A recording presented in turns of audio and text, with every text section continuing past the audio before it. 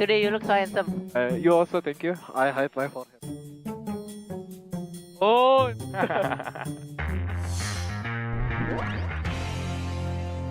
Believe me, guys, today is nice day, okay? Just think like we grip everything we can, so we don't regret after the game, okay? 파이팅. 파이팅 뭐? 기분이 좋은데 오늘? 오늘 기분이 좋아. 토론토 가기 딱 좋은 날씨네 그냥. 오늘 기분 좋긴 해 오늘. 오늘 기분이 왜 이렇게 좋지? 내 태호. 조페로 가보자. 자, 가보자잉. 얘들아 단절해지자 다시. 우리 우승하자. 오케이. 토론토. 오늘 하빈이 아픈데 누가 화이팅해? 화이팅 해줘. 소리질러.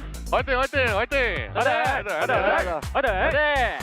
이렇게 나와. 고 멘다. 아몬.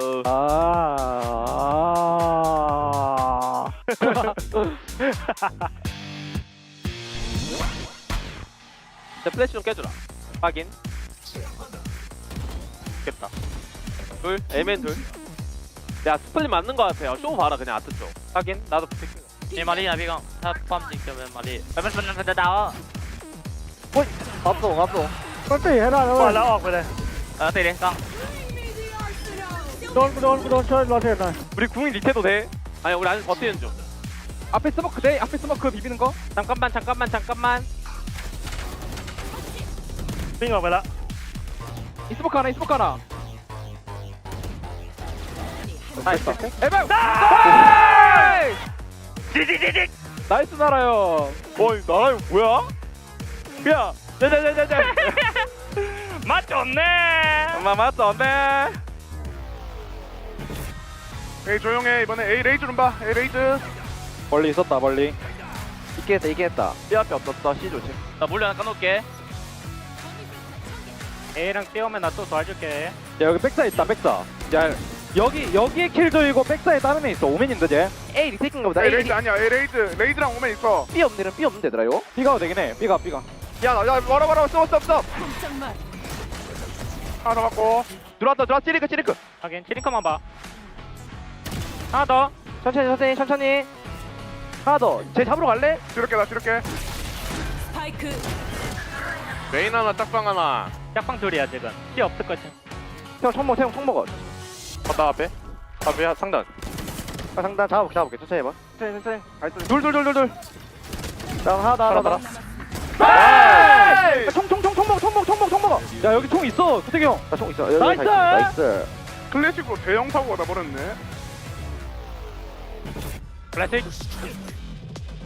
에멘 더번 TP. 빅원 맷. 삐맨 안 나와. 탑미트리야. 됐다. 맨원 리맨. 아, 어쩌지. 잡았어. 홀드 얘들아. 홀드 할게. 맨 하자. 알아봐? 에비 맨날. 네, 끝. 셋업. 가자. 블락 갈게. 깠어. 플래시. TP 한번 TP. Ada lagi. 더블 사또 앞에. 해변 왼쪽 그대로. 낸 보온 중. 우리 현철이 필. Side, one side. Drone. 와네요. 또. 해변 둘. 사또 앞에. 만달. 아살라말레이쿰. Wow, imagine if we had one more round in attack. Wow. 맨 깎고. 멀리서 깠다. 신상 웨이맨 깎고. 와볼래? 와봐. 내가 기다려. 야 쇼트로 간다. 쇼스로 와줘. 야, 빨리. 가오르다. 나이스. 주먹집. 내가 짠트 무섭게 나오는 거 봐. 스파이크가 A 지점에 떨어졌습니다. 맞사인. 맞다. 잡아. 그냥 안설할게 이거. 안 설해. 안전하게. 메인에서 보이는 소리요. 팀플랜 됐어. 따오르게. 야 안설 잡으러 간다.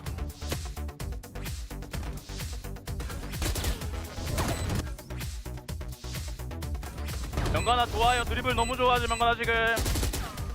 명관아 드리블 너무 좋아 지금. 그럼. 빠진다. 궁 너무 좋았다. 사이트. 그럼 넌 알잘딱 된다니까. 됐어. Overlap. Ada nih sama Maxim. Can you molly the bubble, Aston? Ya, Marina. 그럼 비다 막쌤. 장막 내려가. A 어때 얘들아? 영화전 형이 이거 봐줘.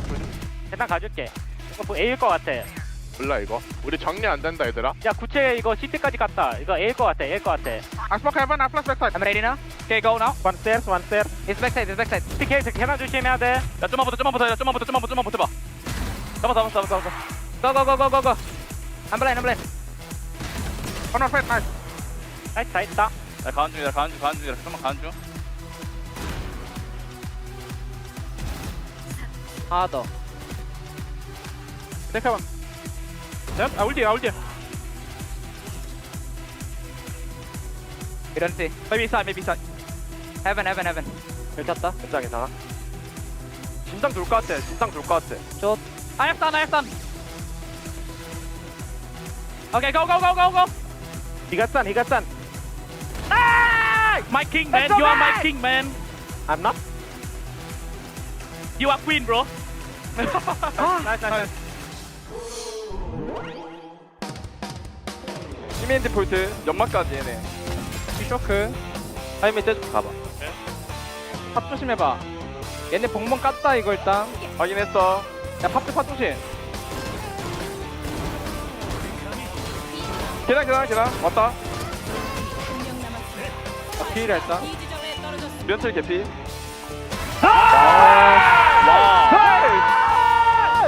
나이스! 아 근데 에이스가 아니야. 나 도철이 와 뭐야? 따라용 아니라 다행이야. 못해요. 그게 무슨? Just such a huge gamble. You're handing the keys to the kingdom over to this young gun, to Primie, and saying, are you going to rise to the occasion, conquer this series, get into champions, or are you going to crumble under that pressure? That is the question.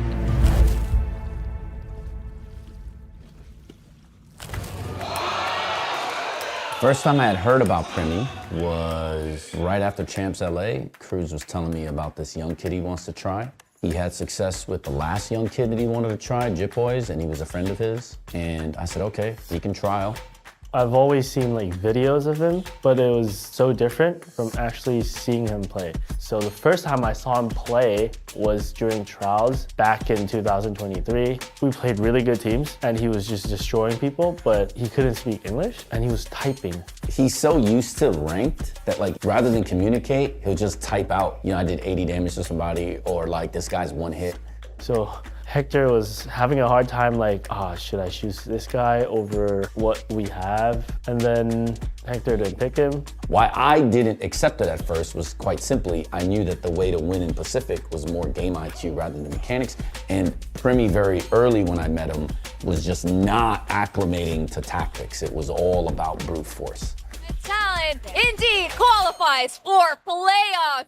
Fast forward to season 1, I started to realize, oh, now's the time. Pacific is a little bit weak. And he was like, yo, can you go back and get him? So from 2023 until 2024 July, I've been like, yo, you want to come back and play? Is there a way we could sort this out? Primie just kept ignoring him until finally Primie didn't ignore him anymore. ก็ตอนนั้นเป็นช่วงที่เรียนอยู่ช่วงมัธยมปลายนะครับก็ประมาณม.4 ม.5 ก็เล่นไปเรื่อยไม่ได้สนใจแล้วครับก็เล่นเพื่อความสนุกแล้วก็เล่นกับเพื่อนเฉยๆครับช่วงหลังจบมหาลัยก็อยากจะลองสักปี 2 ปีอย่างเงี้ยครับ When he texted me like, yo, I think I'm gonna play.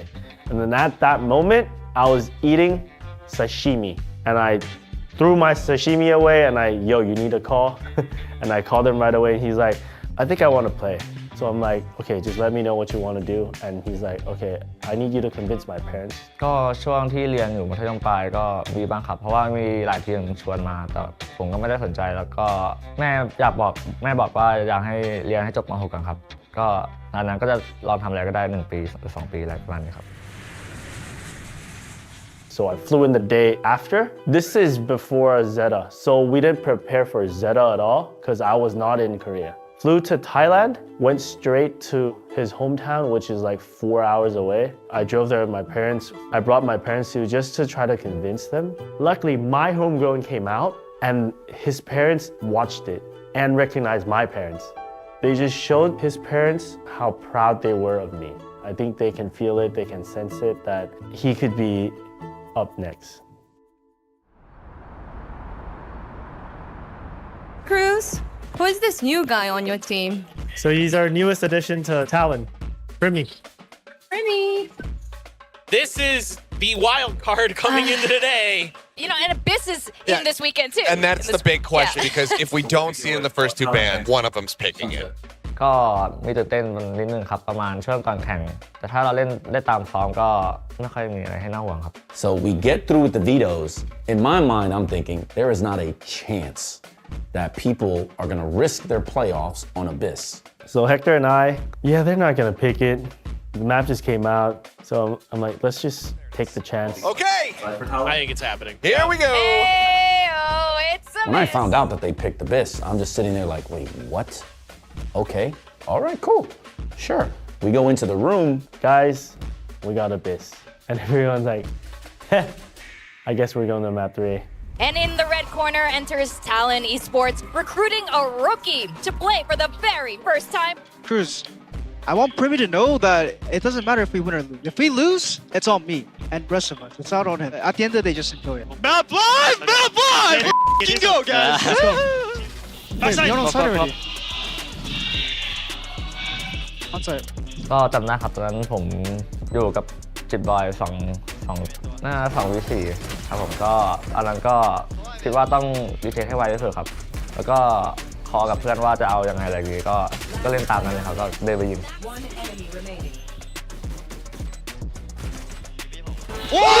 Yo, Primie! Yes! Yes! Yo! That's what I was waiting for! Go Primie. right there, Primie! Let's go!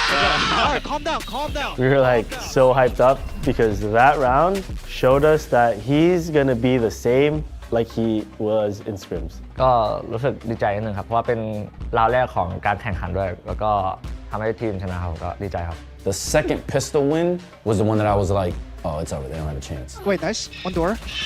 1v1. Last one should be 8, Primie. Last one should be AQ. Primie! You're literally the best player, bro. What do you do? This whole time I'm worried and concerned about him. Now I'm like, oh no, we're good. And then we go to Abyss, and the confidence in that room, they were laughing, they were excited for the challenge. Are they checking for hacks? Yeah, they're checking Primie for hacks. Yo, the police is coming, bro. The police. Actually? No, we're kidding. Hey, take control. No one here plays Abyss. No one. No one be like. So you tell us where you want to go. But just chill. Have fun on Abyss. We prepared for Haven. So don't even worry about it. We can bid to B or we go B. Let's go B. Where's the orb? The orb is right by the bottom. There you go. I'm dead, bro. ก็ตอนอาบิดก็คือแผนที่อาบิดเพิ่งเข้ามาในวัยใหม่ๆครับแล้วก็คนในทีมก็ไม่ค่อยได้เล่นแรงกันแล้วผมก็เป็นคนที่เล่นก็พอมีประสบการณ์มาครับก็เลยพอรู้ว่าแบบนี้ควรเล่นยังไงอะไรยังไงอย่างนี้ครับ Yeah, go. Start and go. Quick left. Right. You made champs. Thailand's Talon Esports is going to champion, taking this in a 2-0 fashion against one of the best teams in Pacific this year. I just feel blessed that we actually made it and he's actually the guy that we thought he was. Thinking back, it was kind of crazy, but then if I had to go back and do it again, I'd do it again 100 times. ก็รู้สึกเสียใจนิดนึงครับที่ไม่ได้เล่นให้แฟนชาวไทยดูก็แต่ก็ขอบคุณประสบการณ์เหล่านั้นที่เราไม่ได้เข้ามาก็ทำให้เรารู้ว่าเราพลาดตรงไหนอะไรประมาณนี้ครับ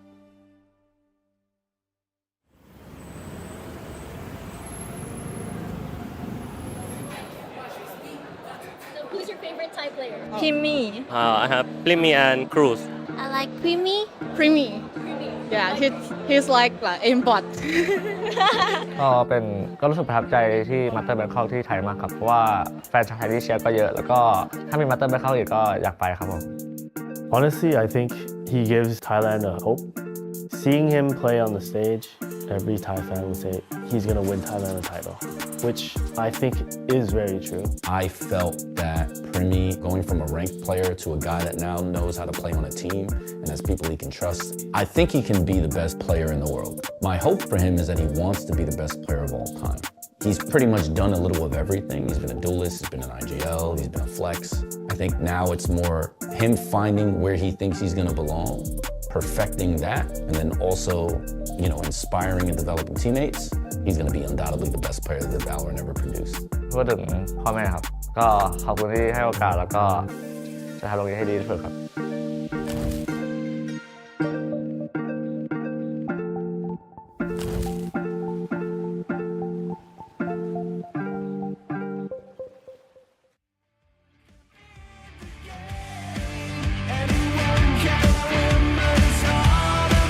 We'll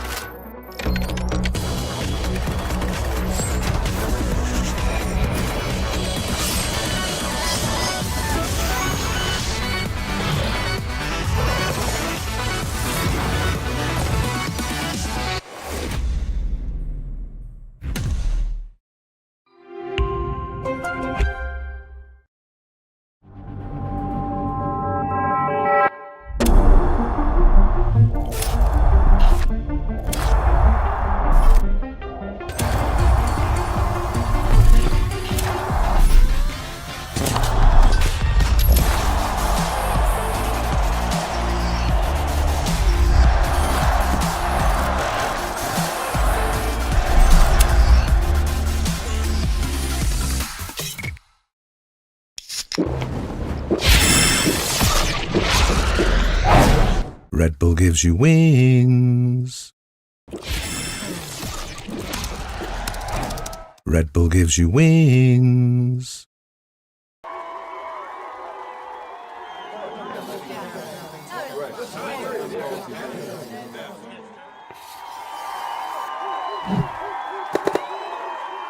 Red Bull gives you wings.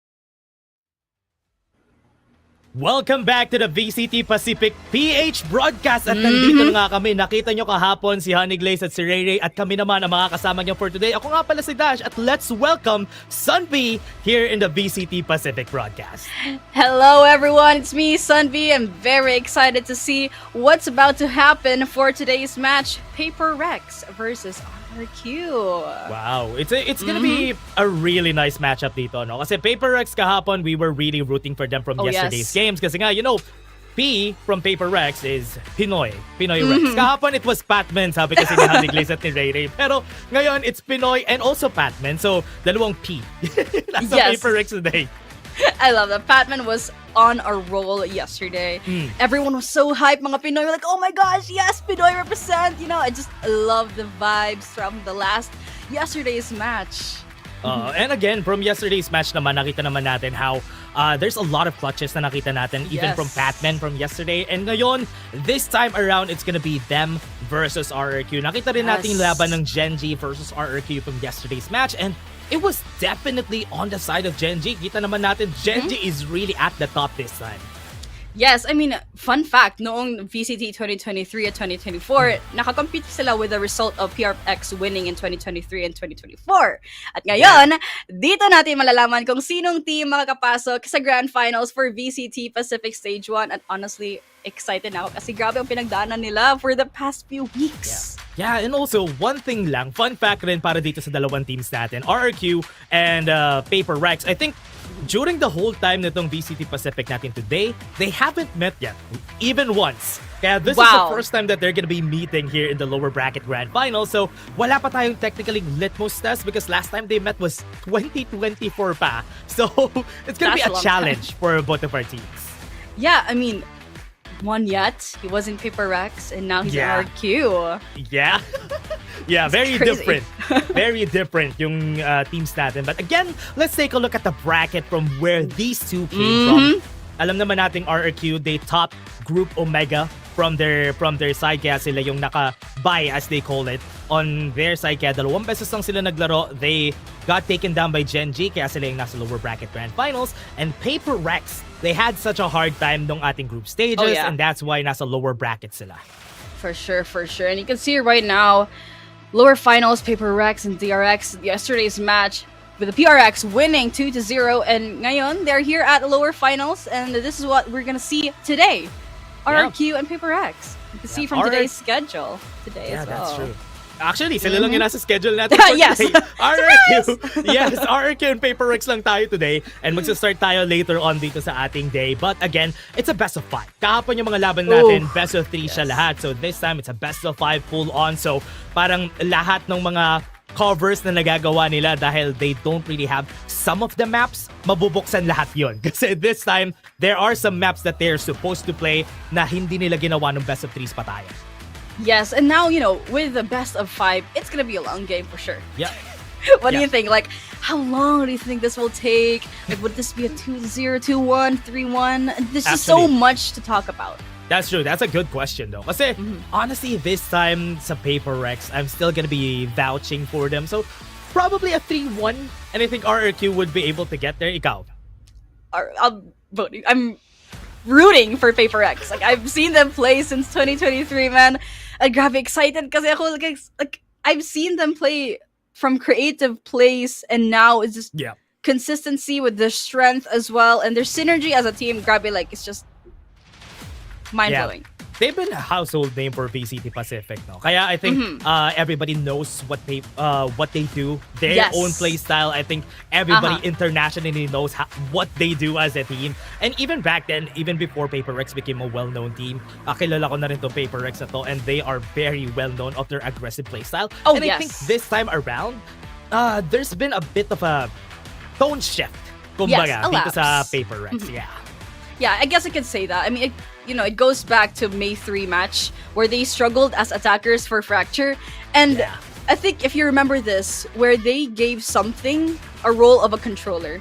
Oh, yeah. And that shifted everything until, they put him back into duelist role, and that's where they shine the most as individuals. So, I agree with what you said, Dash, because it's all about teamwork, synergy, and, just constant communication. Yeah, and also yung shifting rin kasi ng mga teams natin is something that we also need to think about. Dahil nga, having Patman in the group really changed din yung playstyle ng team natin kasi initiator kasi talaga si Patman on their side, and PRX even puts Jing on the controller sometimes. Siya yung minsan nag-Omen. Yesterday, we saw him play Omen. So, ayun, nakikita natin yung flexibility rin ni Jing kasi usually they put him on the raise, they put him on a jet, but this time around, nag-work yung formula nila na to. Definitely. I mean, absolutely killed it with their individual plays, especially Patman. He has shown his true skills, that he's reliable talaga and sa mga clutch plays, and his 4K kill at Lotus as well. That was crazy. That is true. That's true. Yeah. Nakita ko rin yun from yesterday. And again, this time rin, actually yesterday rin nag-clutch din sa. But let's take a look at the Pulsar Flick of the Week. And makikita nyo yung dami ng mga flicks dito from the whole tournament. Look at that flick right there. I mean, that was crazy. Like that, just all about map awareness and just trust your gut. It takes skill for you to do that. And especially with the operator, no? Oh, yeah.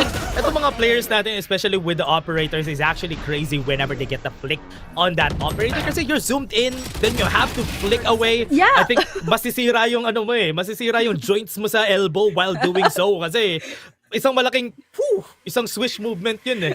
Right, it's just from 1 second, you're on the right side. So it's just, it's crazy. The flicks, I love flicks. They're just mind-blowing sometimes. But, going back to the game, look at that right now. The player Point lineup. mo kung sino yung favorite mo. Actually, di namin makikita kung Pinoy to.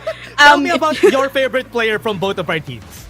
Honestly, I love Jing because his skill for raise is just crazy, and for the RRQ rather, I love X-Pharaoh. There's just something about his plays. It's just beautiful. What about you, Dash? That's true. Crazy guy for me dito sa side ng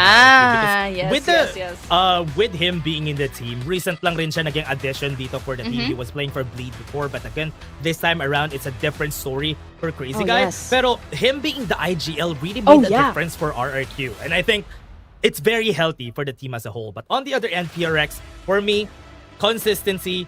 I don't want to say Patman kasi yun yung usual na sagot. Other than Patman, si Forsaken for me, pa rin talaga yung gusto kong ma-highlight dito. Pero, with the player head-to-head that we've chosen, Jemkin versus Jing. This is a matchup between both of the duelists dito sa teams natin. Yes, I mean, with Jemkin on RRQ side, he's known for his aggressive entry fragging and high mechanical skill. And I just, his agent composition as well, it's truly versatile. He's good with anything, and especially for the duelist. What do you think about Jing? Yeah, I think Jing is a very different monster. Na minsan nakikita natin siya even on a stage whenever they're playing on Sunset. Pero wala tayong Sunset ngayon, so it's different. But one thing that I like about Jing is how nonchalant yung mga ginagawa niya for him. Yeah. Like, he's doing this and it's normal for him. Bro's chill about it. That's true. And then, on the other side naman, Jemkin, one of the problems that they had from the matches against RRQ, Jemkin was overperforming. Pero ang problem kasi hindi maka-follow through yung other members ng RRQ. Yes. Hey, my man. Patman with a P. There, you can see his statistics. It's going crazy with the ranking with number 40 and assist as number 8 as well. That is insane. And actually, Patman is the first Filipino to reach the Grand Championship finals, rather. And it's just, Pinoy pride, Pinoy represent is just really, we feel happy, us Filipinos watching right now. That's true. After 3 years, 4 years, if I remember correctly, I think it's the first time again that we're gonna be having somebody on Masters. And Masters Toronto is gonna be PaperX, nandun na rin sila. And itong mga teams natin na to, itong top 3 natin from the lower bracket Grand Finals and even yung mga nasa Grand Finals already, Gen G, RRQ, and PaperX, they're already qualified. Yesterday, alam na natin na qualified ito mga teams na to. So, they are just gonna be fighting for that higher prize dito sa tournament natin. Yes, I mean, honestly, Dash, based on yesterday's interview with Patman, they asked him questions. How did they prepare the series? Sabi ni Patman, when he first joined PRX, he was lost due to the protocols and decision making, and it took him like a month with training with his team to finally adjust. And they said, sabi niya, they were really good during scrims, and that's why prepared na sila. That's true. And also, mid nung group stages, tsaka siya pinasok sa team. Kasi Mind Freak hasn't been working pretty well for the team. They haven't been meshing well. Tapos nung pinasok nila bigla si Patman, yes, the first game, they lost it. Pero after that, after the fact, puro panalo na yung nakuha ng PaperX starting from there. And that is when you saw how Patman gelled really well with their playstyle. So chill about it too. With that smile like, I did that. Yeah. Best smile. Even sa locals, I think Patman has been one of the most decorated players dito sa VCT PH. So yeah, having him there in VCT Pacific is really a great honor to be there. And also makita siya doon, it's great to see him there. That is true. I mean, he made a name for himself as a new member, and he's often praised to work well under pressure. But now, our predictions, Dash. Sorry. Sorry guys kung PaperX yung napili namin dito. Pero wala nagsisimula sila sa P, sa Pinoy Kaya PaperX yung vote namin pareho ni Sunday.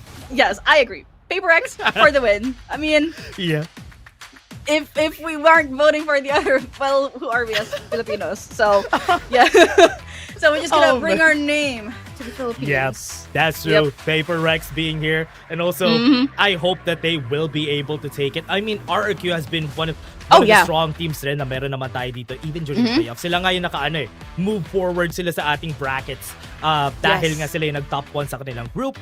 So, it's still gonna be a close match, to be honest. Oh yeah, for sure. I mean, with experienced leadership with Crazy Guy as an IGL, his strong role responsibilities, and they clearly commit to their roles. You can clearly see that they know what they're doing and they can achieve any challenges they need to face. I mean, yung roster nila kasi is balanced aggro entry or supportive anchors.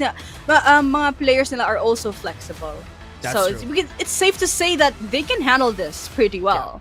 And honestly, I really love the confidence that they bring here. Yes. I think that's one of the things that I love about RRQ, and also being a well-known name brand in the league. I think it really helps the case para sa RRQ. Pero again, on the other end naman, yung PaperX rin, they are actually one of the stronger teams rin and have been inconsistent during the last time. Pero this time, they're getting the groove back, and I like to see that for the side of PaperX. So I hope they will find success here. Itong dalawang teams natin, whoever wins, pasok na naman sila sa Masters Toronto. So I think it's okay for both of our teams. Pero bago ang lahat, everybody, let's take a look at the Riot Fist first and tignan muna natin ang ating dalawang team sa kanilang entry.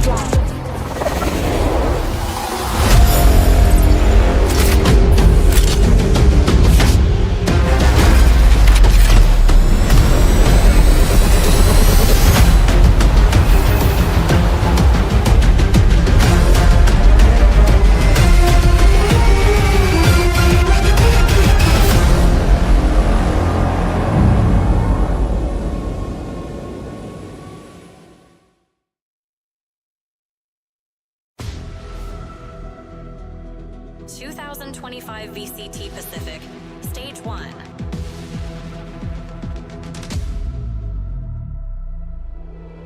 Rise Pacific.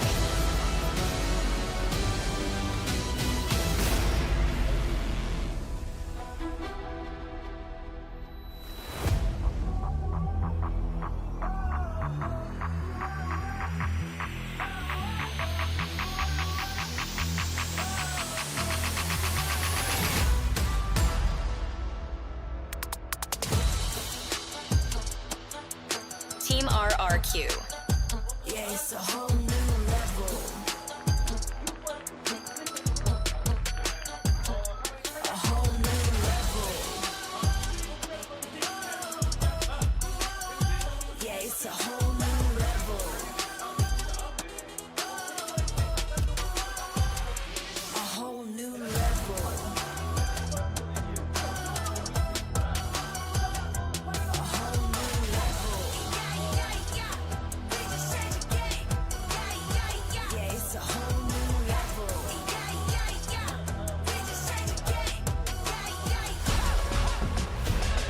Paper Rex.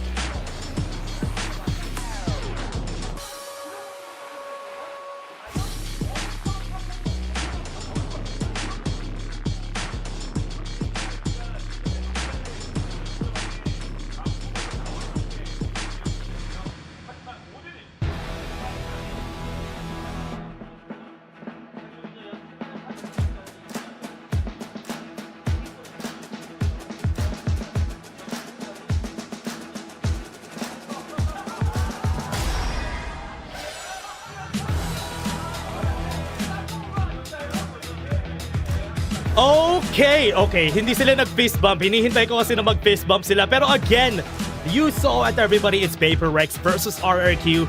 This will be the start of their matchup. And nandito na tayo sa ating map veto. And let's take a look at the maps. Ang bilis na mapil natin. Walang Lotus at Haven. Oh man. Okay, good choice. It's the map they're not, with the history with. A good choice for them to pick those to ban. But now with RRQ, they selected Fracture. Paper Rex, rather. Good, okay. It's an interesting map for us to see them. How would they play it? Yeah. Honestly, ito yung madalas nakikita nating second map, no? Ng most of our teams. They go Lotus, they go Fracture, or they go Lotus, then they go Icebox from the recent day. Especially yesterday. Yun yung mga maps natin from yesterday. Yes. But this time around, I think, I really wanted to see Lotus. Pero dahil RRQ has been having problems with that map, that's a very smart pick na tinanggal nila yung Lotus. Yeah, very smart. I mean, what I'm looking forward to see, Dash? Yung Pearl. Ooh. I don't think we have seen or anyone pick Pearl for a while now, especially for Paper X at the RRQ. So it's gonna be quite curious how they're gonna bring their skills to the table. Yeah, and honestly, they haven't been getting a lot of wins in this map specifically sa Pearl. So I do expect na hindi nila there's gonna be a challenge for both teams dito sa mapa na to. But what do you think are gonna be picked here para sa mga agents nila? Kasi both of our teams, very specific yung playstyle nila pareho. But what do you want to see, lalong-lalo na nasa Fracture tayo? Okay, so I think Tejo would be a great pick for Crazy Guy. I mean, to prevent, default plans or anything of the like. It's just all about denying information. True. And I think, para sa akin lang, Tejo might be a good pick for Crazy Guy. What about you? I think everywhere. Tejo is just good. Yeah, as you were saying, it's gonna be a usual pick dito for the side of RRQ because they have been preferring it a lot of times sa mga games nila. Pero Neon being picked on both sides, I think dito sa mapa na to specifically, I think Neon is very strong. Oh, for sure. I mean, you gotta look out for Jing too. As Raze, and knowing si Jing, excellent talaga siya as Raze, and we gotta look out for that. And with Vice too. Yeah, actually, we all know that he's very good with this from their side. But having a Vice, I think RRQ has been really experimenting on how they pick in this map specifically. Kasi with what happened dun sa dati nila, kasi dati nagki-killjoy sila eh. This time with the Vice, they have lost against ZRX on this comp. Pero malay mo naman manalo sila against Paper X this time. Yes, and oh my god, Dash, I think I just saw something, history repeating itself. Did something pick Brim? I think he did pick Brim and Fracture. That's gonna be interesting. That's yeah, because I mean, from the last match, like he struggled playing as Brim and Fracture, so this is gonna be very interesting. Like, will he get his own revenge, avenging himself, or will he fall back to struggling like last time? Yeah, and honestly, dito sa mapa na to, I think it's okay. Dahil something usually picks Jet. Oh yeah. and pag walang Jet, I think he's gonna be put in para mag Brimstone or any controllers to decide. Kasi it's very much needed. Kasi Forsaken is good at playing Neon, and Jing has been really great with Raze. So both of them pretty much, kumbaga, it outweighs the cons nung pick nila. Kaya I think it's yeah, it's a perfect balance, honestly. Oh my god, this is it, Dash. Everyone watching, this is it. Today we'll be seeing two of the best teams play against each other. And man, there's a lot of things to look forward to. And here we go. Yes, we're gonna go to game 1. At nandito na nga tayo sa PRX versus RRQ dito sa ating lower bracket grand finals. Pasok na mga teams na to, pero we want to see who will lead to the grand finals. Yes, that is true. We're gonna start off early with the pistol round, starting things aggressive already. Yeah, starting off with the team, I think this is gonna be a good start here. A side, they're gonna be trying to go for the push here for the side of RRQ, trying to be very aggressive. But the Vi starts off with the first kill of the game against Monyet, denying the aggressive push coming in from RRQ. He's gonna try to swing this. The Vi gonna go, get the shot, goes in, swings again, and takes a 3K very early, and that's 4K for Davai. Last one standing, X-Pharaoh, and I think, ibibigay nila to kay Davai. Will they though? With 100 health at the moment. Oh my goodness! An early ace. Wow! Great way to start it off. An ace for Davai.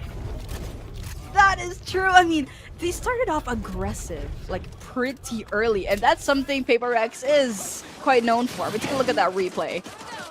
Yeah. Calm aim precision. Yeah, you can definitely see. Yeah, yung shots din in the Vi dito has been very good. And with what we've seen there, that's a crazy shot. That is true. That is true. And now, with an advantage on their side, kita natin what are they gonna do next? We're gonna go for an aggressive route this time. We're just gonna take things slow. But it seems like they're rushing in for the kill. Yeah, Derecho good on the attacker side because there's nobody there. They my tried to do the same thing na magstay sila on A side, but now with the side taken on B, I think it's already over. This is gonna be a post plan for them, but the Vi starts off with another kill, and PRX is looking to find every member dito ng RRQ. I mean, if you take a look at their positions, they are very hyper aware, and 2 kills already on both sides. 3v4 actually. Paano nila mag-retake? Yeah. Everyone's looking at each corner. It's gonna be quite difficult for RRQ. I think RRQ is just looking for exit frags here. Yung gagawin nila. I think Koshi and Monyet and Jemkin holding the line here. But I think they're gonna be stealing the gun if Forsaken falls. So with the headshot starting from Forsaken, goes in, slides in and out. Oh my goodness! Was able to dodge his shots, but he's gonna be able to take one. And Jemkin, susunod niya na. Makukuha niya ba yung kill? Yes, he gets the headshot and runs away. Oh my goodness! A 4K for Forsaken. PRX individually is on a roll. I mean, take a look at that. Grabe yung mechanical skill nila just with pure calm aim precision. Forsaken like dragging back, dashing back just to get that intel he needed is what was definitely worth the risk.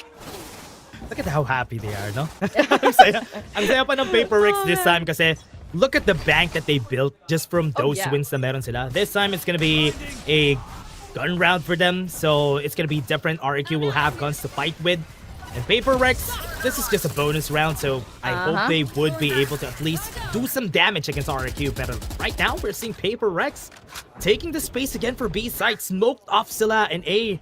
Most of the members are in spawn for the side of RRQ, but now X-Pharaoh's down, and they're gonna go and come from the back. I mean, they're all stacking up on their way to B side. And now they know where they are. They gotta look out for that entry point. Just 4 of them actually going back to the site. The attacker side. It's gonna be quite Curious. There you have it. Something bringing Manya down, and information has been revealed. Taking another for the kill. RRQ, crazy guy, with a 2v4 situation. What are they gonna do with the ticks? The spike. Oh, Oh my! What? Whoa. Wait. Okay. Oh, they don't have the time, do they? Yeah. Yeah, they're. Yeah. Yeah. Oh man, that was close. A close call for the side of RRQ, but nevertheless, I mean, honestly, Dash, I think so. When they went all the way back to attack side bridge, parang like you were like stacking up, and their information was revealed. I think that's one of the reasons why they were able to kind of like slow down a bit. Maybe things might have changed if they could make setups more on the A side. I mean, you have a Vice on your side, and you need Vice to gather that intel you need. Yeah. And that has been a problem, no? Dito sa playstyle na that, it has been quite a problem for RRQ to find the openings. But going for the flash, there's a lot of people going in for the swing. Kill agad for the side of PRX. And again, a free site? They put a lot of people on A site thinking that PRX would go there. Pero PRX, simula kanina, B yung pinupush nila after that one push na ginawa nila sa A. Yes, I mean, look at that, Dash. All of them are B site already. The spike already down at sila. The rest of RRQ are just slowly making their way to B site. What are they gonna do this time? This time? Oh. Something looking for crazy guy. And remember, RRQ, some of them don't really have any guns, kaya it's still gonna be a challenge para pumasok sila. Yep. Jemkin, they tried to go for the flash. Goes for the swing. Jemkin gets the kill, but at what cost? Forsaken was able to get something on their side. Pero crazy guy is gonna be the only one standing and probably to sacrifice niya yung sarili niya dito sa spike. And already another point on the board for PRX. 4-0. It seems like RRQ is quite struggling kasi all of, like what you said, Dash, all of them are just on a single site, or not. At least one has been staying mid in case of, you know, retakes or a lurk maybe. But take a look at that replay. Like, enemy remaining. if you're aware of their positioning, they have been. I mean, timeout is what they need right now. I think they need a recollection of things. They need to think things through. Like what they can do to make things better for the side of RRQ. Because it's for the past few rounds, grabe, like they've been struggling quite early.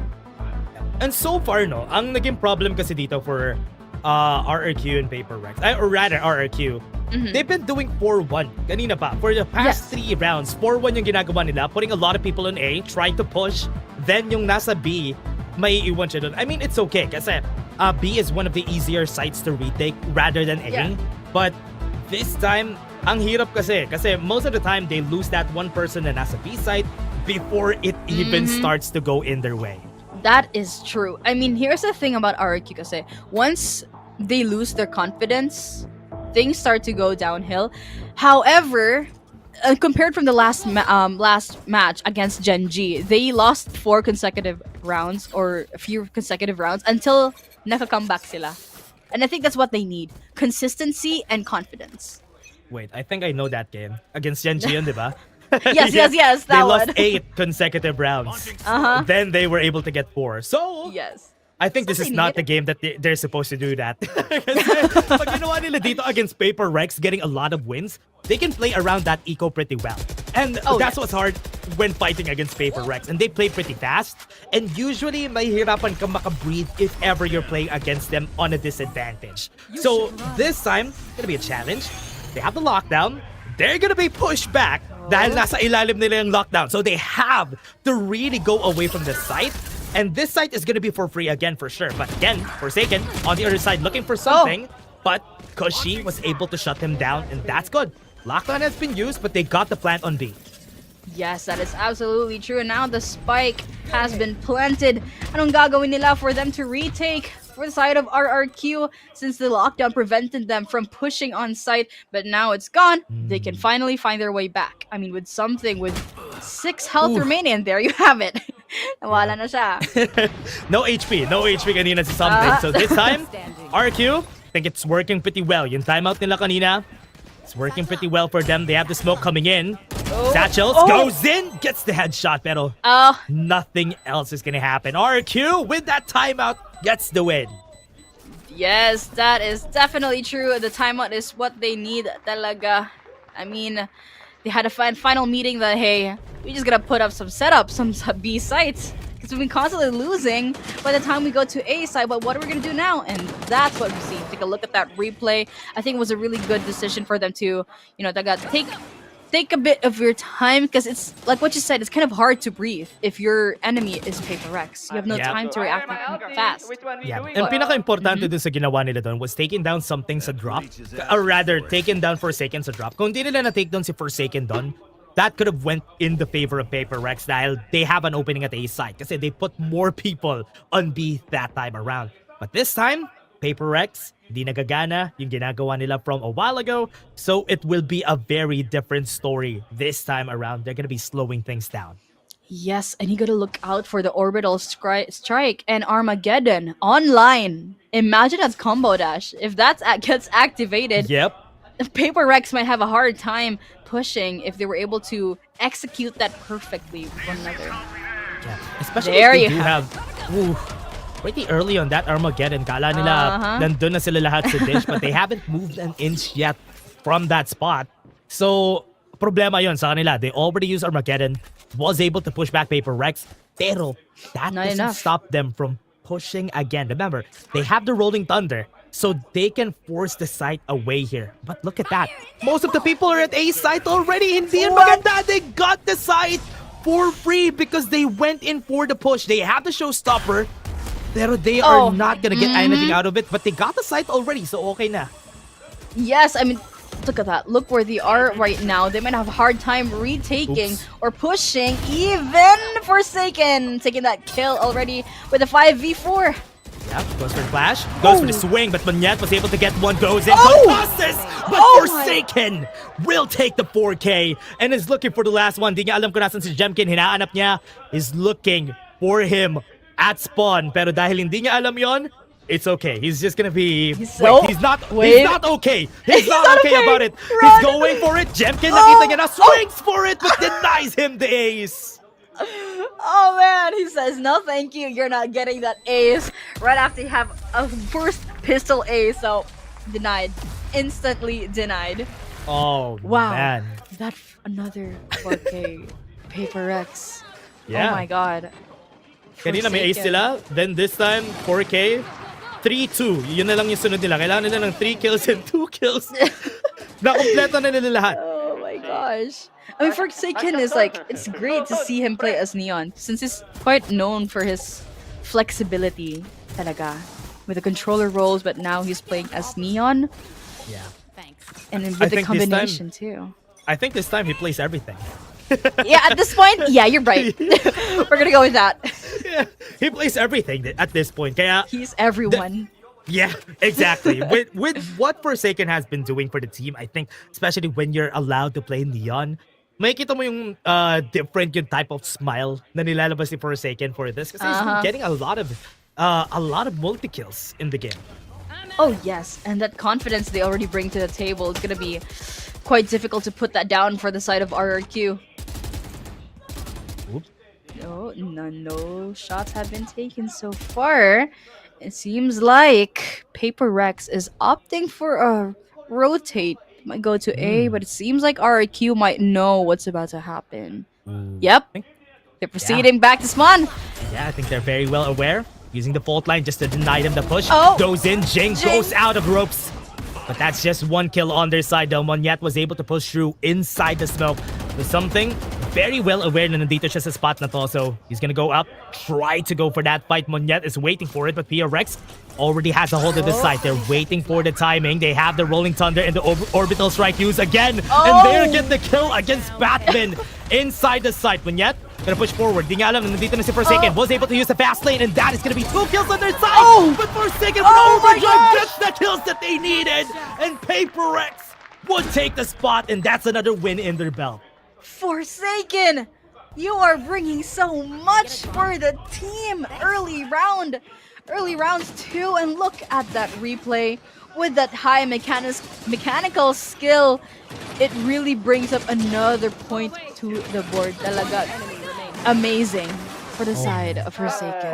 Even It was a dropping good the one. overdrive, no? Yeah. Yeah. Dropping the overdrive and He had timeout it, though. again for RRQ. They really needed to get this timeout again. So far, nakikita ko dito, they are thinking about this in a different way kasi they have to stop that momentum from PRX. Kasi right now, they're gaining momentum again. Yes, for sure. I mean, the thing is about PRX and RRQ, they have this one similarity lang talaga. If they lose momentum, it'll be consistent. Same goes for RRQ. So it's gonna be a risk for both teams to really, push on bringing their momentum down. But it seems like they would really need this timeout on paano. Yeah. How are we gonna do this? How are we gonna beat PRX that has been consistently aggressive on both sides? How can we prevent them from pushing that quick enough? I mean, you have Vice, you Razor Vine. I mean, with the meta right now, see Vice, like her Razor Vine at duration fell down from 10 seconds to 7 seconds. So it's gonna be quite different on how she will be played, but nevertheless, you can still make things out of it. Yeah.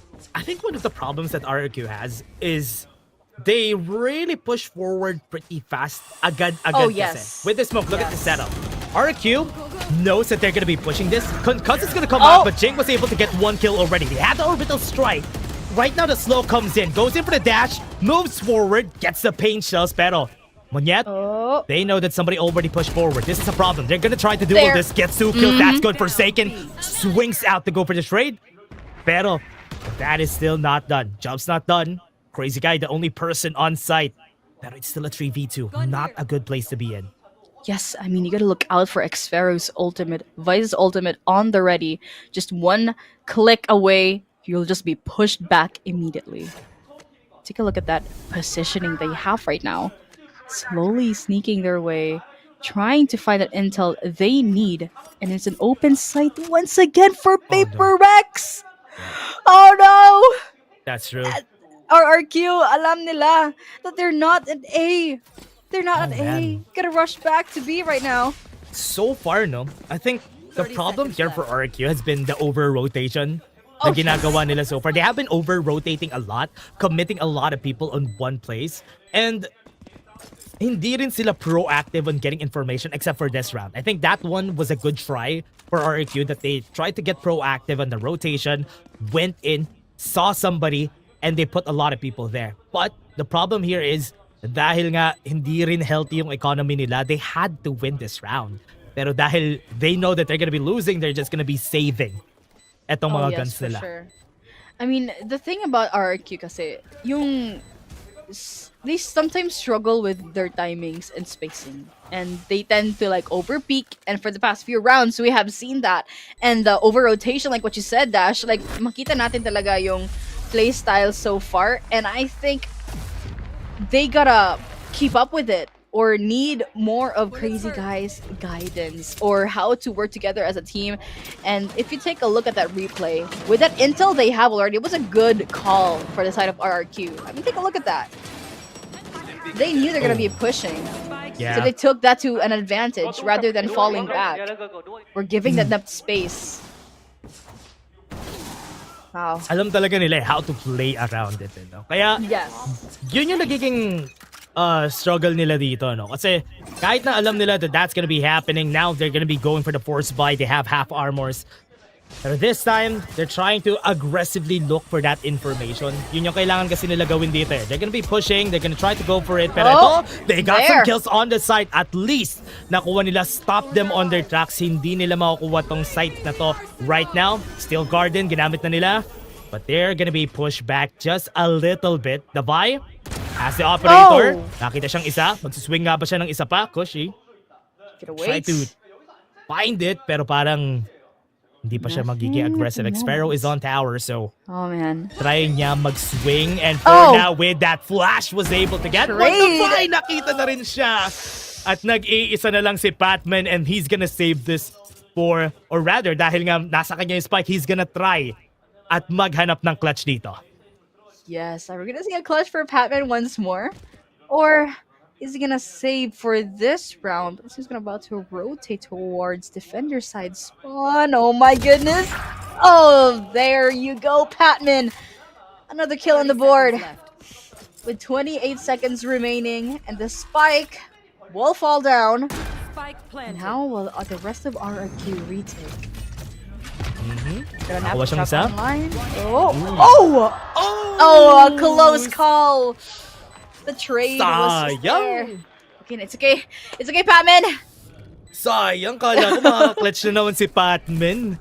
Close. That was close. Kala ko Yes. magta-try na lang mag-save si Patman, pero dahil hawak niya nga yung spike, this really almost worked out for the side of PRX. But remember, meron na rin naman silang advantage when it comes to the round. So, winning this RRQ, very important para sa kanila na mapanalo to. Yes, I mean, they won against Genji in Fracture. So, if they could win this is gonna be very great for on their side before we proceed with the next map, which is Split. That's I mean, you have Overdrive on Monyet's side. Gotta look out for that. Oh. Well, you don't gotta look out for it anymore. True. Diba, nakakuha siya ng isa agad. Drops the overdrive ni Monyet. So, okay na. One Never clear mind. for their side. So, that's a big loss, no? Para sa side ng RRQ, losing Monyet with that overdrive. But now, they don't really have a lot of ults na pwede pa nilang gamitin. Pero PRX, they are kind of looking for any weak points na makikita nila. There's a lot of people at Dish for RRQ. Look at Walang that. tao na naman sa site. Again. So, this is not good again. Oh, man. Will be taken for free ng PRX. Thank you for the free site. And now they're rushing in. But Xfero goes back once they've heard utilities being thrown out. What are they going to do next? The spike has not been planted, by the way. In just a few seconds. There you have it. The Vi. So many utilities being thrown out is what they need for them to successfully plant the spike. All of them stacked together at A main too. Ang hirap nito kasi all of them are on A main, pero at least kita nila to if ever somebody swings, something clears out anybody na manggagaling sa flank. So that is good already. I think nagawa nila yung kailangan nilang gawin. There's not really any smokes that RRQ could play with pa. So ibibigay na nila to. Dahil wala na silang smokes, they'd rather take the guns for themselves. Yes, I think that's a good call for the side of RRQ. I mean, though it'll be a disadvantage for their end, they're gonna fall broke unless they'll save. I think they're opting for a save. Yep, they will. And now that brings another point for PRX with an 8-2. Oh, there you have it. Jemkin pulling something down. And there you have it. There you go. With that economy quite on the brink of losing a lot of money, they gotta find a way on how they can bring their confidence back up, because there is just so much to put out sa map na Fracture kasi. Because with Sentinels, you can be as creative as you want. You can put some setups that'll take PRX by surprise, because look at them so far. They are very strong with their pushes.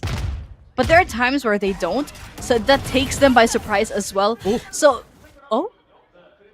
but yes. Actually, look at that. buti walang na-expend masyado doon na utilities to coming from RRQ. That is a good spot for them. Ngayon naghahanap sila, close range angle from Monyet, waiting for any pushes coming in from the side of PRX. Pero for now, the Vi, parang gusto niya mag-swing, goes in. Nakita niya kung nasan si Monyet. That's good.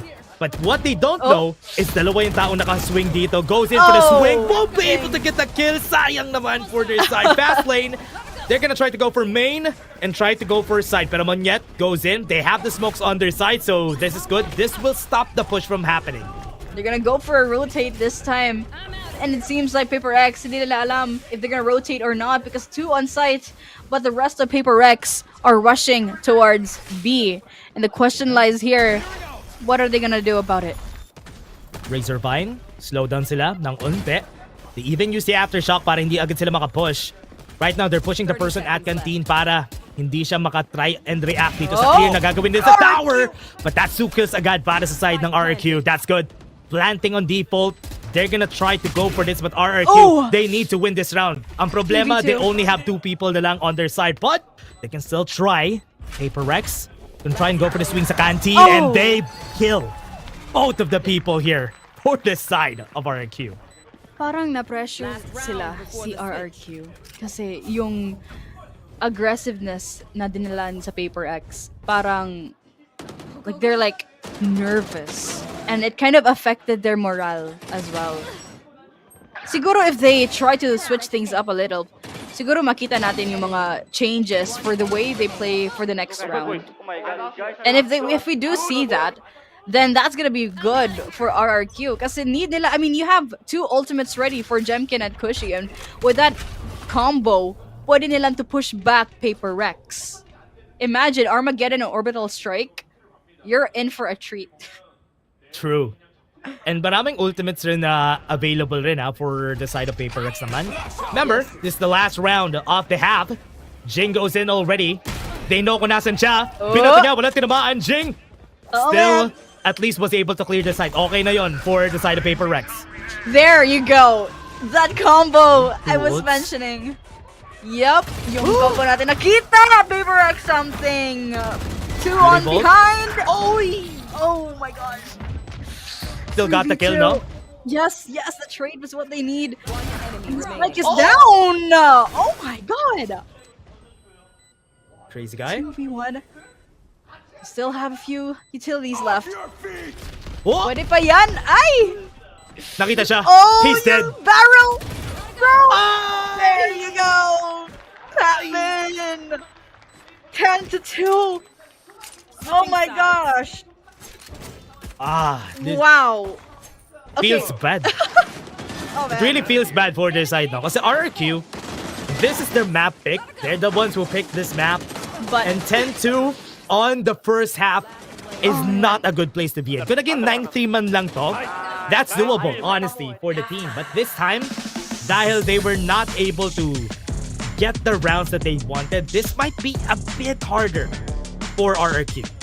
Yes, I agree, because though they defeated a different team sa Fracture because they did well. Pero ngayon, it seems like nag-struggle sila talaga. Because, I mean, you can see the prediction. Will they pick for a full BO5 match or a speed run? 3-2? Wow. Okay. Okay. It's like the one we talked about kanina. Could be a 3-2. Pero kung PRX fan ako, ituturo ko doon ay yan din yung ituturo ko. Okay. She agrees with you, bro. Okay. She probably nakikinig siya dito kasi sa Tagalog broadcast. She can hear from us. Yeah. Naintindihan yung Tagalog. Yeah, nakikinig siya dito sa Tagalog broadcast. Kaya tinuro I'm niya back you up, bro. But that's true, no? Kasi PRX with this kind of performance, itong form na meron sila today, they might be able to do it. Yes. I mean, with the next map, it's Pearl, right? Split, rather. And the Pearl is the third map. But if they win this round, they might, I see RRQ, they might struggle playing against PRX in Pearl. Because from the last few VCT 2023, they lost to it. Yeah. And mahirap rin kasi dito. When they fight against them on Split, I think Split is a bit more equal kasi they haven't played that much in a year. Oh, for sure. Yeah, kaya I think Split could still be a chance here. But this time, I hope that they have the mental capacity para lumaban pa for the next map. But remember, it's a best of 5. Marami pang pwede mangyari dito. Yeah, it's gonna be a long day for them. Yes, I mean, based on the May 3 match, when nag-fracture sila and something was Brim, they had a hard time. And even as attackers, they were struggling talaga. But right now, we are seeing the opposite. PRX is eating. They're clocking. I mean, rushing in that quick already for RRQ. And they don't know where they are right now. Oh, we see a silent climb. Oh no! Divide. Again. Unfortunate. He wasn't able to look around that much, especially in that smoke. Yep.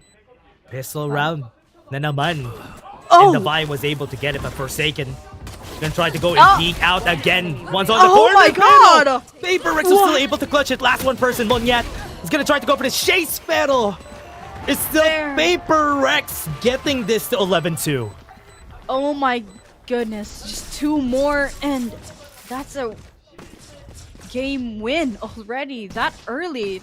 I mean, early on, Paper Rex, like if you look at that replay, an unfortunate timing si RRQ kasi like he wasn't able to look around and they were struggling with looking at different entry points and you can see the struggle they're facing kasi like they were surprised.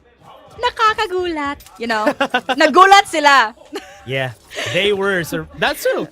Yun yung Tagalog ng ng surprise. Yeah.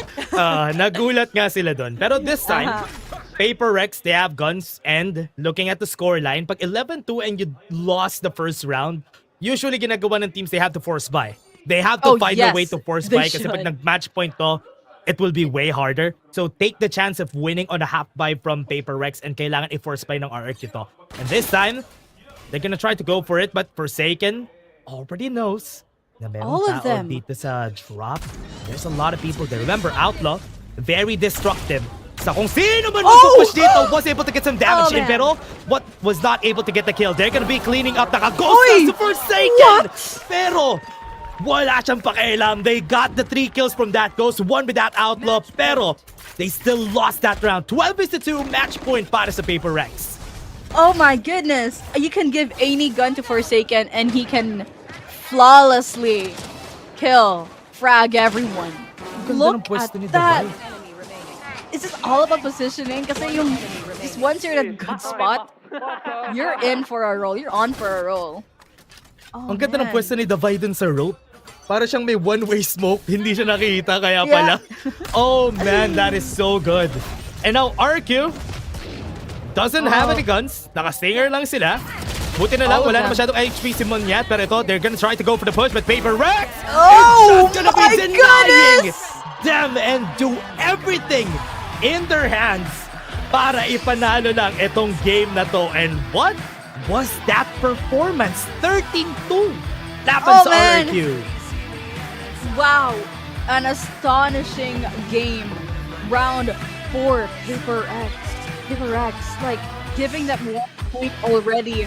Just 3 more to go. 3 more? 3 more, yes. 3 more, 2 more. Gonna speedrun talaga.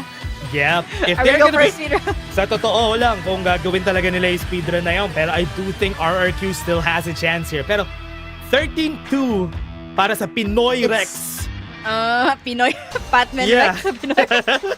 13-2 agad eh. Ang bilis ng scoreline kasi natin dito sa NBA eh. Pero with what happened during this game, no? What are your thoughts? Kasi honestly, it was really just the Paper Rex show this game. Yes, I mean, sa early rounds, when they were in the defending team, you can see they like to stack up a lot.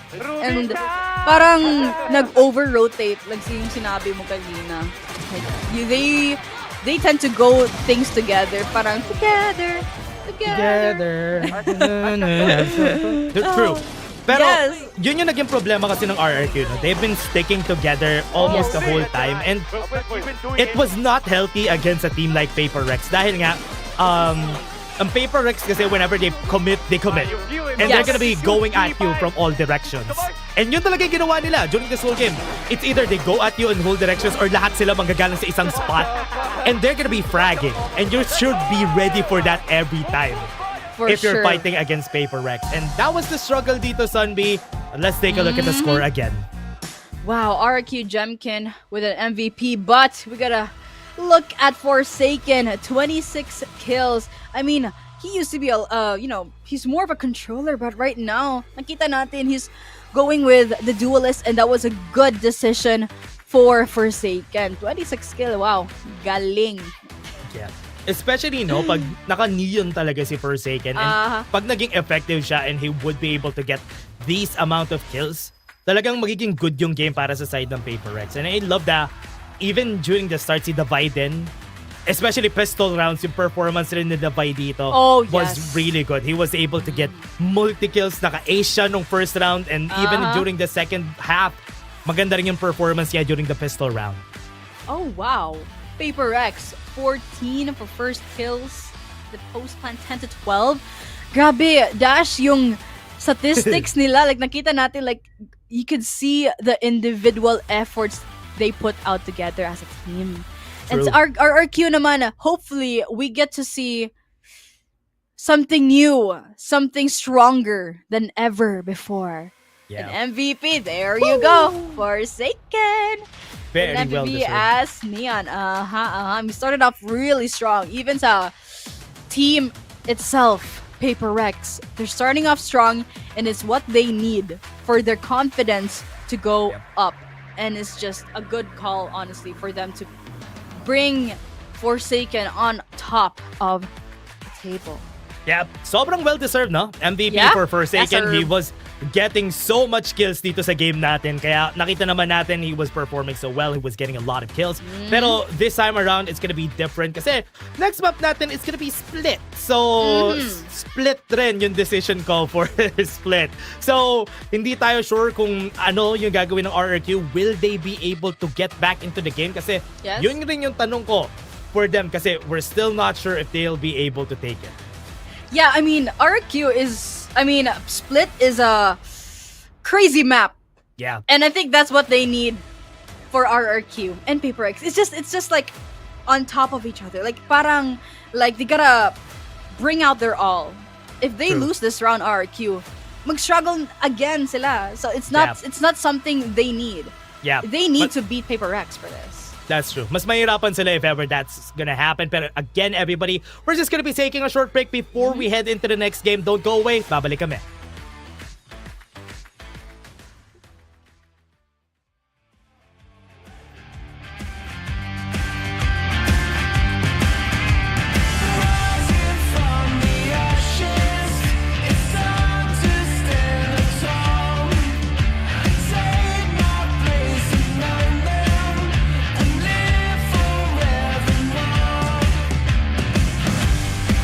Cause we have the power to change.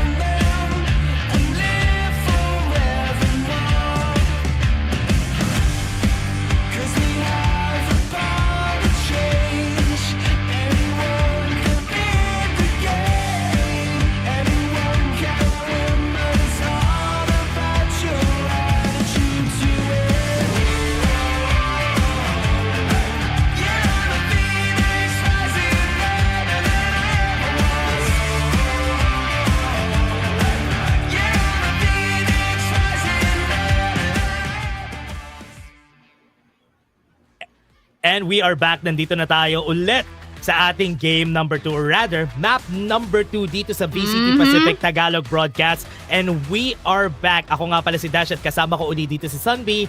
And map 2, what do you think dito sa susunod na mapa natin, Sunby? Excited na ako kasi Split is a map they don't really play a lot. So, parang first time, sort of, na makita natin dalawang teams to play a map that they don't really play with. So, parang excited yet nervous for them. Ikaw, Dash. Yeah. I think this is a map na hindi masyadong nilalaro ng mga teams natin. Ito yung nasa one of the bottom na ano nila, na priority sa mga mapa natin currently sa competitive pool natin. So, Split, ito yung pinili ng PRX, and surprisingly, sila yung unang magdi-defense, and we all know how defense is dito sa mapa na to, no? So, it's really favoring their side. So, let's see kung paano itatackle ng RRQ to this time. I mean, maraming, like, you can do a lot in the map Split. Especially sa A site, there are tight corners or tight alleyways na pwede nilang, you know, to look out for or to put setups. So there's you gotta play around with that map. Parang playground. Yeah, that's true. Honestly, yung maganda kasi sa Split is how the map plays for the defense talaga. Kasi there's really a lot of corners that the defense could play in. And that's why it's really hard for the attackers. Pero there are some teams that prefer going to the attacker side dito sa mapa na to, and they always push mid. And yun yung madalas na nakakagulat ng mga teams dito sa Split. Kasi yung if PRX, I can't imagine if they will go through mid at madaling yung mag-rotate kasi. And now we see the agent composition for Split. The RRQ on the attacking side. Dalawang controllers at dalawang duelists. Not surprised. Of course, the PRX din, dalawang duelists at dalawang controllers. It's gonna be an interesting... Is it a mirror comp? No, it's not. Kala ko mirror comp. Close actually. Dalawang controllers on their side, pero on the other end rin, nakadalawa rin silang duelist. Magkaiba lang ng duelist na preferred dito for both of our teams. I think the last time na nakita natin yung PRX na maglaro sa mapa na to, they were rocking the Yoru composition then. Pero this time, they're changing things up with the having the raise and the jet. And honestly, movement on the attacker side is what you need. So, this will be good. I want to see how they perform dito sa map 2 natin. Totoo. I mean, with RRQ on the attacking side, we get to see if if they're gonna go for aggressive route or passive. Kasi it's a big map at madali naman mag-rotate. But right now, we're gonna see two teams play against each other. And the question lies here na naman, who will win this game? PRX or RRQ? Good question. Ngayon, PRX will be needing to go on the defense. Gonna be a different story para sa kanila this time kasi they are gonna be on the defense first. Pero itong RRQ, trying to slow things down with a push on A. Pero dahil sa ginawa nila na noise on B site a while ago, hindi nila alam na sa A site silang lahat. And they're gonna be giving this for free para at least pag nag-retake sila, there's gonna be 5 people na mag-retake. For sure. I mean, with the spike down already, sneaking up the location, they know where they are, and there you go. Jing with the first kill on the round. Anong gagawin nila? Yeah, Jemkin. Something gonna try and go for the swing, pero may paranoia. That was a perfect timing, but Jemkin with the flash goes in, tries to fight against 3 people. Gonna try to go and swing, try niya labanan, pero he is gonna get traded again by Patman. Right now, they're gonna try to go for the push. They're taking the space here, right up top on tower. Pero parang wala sila makuhang anything. And that is a first round win para sa RRQ. Galing talaga for RRQ, starting off strong, and hopefully we'll see that consistency. And honestly, yung idea na PRX, naka-cluster up sila in one area. I mean, that was a good call, pero it seemed like it didn't execute well as what they thought of. Siguro for the next round, makita natin yung if they could opt for a default defense or yung maybe they would split up. No pun intended. Yeah. I think RRQ, kailangan talaga nila ng mga wins na to. Kasi with what they did there, they surprised Paper Rex with that noise that they did on B side. And hindi ina-expect ng Paper Rex na mangyayari yun eh. Something took it in the face. Pero he's not gonna get the headshot. Kala ko, kuha niya yung headshot doon, which was quite a problem now. Munyet try to go in. Wala silang makikitang anybody again. And that is gonna be for free. Another free sight, Paper Rex. Anong gagawin nila for the next few seconds? Almost had it. But a good call for Devi. Monyet, rather. Spike planted. Okay. To go back. Okay. Paano nila mag-retake? That's true. It's all defended strongly for RRQ. Like, kung makita yung positioning nila, like, look at where they are. They are hands-on. Pero, let's go back anong ginagawa ni something. Parang he just took it like, I accept this is my destiny. Oh, yeah. Let me know! yung aso, yung meme. Oh my God. Wait lang. They tried to go for the fake out, no? Para kay Jemkin. Pero, with what we're seeing from Paper Rex, hindi talaga sila magbibigay ng any kills. They're just gonna be giving this. But Jing, I think, pwede niya kunin yung gun. Pero hindi. Sasacrifice na lang nila yung sarili nila dito sa Spike just to not give any free credits para sa RRQ. That is true, and I think that's what they need. And now it's a 2-0 for the side of RRQ. Now, yung question ko talaga is, why have they been giving a lot of free sites? Pero when they try to retake, parang nahihirapan sila. Kasi once RRQ is quick on their feet, talaga like just flood into the site, parang nagsistruggle si Paper X. Kasi they just tend to push back. I think it's all about execution and yung mga calls na needed nila. Yep. Oh, wow. What a shot from Batman! From Rams. Alam niya mangyayari yun. He knew that Monyet would go and try to go for that push early. Kasi ginawa nila yun during the... Tinry nila maging aggressive during the first round. And having a lot of people on that side alone was really needed for the team. Forsaken. Okay. Tinry niya na naman mag-swing. Tried to go for the kill again.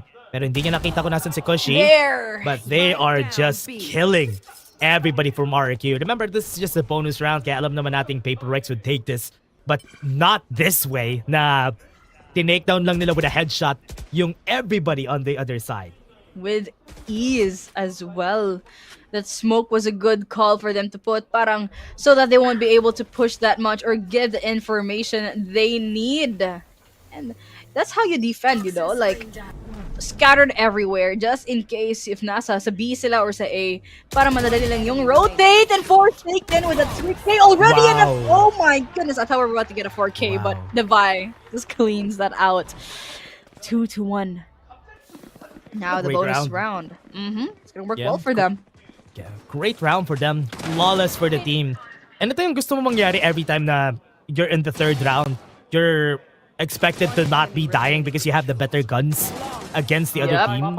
And it worked out pretty well para sa side ng Paper Rex. And this is where it starts. The game starts really at the fourth round most of the time. Dahil nga, for sure, dito yung pareho tayong teams meron silang credits on their side to buy. But this time, try to start it explosively again. Monyet doing the same thing na ginawa niya ng round 3. Pero Batman, not ready for it. He'll be waiting. Has the boom bot. Makikita nga ba siya nito pag dumaan to sa smoke? Actually, hindi. That's good. Wasn't seen. So if ever may try mag-push dito, RRQ will be taking the site for free. Almost. Pero Ramps, look at this. They have a lot of people here at Ramps, and they are trying to go for it with a Trailblazer. They're gonna be chasing it, pero with the post plant, naka-ready na dito most of the members. Something starts off with 1 kill. They got 2 kills already. One more on elbow. Kushi is gonna be pushed here by Jing. He's gonna try to go for it. Gets the kill actually. And now ito na. Sparrow trying to fight back, pero I think this is gonna be another flawless. Crazy Guy is not gonna be giving any more kills to their side, and PRX makukuha lang nila yung round 4 just like that. Wow, with ease.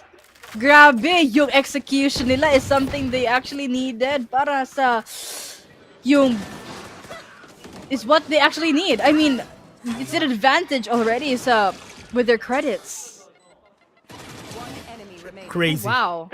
Crazy yung ginawa nila dito. What shots, no? Coming in from them. Kasi with what you've seen from what they're doing here, look at this. Jing has a showstopper already. Pero si Monyet meron din naman So this will come as a surprise kasi will Monyet use it as he starts? But a good thing he didn't. He tried to go for that bait, and dahil they know that Boombot lineup, hindi na nila tinry na pumasok, and they even smoked themselves para hindi makita ng Boombot. Whenever they try to go in, Forsaken gets taken down. One more person on side, pero may showstopper sila, remember. This is a good spot for them. Nasa Raptor sila. Gonna try to go for it. Timing is good. Monyet gets the kill. Pero, still have some guns on their side, so they have advantage. They're getting some kills, and they are going back-to-back 1v1. Monyet, that's a showstopper. Goes to the ropes! Tinamaan pa rin siya, and Monyet will take the win for RRQ. Oh my goodness. Grabe, yung round, parang utilities being thrown out here and there. Yung timing, akala ko he will be able to escape, or hindi pala. That climb on that rope was just unfortunate. And that one-way smoke is actually what gives it away on how they were able to succeed in that round. Wow. Oh, look at Monyet being happy. La la la. I think that's good, no? Getting that win, very important here for RRQ. Ngayon, meron silang dimensional drift. They're gonna be able to clear the side pretty easily, kaya nagba-back off agad si Batman. Getting information is key dito sa dimensional drift take nila, pero Forsaken starting off with 1 kill. Oh no, the timing was good! Forsaken will get taken down, pero mayroon pang 1 person here. Wala sa kanila yung Spike dito sa A side, and gumawa na sila ng noise from a while ago. Now, Spike, alam nilang nasa kanila, so they're gonna be pushing for it. Yes, I mean, he wasn't able to plant, so it's all up to the rest of RRQ. Paano nilang gagawin, Jing? Bringing Cushy down. Now it's a 2v4 situation with 1 minute remaining. What are they gonna do this time? Good question. Right now, PRX is just gonna be holding. They have the Viper Spit, so di nila kailangan talaga mag-commit dito. No ultimates from Crazy Guy. Jemkin goes in. Wala silang information done from a while ago. That's why it was expected to go for the kill. 40 seconds on the clock. Does he have time to go to the other side? Kasi remember, he doesn't know where the other people are. So if nag-make siya ng noise, pulls his knife out, they will know. But Crazy Guy, inside the Viper's Pit, doesn't see the barrel. Hindi sila nagkakitaan, pero right now, they're gonna try to go for the push. 1 HP on this guy. Hahayaan niya mag-plant ng spike. Doesn't have information. Pero pag tinamaan siya dito, I think this will be good. This works well for them. They don't know where Crazy Guy is. Dinrop na nila yung Viper's Pit. They're gonna try to go for it. Sees his head. Crazy Guy will just go out of the space. Wrap around the pillar. Nakita siya, and a shorty will kill him. Yun na nga yung hinahanap nila. And they get this on an equalizer. Oh man, this map talaga is we're gonna see those two teams parang one-upping each other.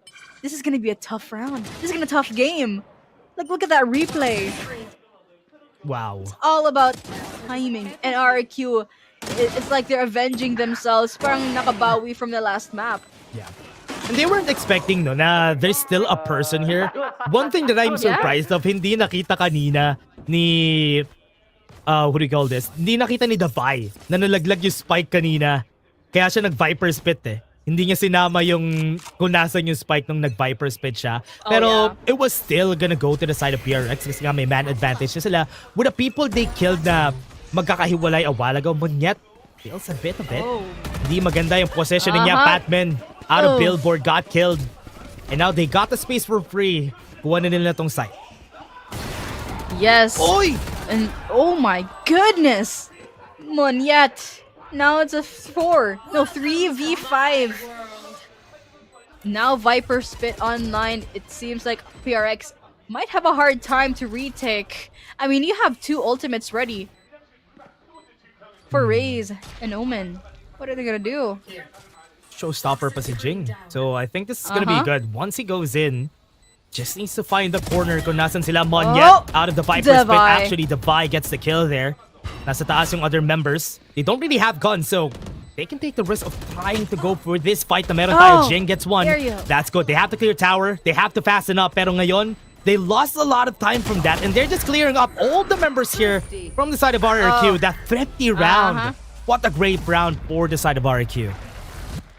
Sa prediction ko, PaperX might have another win on this round. Parang 4-4, 5-4, 5-5. It's like parang pattern na. Pero, you know, jokes aside, grabe yung like how they played out that round with that Viper spit. Good call for the side of PaperX is just insane how they were able to play that round. I think nagpapalitan lang talaga sila dito. And clearing the site, sobrang important one for the team. And considering na hindi pa naglalaro ng mid si RRQ ever.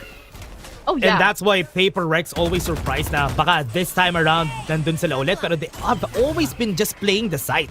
Patman, pag nag-survive siya dito, mas easier yung take nila for the retake. But Jemken, already in position with the gate crash. Pero hindi nila alam, he's trying to push forward. Gonna try to clear this as fast as they could. May nakakita siya ng tatlo dito. That is not good. The timing will be big here. Nightfall is gonna get used. Narinig na nga sila. Jemken was able to get one kill. But at least merong trade from the side of PaperX. Gahanap pa sila ng other members. Great cancel here from RRQ and PaperX. What is that? They've been losing their ground dito sa game natin. What is happening? That's a 4v2. The spike down. Will they? Oh my! Oh, what? Oh no! It's something. Why? What? Will he get that kill? Yes, Patman. And now it's a 3v1. I don't think they have enough time anymore. But unfortunate kill from something. Yeah. 2 rounds consecutive. Napanalo na. Na-break na yung cycle natin na nananalo sila for each rounds. And PaperX, they kind of struggled dito sa ating retake, no? Kasi they were not expecting that there's 2 people close already. Para sa kanila, hindi nila alam na si Jemken already in position at screens. Yun yung nagsimula Kaya nahirapan sila dito. Totoo naman. Kasi it's like they're taking themselves by surprise. Kasi see, galit na si Alex. I think a timeout is what they need. Galit na naman si Yes, they need this timeout. Ay, na naman. Yeah. Pero, you know, PaperX, it seems like they're losing their momentum na.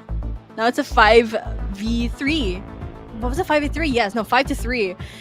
And if they try to switch things up a little, parang maybe more on the setups. Oh, look at the fans right there. Oh, yeah. Picture. Oo nga And kailangan nila, no? To be honest, kailangan talaga nila to, yung timeout for the side of PaperX dahil nga na-break na yung cycle so that hindi magtuloy-tuloy yung panalo dito ng RRQ.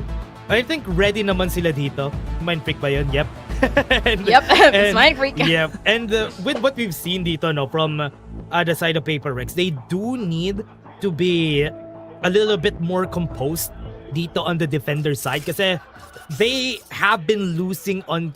I think it's okay to give up mid right now because of what RRQ has been doing kasi nasa A and B main lang rin naman sila nagpo-push every time I mean, true. I mean, if you take a look at their position right now for the side of PaperX, you scattered style is what they need. Parang, so that in case they might go into different side, madali na lang nila mag-rotate. Kesa sa, you know, from the past few rounds, parang nahihirapan sila. Oh yeah, and while I was saying that, nag-try sila mag-switch up and because they know na nag-timeout, RRQ has been playing this pretty smart, no?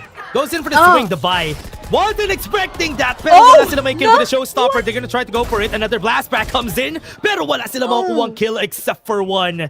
And still advantage for the side of RRQ, but Forsaken trying to save the team. Hindi pa sila tapos.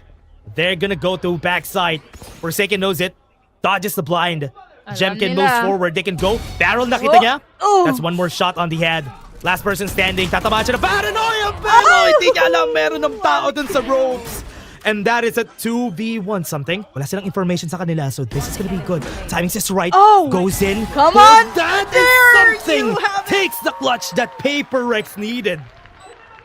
The timeout was a perfect call. They needed that. Now we're back to the cycle dash. Let's go! Nandito na. 5-4. Dito na ulit tayo. Cycle is gonna be back. We're back on the cycle. And nandito na naman tayo. What a Red Bull clutch. Let's take a look at it again with this Red Bull clutch na ginawa nila. I think RRQ really had this in the bag. Kala ko round na nila to kasi they've been trading well. But with what they did here for Forsaken, especially Something, wala silang info kung nasan si Something. And yung ikot na ginawa niya, actually really good. Yes, an amazing Red Bull clutch talaga. And now, it's gonna be an advantage for PaperX. And will they play this route out the same way or a different way? I mean, it was surprising, because like RRQ was moving towards mid. Yep, last back. Oh, wow, that was good. Denying the gate crash. Oh, and man. with that, they're gonna try to go for it, try to run away. Alam nila kung nasan siya with the hunt.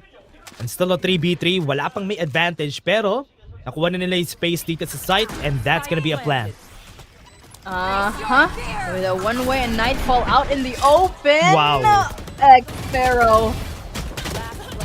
So many kills left and right. The hype is there's 1v1, but Kushi brings that with a kill. It's 6-4. Ang pattern na naman nawala. Wala na tayong cycle. Yep. It's out of the bag. RRQ is on a roll. Yep, RRQ going back at it dito sa kills natin. And even yung gate crash kill nila kanina, I thought it's gonna go well for their side. But because Forsaken had to backtrack a bit nung nakita niya yung hunt kanina, dun tayo nagkaroon ng space sa site dito for their side. So, RRQ doing pretty well.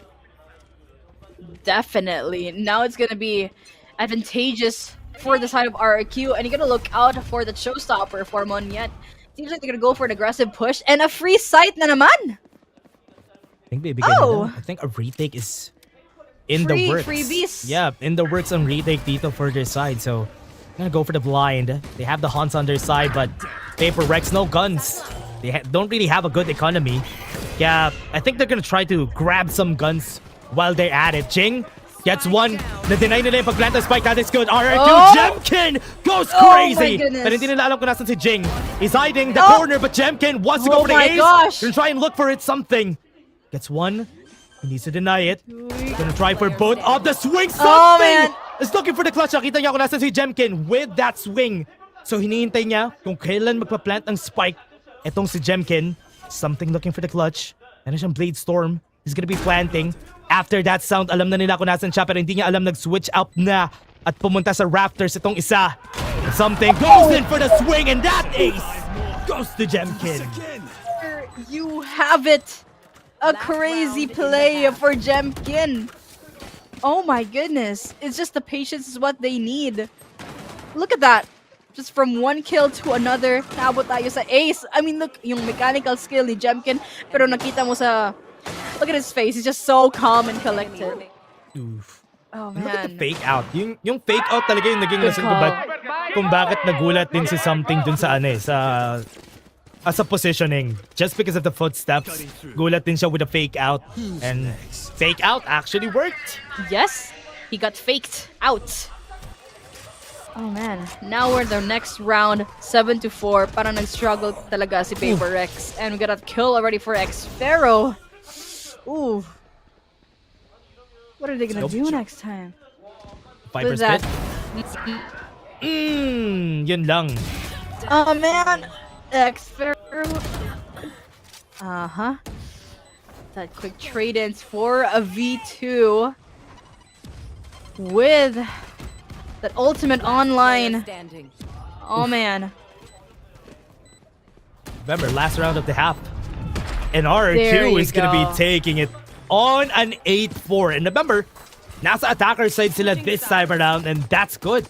They defeated PRX 8-4 on the attacker side. And this time, magpapalit naman sila ng side. PRX, are they more confident dito naman when they go to the attacker side themselves? Yes, and for the past few rounds, nakita natin talaga yung play style at parang they're back on track compared to last game. That they struggled from the recent game we saw, but right now on Split, nakita talaga natin yung individual skills. I mean, RRQ's greatest entry fragger is Jemkin or Monyet? Ooh. They're opting for Jemkin. I think that's true. I think Jemkin talaga so far has been the greatest entry fragger for the team dahil nga who's the real man? Si Crazy Guy or si Pat Men? Men. I love how they highlighted yung guy at Men. Oh man, that's so funny. And here you go, Batman gets the vote. Siya nga yung nakakuha ng vote, so yes. Locked in. And kita mo, hindi pa sila phased, no? Even with the first half, technically a loss dahil 8-4 sila. it's still good for Paper Rex kasi they're gonna go for chaos this time around. Yes. For sure. So now it's gonna be on the opposite side. We're gonna see Paper Rex show off their aggressive skills as usual. And right now, what do you think is gonna happen, Dash? Like, do we see the Paper Rex we knew, or is it gonna be something different? Ooh, pistol round? I think Paper Rex could take it on the pistol round. Yeah. Dahil nga, with what they do all the time, look at this. RRQ on the defense, they struggled on Fracture kanina. Oh, yes. Just because of how they position themselves on the defense. Pero this time around, it's a different story dahil what we're gonna be seeing from them, I think, look at the slowdown that Paper X is doing. Parang RRQ has been throwing utilities kasi they have zero information. That is true. With a lot of smokes being put out, parang nang-denied talaga ng information that they needed. So it seems like they're gonna opt for mid. They know where they are. Look out for that. With a quick push, almost a free side, sorta, kinda. I mean, we got crazy guy back there. Oh yeah. B alley. Spike planted. There you go. Ooh. The spike is down. Then question, paano nila mag-retake? Are they gonna do the same thing they did to Fracture or iba na? Good question. Because it's so different when it comes to defending team and attacking team for split. Oh my goodness. One enemy remaining. What was that? Shots coming in from Paper Rex. And Koshi, the last one standing for the team. And Nagulat sila. look at what they did there, no? Nag-hold sila ng very close angle. And this time, wala na sila masasagot with Koshi. And try to go for that clutch Paper Rex. As we said, pistol round, they're very good at it. And nakita nga natin with that performance. Yes, and now, makita ba natin will they stay consistent? Or will it be quite different now? I mean, look at that. Look at that replay. 4 of them died at the same time with the crazy trades. And an amazing skill from Patman.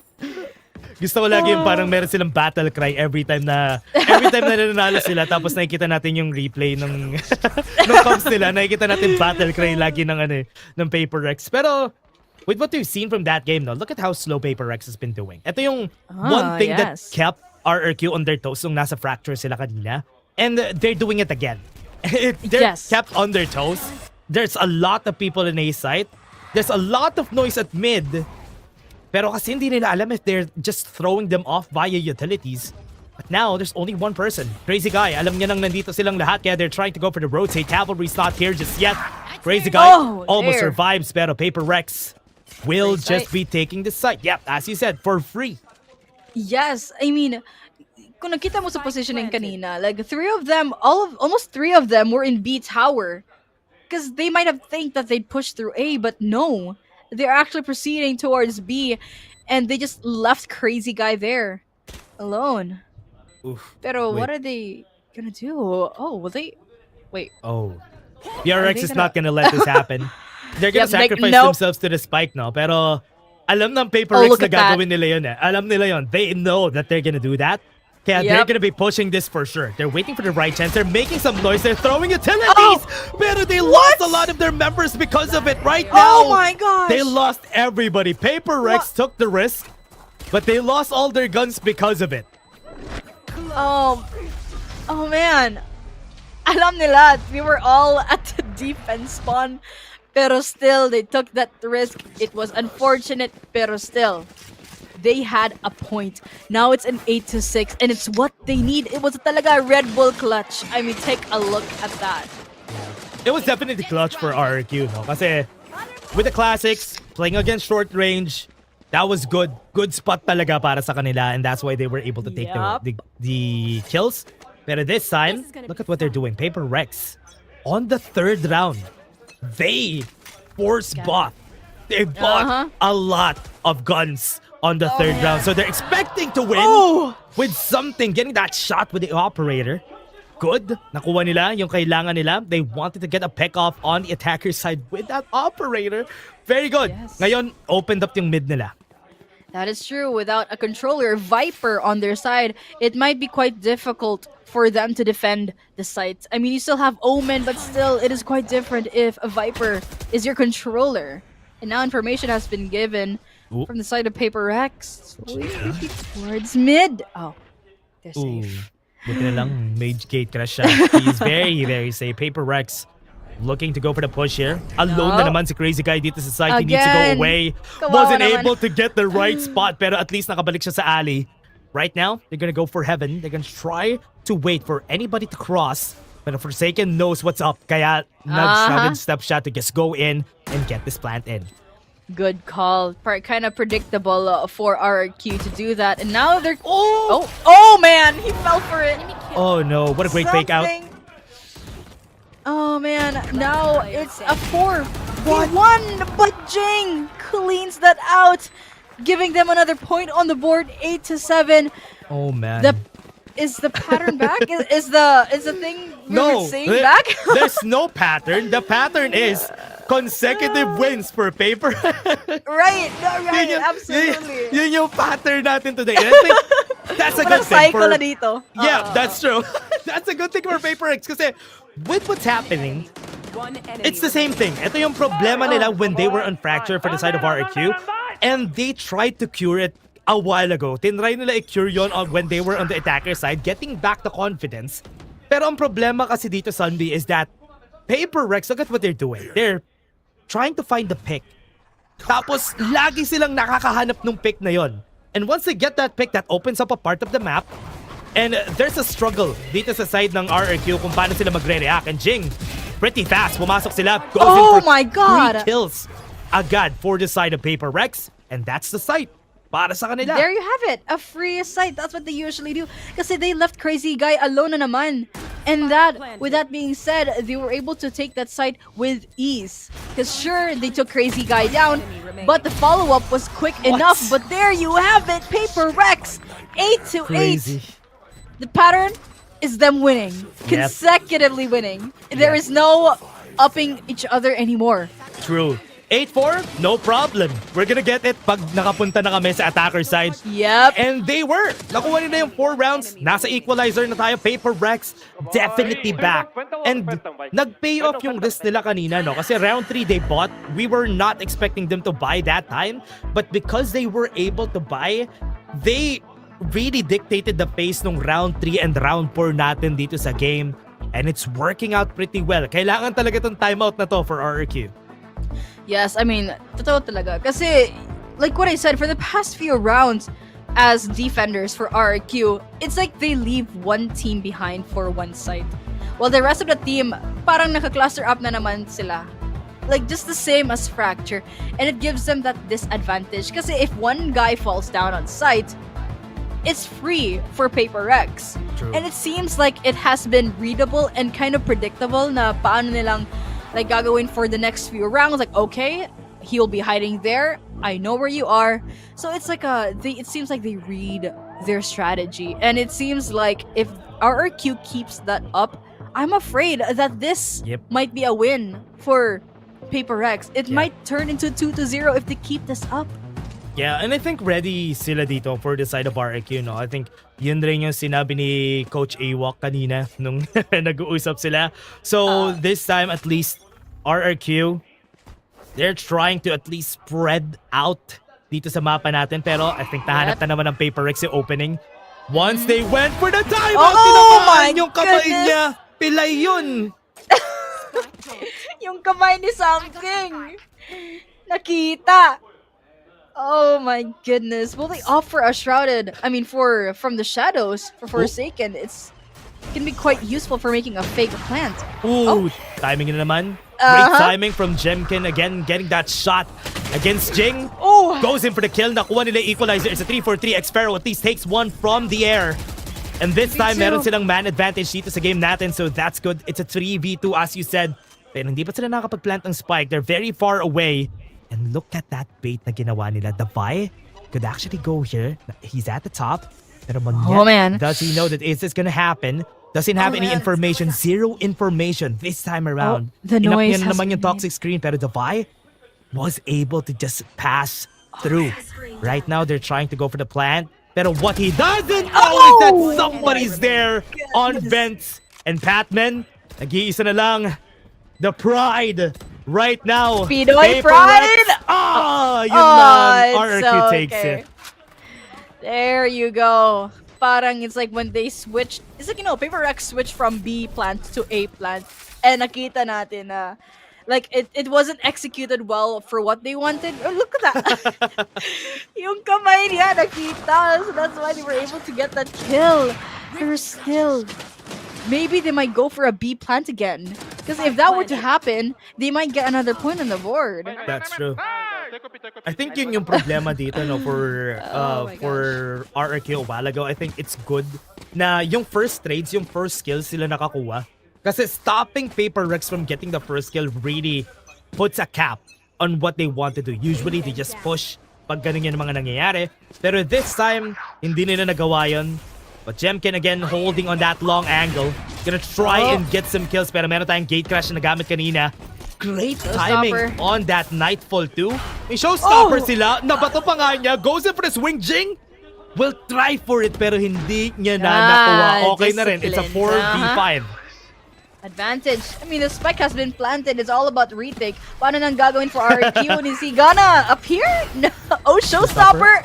Gets no one but Devi brings Monya down and something gets a 2K and the rest.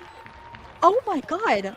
Ang ganda nung swing ni something dun, and even Devi with those skills a while ago. I think we're gonna get a replay of that for now. Kasi we better see one. The way they traded that was so good. Look at this. Jing, nakuha niya yung kill. But this time, nung na-flash yung dalawa, and the timing of that guiding light coming from Patman, they weren't expecting that. That's why something and Devi was able to get those kills. Yes, it's all about timing and knowing where they are.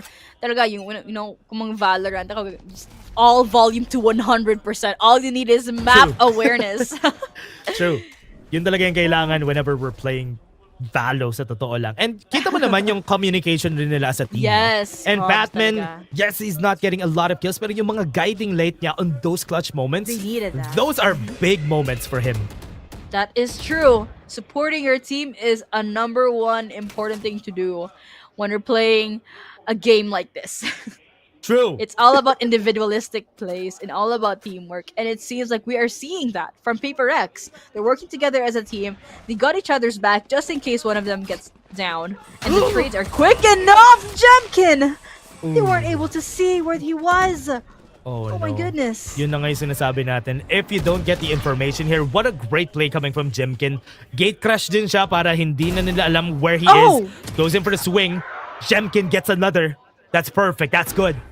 9-9 pa rin tayo, but they got the plant. Remember, walang guns ang RRQ, so this time, it's gonna be crucial on how they play this. That is true. I'm gonna look out for that. And Jing, now it's a 3v2. No, 3v3 rather. What? Oh! Oh my god. Great timing on Manyet. Patman. Oh, gonna get the information. Nakita siya with a blind side. Goes in, dodges. The buy. Goes in for the swing, pero RRQ will still take the round. 10-9. It seems like Paper X parang nahihirapan sila ng paano natin, how do we execute to plant for A site. But should they try to opt for a different site this time? So it seems like they've been really having a hard time for A site. True. Maybe B site, they might change things up a little. Let me take a look at that replay. I think they have been opening up ramps a lot. Yun yung naging problema ng RRQ dito dahil opened up yung ramps every time. It's you can hear the screams of victory from RRQ from that clip. Pero with this, Jemkin again has an operator. Remember, that was a thrifty round. Very big round win para sa kanila. Goes in for the swing again. Jemkin gets the first kill for the round. And this works out pretty well for the team. Goes in for the swing. Kushi denies the push. Jemkin has the blind side. They have the Prowler. Gets the information. What they don't know, nakapasok na sa elbow yung isa. And this is gonna be hard. Forsaken goes in for the swing, but Patman denies him. Monyet very, very close. Wala silang information that where he is. Goes in for the peak. Tinabaan siya sa ulo. Monyet! Oh no! He actually dies for it, but X-Pharaoh gets the gun. 2v2. And it's a 2v2. Spike planted. The spike has been planted with the ultimate from Patman activated, gaining that intel they need. Now, alam nila si Xfero on the way to A sites. But the other, they don't know where they are, but Forsaken gets a 4K, putting another score on the board. It's a 10-10. Wow. A strong execution plan was well on put. I think they needed that win for the A sites. That's true. Honestly, kanina pa, no, Jemkin has been getting these first kills and whenever they're trying to go and push for A site. And yun yung naging problema dito ni PRX. But they answered back with a clutch coming in from Forsaken, and I think that's good. But this time, they are trying to change some strategies kasi RRQ, they're even aware na gagawin yun na PRX. And with the information that they have here, and they got the smoke right on the get-go here, para kay Crazy Guy, no information technically has been given to RRQ. Yes, I mean, you gotta look out now that both Vipers, Xfero at Devi, their ultimates are ready. Viper Spit is ready to be online. Also from the shadows. So you gotta look out for that, because once that's up and about, they might have a hard time retaking. True. And now it's a free site.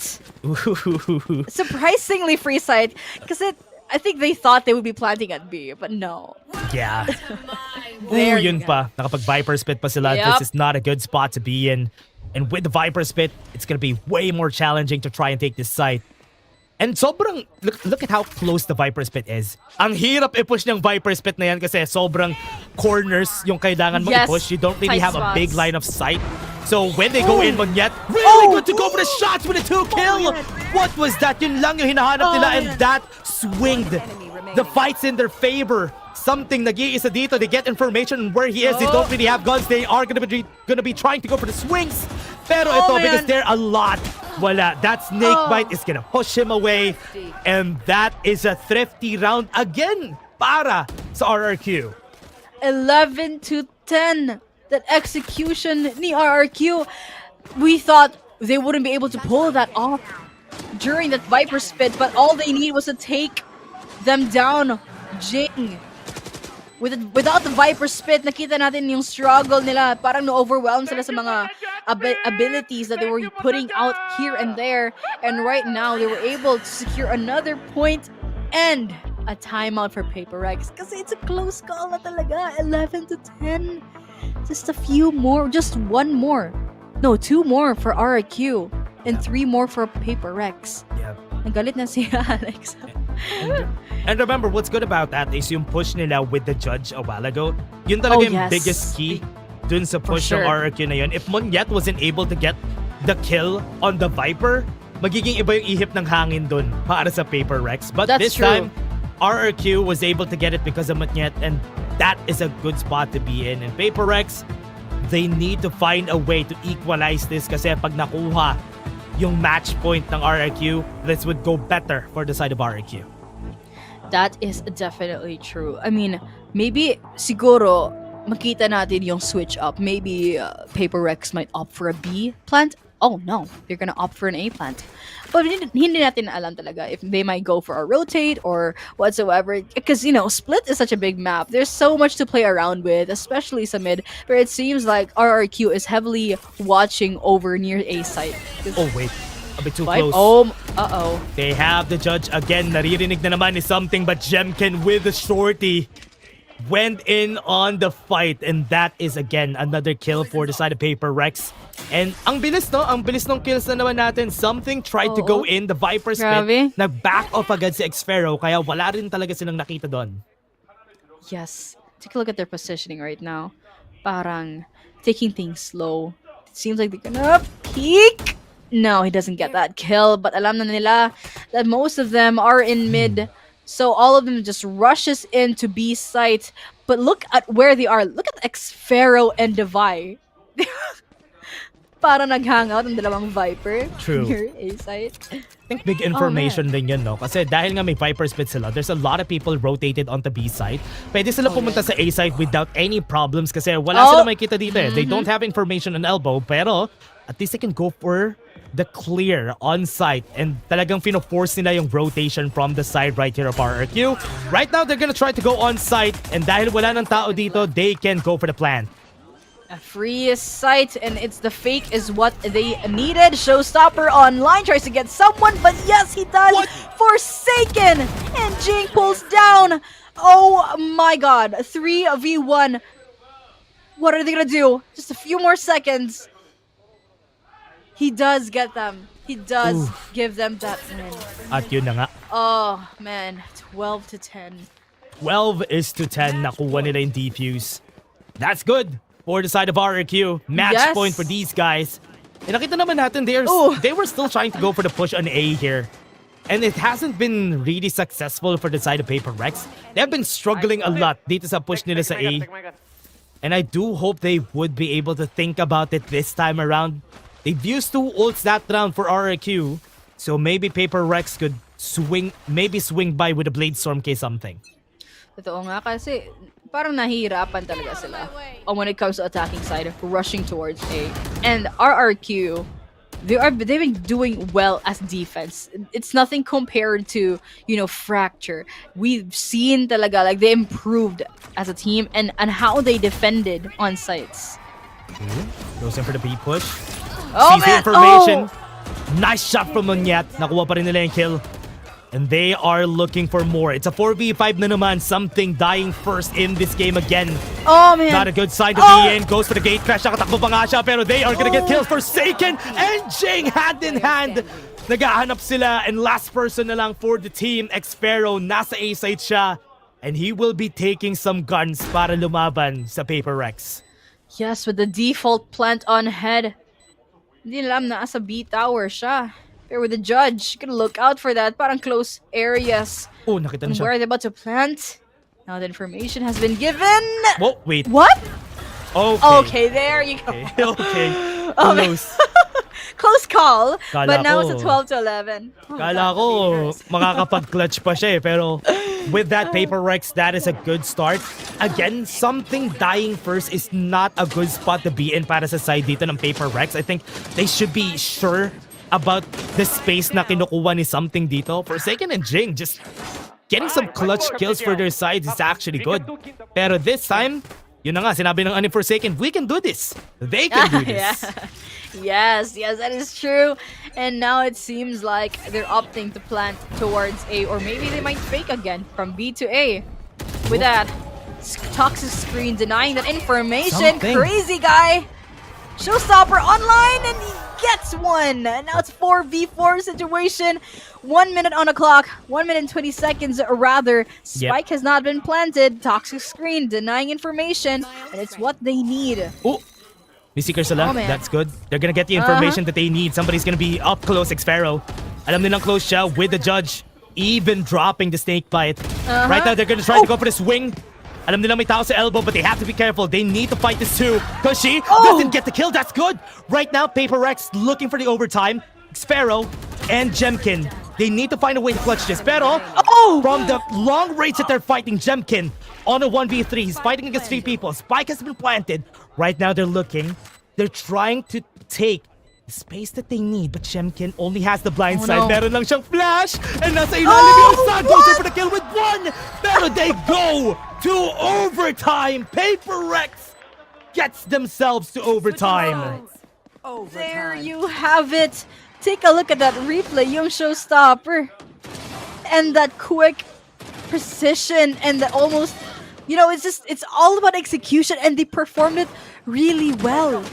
And the part where Devi just fell into the hands of the Alamna, he was just falling. Your opponent is just right above you. Oh my god, now we're at an overtime dash. This time, RRQ is gonna be on the attacking side. And alam naman natin like how they played so far as attacking side. True. I think one of the struggles here for RRQ or PRX a while ago is how they start the fights. If something dies here, remember, meron nga ba siyang, okay, kala ko naka-operator siya. I think they're gonna be pushing. They get information. Pero right now, they're gonna try to go for the swing something. Risk again. Munti ka na siya mamatay, pero the paint just actually kills somebody. Now they're gonna try to go for the push Jing on a really good prime position right now. Yep. and they don't really have information where he is. Gets a kill on something again. A 1-for-1 so far. Sparrow gets a headshot on Patman.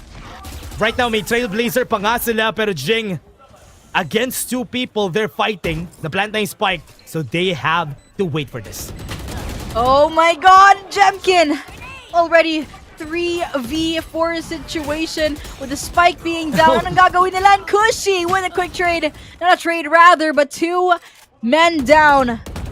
What are they gonna do about it? With low health for Xpero 30. And the spike. Okay. It's about to blow. Wait. Wait, oh wait, it's too far away. I think they need to fight this though. Xpero gonna be fighting against two people. Goes in, and that is a good swing from Cushy. Just to deny, Paper Rex loses that first one. RRQ, what a good take on that first overtime. Wow, an astounding play for the side of them. And they were able to, perform really well kasi yung timing and skills they had on hand is just all about the timing they need and the confidence. I mean, take a look at those replays. Yung calm demeanor nila at, it's just, they were able to execute truly well because of their positioning and their predictability. Attackers naman sila for the side of Paper Rex, looking to equalize this maybe to get us into a second overtime, pero right now Paper Rex naghahanap sila ng first pick off. Parang ganito rin yung ginagawa nila a while ago. They're looking for the first pick off, but Chemkin in a great position. They don't know where they are, and he might be able to find it out. Oh his no, arm! He actually was able to find it out, and that's a 1-for-1 so far. Yes, that's true. I think the arm gave it away. He saw his Xpero's elbow popping out. Do they have a free side? No, they do not. I don't even know where they are, but now they do. Something with an operator is something you gotta look out for. Yep.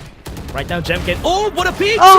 Actually what? falls down. That is good. Paper Rex still equalizing the rounds. They're killing one by one. Jemkin. Oh my god, fighting 1v1. against two. It's a 1v1. He has the dimensional drift, has advantage. Doesn't have the spike on his hands. So this might be very, very hard. Jemkin can try to go for it. Looking for the overtime, but Jemkin! Oh my god! That's the win! And that is a 1-for-1. Map 2 goes to RRQ. Wow, ladies and gentlemen, we will not be seeing a 3-0 because we will be seeing a 3-2. Wow, a great play. That was amazing. I mean, nabawi talaga nila kasi yung fracture, they struggled, but right now, they made a comeback. True. I think, take a look at the highlights. Ang hirap nung gameplay na ginagawa ng Paper X a while ago. They've been taking some risk, which is good. Pero something dying every time during the start of the fights have been not really healthy for the team. Kasi if they capitalize with that kill, good sana. Pero RRQ has been doing so well at spacing things out para hindi makakuha ng trade lagi yung Paper X. Yes, that is true. I mean, they were very quick with their trades, actually, for RRQ. And with their reactions are pretty quick as well. And it's what they needed. But it seemed like every time, like what you said, every time something falls, almost the whole team falls as well. But so far, it was a close round. It wasn't something like, I don't know, 13 to 3 or 4. But this time they were actually one-upping each other. Meron talagang potential that Paper X might win. But we gotta give it, we gotta give it to RRQ. They managed to win this game. Nabawi talaga nila. Compared from their last match, they struggled, but right now, it was great. And with the 14 first kills, it's insane. And nakita naman natin, Jemkin has been getting a lot of first kills for the team. And also, yung mga kills na nakita natin from Jemkin, it's a lot.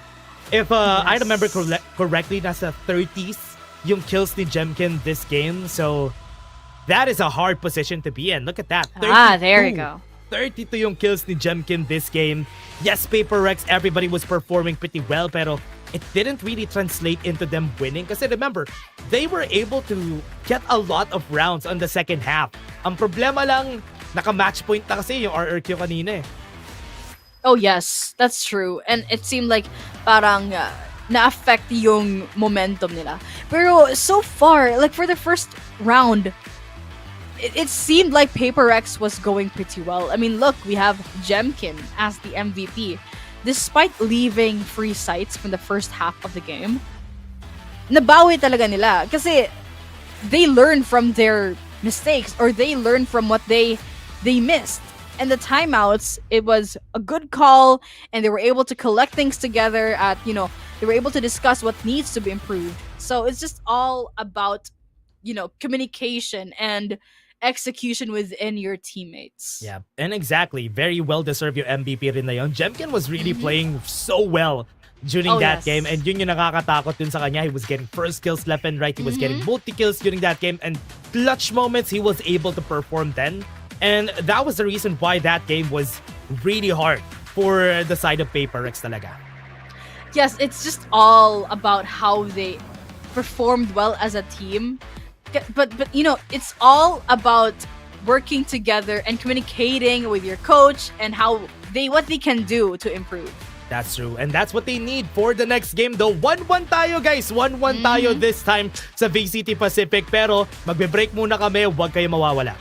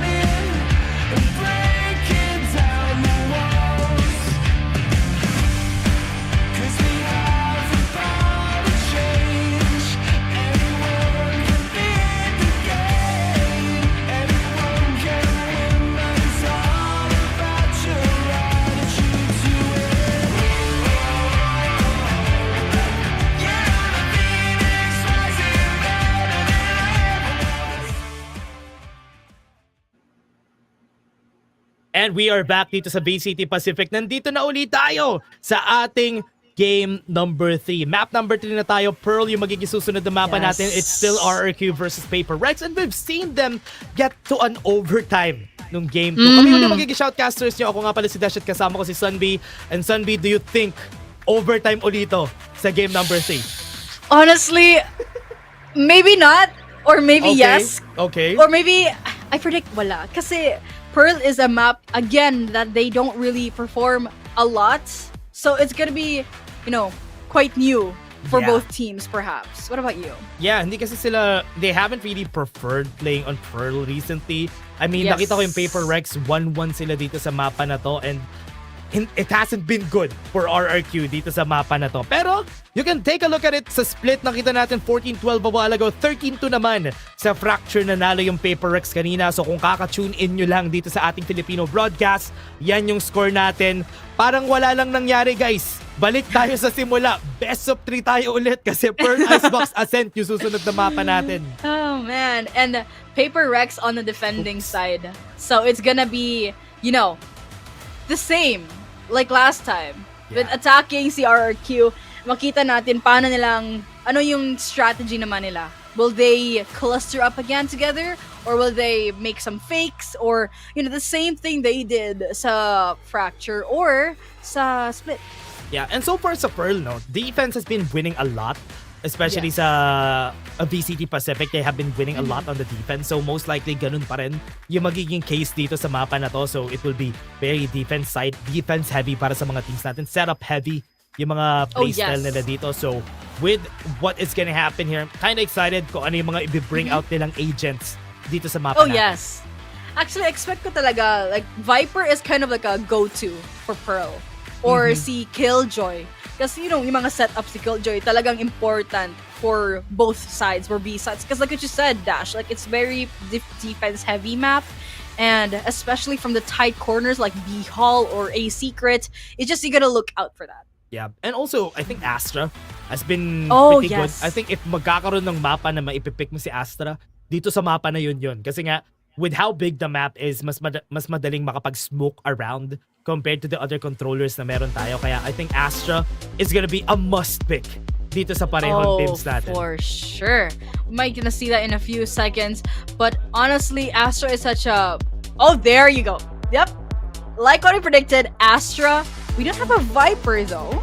But we do have 2 Killjoys and Jemkin on that Yoru and something on that Jet once more and Jing with the Phoenix. Interesting. Okay. I think it's the first time rin na nakita natin RRQ mag-switch up dito. They have been playing a lot of Teho in this map. Pero pinalitan nila yung usual Vice nila kasi nagba-Vice sila dito madalas eh. And even with the side of Paper Rex, they've opted to go for that Killjoy kahit na yung last time na nilaro rin nila tong mapa na to, they've been playing with a Vice. But this time, it's again gonna be game number 3 between Paper Rex and RRQ. And nandito na naman tayo sa ating map number 3. It's basically a best of 3 at this point. So whoever gets this map gets an advantage in the series. Yes, and now we're starting off with RRQ on the attacking side and Paper X on the defense. We're gonna see how this will play out. Kita natin yung position nila. RRQ on the same style. One of them looking from behind while the rest of the team just getting themselves prepped up.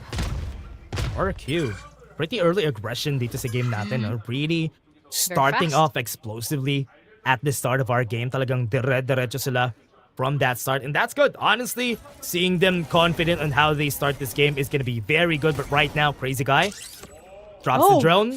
Gets information on where they are almost. But they still have a lot of people na nasa B-site, no? So, I think B-site is still going to be the push dito para sa RRQ. Oh, and it's just Devi alone. Oh, will they rotate? No, they're just gonna take things slow, but it seems like, they are actually rotating. Sayang naman kasi free site yung B, pero hindi talaga nila alam if it's actually free or not.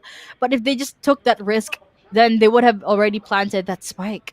Yeah, but look at them, clustered up all together. Very big yung rotations talaga sa mapa na to, no? So, it's gonna be hard to just traverse one place to another. RRQ, kita naman natin, they're already setting up the smokes para pag pumasok sila, they're trying to close off the angle dito sa B-side para hindi sila makita agad. But right now, PRX doesn't know anything, doesn't have any information. Pwede sila pumunta or mag-rotate. Pero nakakatakot kasi dito. Crazy Guy could go for a long flank dito. Oh, a free site like what I said. They committed to what they needed to do. And all of them are just rushing and didn't alam that they're actually sneaking their way towards B tunnel. Ooh. Or B ramp. Oh, actually, yet. nakita ni Forsaken, no? Nakita niya yung information from a while ago, Jemkin. There you Can try go. and go for the peak, pero mayroon silang smoke para ma-close muna nila yung distance before they try to fight. Right now, try to go for the swing. Pero Forsaken, not getting any kills just yet. RRQ still are winning the fight. Jemkin surprisingly gets it from the back. And they are gonna take first round. Exactly. A clean play. RRQ took things slow. Rather, I mean, they started off quickly aggressive, but pero sa feeling ko, parang like bait or like just to make some noise. And it was a good call. Like, if we take a look at that replay, a lot of trades were happening. And hindi alam, actually, Jemkin was already hiding at B Hall. And if they knew nasaan si Jemkin, then they would be able to secure that kill. Yep. But unfortunately, it did not. Wala rin kasi nag-clear ng hall for for PRX, kaya hindi rin nila nakita kung nasan si Jemkin during that time. And this time, something that they can do here for RRQ is make sure to get advantage of what they had there from the last round. Pero something, still going for this risk. Maybe he might be able to get a kill here out of the Marshall, but take a look at what he's gonna do. Something. Cushy. Tried to go for the peek out. Almost. He moved. Kaya hindi niya tinamaan, sayang. Sayang, almost actually, for yung timing talaga. Now they're gonna opt for a strong aggressive push, and Jemkin taking that 2K, and PRX bringing Monyet down. Now it's a 3v3 situation, 4v3 rather. But there we have it. Utilities being pushed here and there. Jing! Oh my god! Jing gets a 3K Forsaken. Looking for more Jemkin. Still is so far the most consistent for RRQ. Oh my goodness. Another point on the board. Parang nice struggle si PRX per feel. Sa feeling ko, they might do the same thing and split. That they're gonna, with this bonus round, they're gonna take that advantage. And you can see that they quickly pushed enough at B side to take them by surprise. And it's what they needed for, you know, to get that point on the board. That's true. RRQ 2-0, pero okay lang naman. PRX, they were expecting to lose that second round. At least magkaroon sila ng damage on their economy. Sa side ng RRQ. Dimensional drift. Ganun ka-early, no? Kasi he was getting a lot of kills. That's why may dimensional drift na siya agad. They got information where he is. Guiding Salvo to maybe push them back into something na matay na agad from their team. They already have control over halls. Pero Forsaken, he needs to get a kill here para mahirapan sila mag-go for the plant for the team. Pero for now, no plant just yet. Ultimate's gonna be down. They're gonna be throwing the hot hands para hindi sila makapag-plant. They got the kill on Jing. But they're still moving forward para sa side dito ng PRX. It's all working out in their favor. Two people still up, but Cushy gets a 2K! And almost getting the win there for RRQ. Patman just clutches that round. Almost a 3K actually. Was it a 3K or a 2K? Pero grabe. Yung immediate reaction nila from PRX. Take a look at that replay. Like, despite their strong push and their quick trades, PRX, si Patman, was able to secure that round cleanly. And it's just all about the timing they need. Look at that. That was good. Yeah. Their war cry. Yun nga yung sabi nila kasi yung timing nga naman ng pag-kill kasi doon. Yeah, that was the timing that kailangan talaga ni Patman just for them to clutch it up. And now this time, PRX. Let's see kung ano na yung gagawin nila dito with the defense. Right now, B-site naman ang pupuntiryahin ng RRQ. They were able to get the aim. Got the kill on Secret. That's good. Patay na agad nila si Davai dito. And that's a free site. Another free site, forcing PRX to back away. And take a look at their, you know, utilities that are available that they can be used to their advantage. And now, that's activated. Oh my god, PRX! Got some kills though. 3-4-3. Meron silang lockdown. Breaks it. Gets the kill in secret. Meron pang tao sa dugout. Was able to get the concuss on one. And 2v1 na lang tayo. Xfero can try and go for the seize, but the timing from Xfero. Now they have information kung nasan siya. And the pull the noise will be good to at least get some action. Patman. Patay na nga siya, and RRQ takes the round. I think it's the noise that gave it away. Narinig ni Xfero yung when Patman jumped on the stairs. You could hear the footsteps slip, and there you have it. He was able to secure that round with the victory. It's now a 3v1, 2-1, 3-1, yes. And that unfortunate timing too. By the time he was like trying to defuse, and that timing peak, the Red Bull clutch was insane. Yeah, what a clutch. Coming in from Xfero. Exactly what they needed para sa team.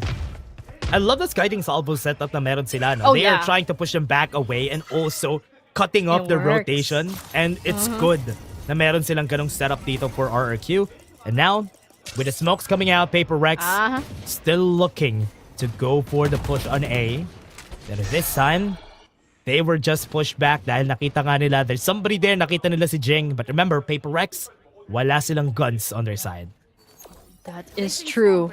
And with the utilities they can use to their advantage, it's not that much, but it can be enough for them to, you know, maybe bawi from last round. But look at that. Look at the positioning right now. Like they're walking, quote unquote, walking towards B sites. Try not to make any noise. Try to bait Jing actually. Because he might have think that they'll rush towards A. Look at them, 4 of them near A site. Hindi nila alam that the rest of his team are walking their way towards B site. Yeah. With Good 30 bait. seconds remaining. I agree. Actually, that was a good deny something. Denies the push from happening. That's good. At least napatay niya na si Monyet. Hindi sila makakapasok agad dito sa site. They have the blade storm ready because she gets the kill on him. At least that's good. Now they have all the members walking towards it. And gayon, kailangan nilang itry to. The hunt was there but was denied. Wala silang information na makukuha. Jemkin gets a kill. That's good. But right now, they are trying their best to go for the clutch here. But RRQ just denies them the favor. And Forsaken, the last one standing for the team, won't be able to do it. Parang na-struggle talaga si PRX. It seemed like the way they defend, it seemed like they're confused. Sure, something did something. Yung Marshall, like yung peak from B main. Pero in total, like yung nakita talaga natin yung struggle for PRX kasi it's just galit na si Alex. Wala. Yeah. Oh no. That's a good question actually. Kasi they have been constantly fighting. Yeah. And I think yun yung ayaw ni Alex dun sa kanila kasi they have been constantly fighting yung mga fights na they don't really need to take. And also, they were trying to get the kill on Jemkin there dun sa A side. Pero Jemkin was playing it pretty well. He really knew how to play around the information bait na ginagawa nila kanina. Kaya sobrang dami kaninang tao on the side of PRX dun sa side na yun. Yes, I think they just need that confidence again. Because, like what you said, like they've been fighting fights that they don't need. At I think yung na-excited lang sila that they needed to take one down. Kasi alam nila if they took one man down, then it'll be advantageous for PRX. But right now, this is a different map with different strategies and different setups. Maraming like talagang gagawin. Like how are you gonna plant? And how are you gonna defend? So the biggest question is, will PRX try to switch things up a little, or it'll just be the same? Good question. RRQ, meron naman silang dimensional drift. Agad-agad, round 6 pa lang, meron na sila ulit na dimensional drift for Jemkin. So this time, pwede sila mag-push agad on site. No information yung nakuha ng drone natin. Who's next? Pero they are gonna get more information with that dimensional drift. Kaya mas mapapadali to for them. Something gets the kill on Xfero. Saktong-sakto pa yung timing niya na naglalapag siya ng smokes. And right now, it's gonna go good. They are able to bait it out. Monyet was able to clear out holes and they are gonna go for spawn. The overdrive was denied. That's good. PRX, naghahanap sila dito ng advantage. Meron silang man advantage, which is good, but something loses his life. They were trying to go for that plant. Pero alam nila kung nasan yung spike. Jemkin, 2v1. pwede ba siya tumakbo dito? May gate press siya. Oh. Jing holding onto that Oh. spike. Has the Alam. curveball. But Jemkin, Come on. try to go for the peak. Blind side Doesn't is know. ready. Wala siyang information. Oh, But the Vi there we knew. go. Alam niya kung nasan siya. Wasn't able to gate crash away. Finally, a point for Paper X. I think the timeout is what they need. I mean, if you look at the replay, yung execution nila, it's and the setups as well. They were able to really execute that perfectly. Kasi the setups is what, help push the enemy back. At ngayon, makikita natin that Paper X is doing pretty well so far. I mean, you could take a look at their ultimates. You gotta look out for that once with Nightfalls and that. There's a lot of things you could put out there. Oh! Timing na timing. Alam nilang pupush sila sa A-site after losing that round. In Paper Rex, nag-aggressive push sila. Ginawa nila to kanina. It Uy. worked out for the team. And yun lang yung kailangan talaga nila gawin. Something pushing here. Napatay nila sa Xfero during that time na ginawa nila. But now, somebody at doors, they have to be careful. May alarm bot din na naka-ready dito. So they know that somebody might be cutting off their rotation. Pero B, pa rin yung man. pinupush nila. Guiding salvo is gonna be there. Di makakatakbo si Forsaken, but he has to fight this battle na The meron judge. sila with the Nightfall. Right now, they haven't planted the spike just yet, and Kushi was able to get a 4v4. kill on one. Hinahanap nila kung nasan sila. Jemken was able to gate crash away. Pwede pa sila tumakbo. Pwede pa sila mag-rotate sa kabila. And with the Armageddon, they get the information that they need. And with the Cosmic Divide, wala silang maririnig. The rotation, but Kushi opens up a site. And they 3K. only have 2 people here. 40 seconds remaining on the clock. Hindi na alam that Patman is about to his barrel! And there you have it, X-Pharaoh. Now it's a 4v1 with 30 seconds remaining on the clock. Yung spike wala pa na plant. Pero just a few moments. Kushi with that 4K. Oh my goodness. It's a 5-2 dash. Wow. Forsaken, no? Kala ko, it's gonna go better for the team here, but because of what Kushi did during this round, nakakuha kasi siya ng easy 2K, then pushing up to A site really gave him more kills, and that's not good kasi with the kills that he had there, not really good na natalo sila dito for the side of Paper Rex. Now, wala na naman silang guns for this round.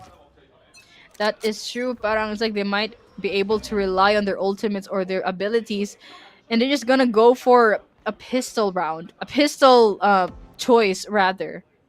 But look at that compared to their opponent. To compare RRQ. Oh, they're all stacked up. What? That was good. That was a good stack. Yeah. Ganda ng stack sana doon ng RRQ. Unfortunate stack. Yeah, there were a lot of people there, and the idea was there for the side of Paper Rex. I think they know that, but RRQ also knew that they're gonna try something. Kaya they just went down for the putting up 3 people dun sa man. job na yan for them. Wait, Forsaken? Hindi siya nakita? Oh. That is not good. Forsaken Oh. got the kill on 1. Pero he's holding a classic, so hindi maganda yung position niya Oh, na to. it's not. He tried to go for it, pero wala siyang makukuwang iba pa. He must have thought that he was hiding in that corner, pero hindi pala. He was just right out the back.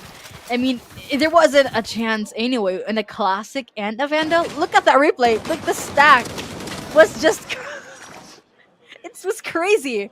Yeah. What did Paper X think that it would be a good idea for them to stack up like that, knowing that the chances are quite low kasi yung classic nila, but now they're gonna opt for a forced buy, and they must win this round. Cutting through. That's true. 6-2 already. Yeah, I think right now what Paper Rex needs to do is like this. They're just gonna be chilling. Nasa likod lang sila. Nakapag-push na ng art. Itong si Monyat was able to push through. Hindi maganda yan. They're holding on to Link, and they don't really have a lot of space to play this. The Vi, kailangan niyang makahanap ng kill sana doon. But because he wasn't able to, hindi rin maganda yung naging positioning nila right now. They're gonna be pushed back because of the lockdown. Pero with the operator on hand then for something, he needs to get a first kill here before they go in. They went onto the knockout, they got some kills, they got one more. That's good. With something getting the kill, 3v3 pa rin sila. And with the run it back, one person is still alive. 3v3, still working. They got the flash. Timing's just right. Ching, able to get the kill on Crazy Guy. People on Link was good. But right now, si Jemkin na lang yung natitila. He has the dimensional drift. But right now, he wants to go and try to kill something, but Forsaken, hindi niya hinayaang mangyari yon. They didn't fall down without a fight. And once something has an operator, parang i-ready na lang mo yung will mo. Yes. Pero grabe, this round was just all on out for Paper Rex. Like they finally were able to, you know, put it their all. Forced by, I think it's what they needed to get that point on the board this time. Oh yeah. And I like na ganito yung ginagawa nila no, for RRQ. At least, right now, they have been playing really well compared to what happened dun sa game 1 natin. Yeah. Paper Rex, they're quite struggling dito sa games natin. Even though they were able to clutch it up a while ago, it's another clutch na naman. And that's not a good sign for the team. Right now, Paper Rex, really looking forward to what they can do next year. But for now, Art getting pushed again, trying to go and push back. I think alam nila. Curveball goes in with a flash, pero di sila makakuha ng kahit isang kill doon. Look at them stacked up together with 1 minute remaining. They still have enough time for this, but take this risk. Utilities being pushed out here and there, but they're gonna opt for to plant site B. And strong aggression already. Overdrive! Sayang naman yung overdrive ni Mon yet, but something. The guided salvo. Oh and no. the mix! Oh my god!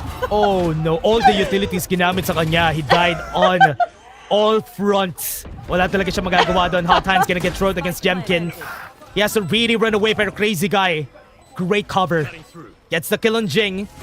Nahanap nila yung position dito sa holds, but right now they're gonna get some kills for Forsaken. Moves away, but Kushi with the operator. Drop down, Patman. 1v1, goes in for the swing, gets the kill. Perfect! Patman. Right now, they only have Xpharaoh. No information kung nasan si Xpharaoh, but the Vi trying to clear up the whole site. They have the Cosmic Divide, that's good. But they don't know that they're close by! But the Vi gets the kill anyway, and they will take round number 10. There you have it. It's a 6-4 yung, oh my goodness, it was just a series of abilities thrown out. Like, take a look at that replay. Kawawa naman si something. Parang all of the utilities being thrown out in that area in B Hall. Wala siyang chance to escape.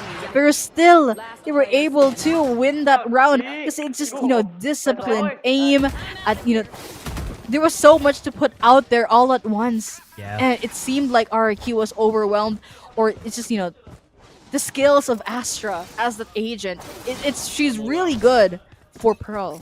Yeah. Especially in Gravity Well and Nova Pulse na ginagamit niya. Just denying the area all along. Haunt is gonna get used. Very, very close. Goes for the angle. Something gets the kill. Has the curveball on hand. Was able to get one more for Paper Rex. And flashes are just working.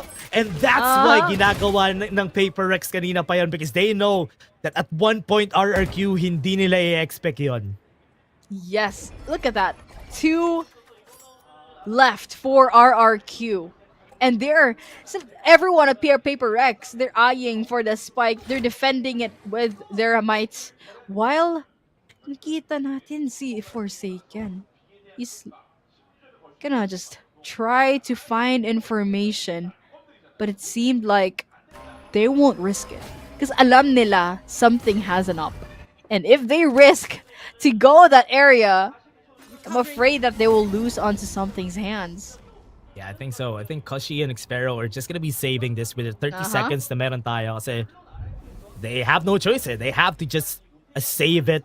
Kasi it will be quite a struggle if ever mawalan sila ng guns. Kasi right now, look at their economy. They don't really have a lot of credits. Kaya they don't want to take that risk. Yes, it's quite risky enough already. Pero still, that would mean they'd have another point. So 6-5, and now they're gonna one up each other once more. And this time, 10 seconds left. Oh no. Okay. I think they already know kung saan sila nagtatago. So this is not good. Kushi is just gonna try and maybe find a kill. But yeah, they're gonna be giving that round for the side of Paper Rex. And you can hear the crowd getting some claps there for that win. Yes, I mean, take a look at that replay. Oh, that something with an up is just hits different, you know? And that curveball is just able to give them information plus the haunt. Hey! Hey, look at that! The supporters party. watching. Yeah. Ang cute. Yeah. Yung mga balloons. The watch party. Good to see people. Have you been to a shout- watch party? Yeah, I've been. Yeah, it's Oh, good. wow. Yeah. It's good to see Can imagine the noise. the players. Yeah, that's true. But again, looking at the round starting off, Monyet. Half HP already. Throws the balls, but Jing was ready. Jing. And dami nila dito for the side of PRX. Run it back, gonna get used just to get information. And PRX will be Oh my taking down gosh. all the members of RRQ just to get themselves to equal score bago matapos etong half na to. Same area din where they last dropped the spike. A flawless victory. I think na-realize ko na. Yeah, when PRX just pushes on that area, they will get that win. Like what happened the last round and this round. Yeah. They pushed on the A main, and it's what they needed to gain that victory. Yep. So it's just a really great one. Yeah, and they also know na broken yung economy rin kasi ni RRQ. So, they know they had the gun advantage. And PRX, they know that every time na meron silang advantage, they find a way to exploit it. Yun yung ginagawa nila every time. Kasi if may advantage ka, find a way to take over using that. What is the kind of flex you want? Oh my! Spending $1,000 in Valorant skin or for Best flex if you may to Forsaken. Yung dalawa. Okay. They'd rather spend $1,000 on Valorant skin. Oh, Hindi nila alam. Top decision. Ako Forsaken. Ikaw. Forsaken. Yeah, Forsaken for the win. Forsaken. I don't care about Valorant skin. So, Forsaken. Oh man, yun na nga. At pinakita na ang best kind of flex. Si Forsaken nga. Oh my gosh. Okay, now it's gonna be a switch, right? With PRX on the attacking side. That's what you're gonna look out for RRQ. Kasi once, it's just, it's a no. It's just we know type of thing.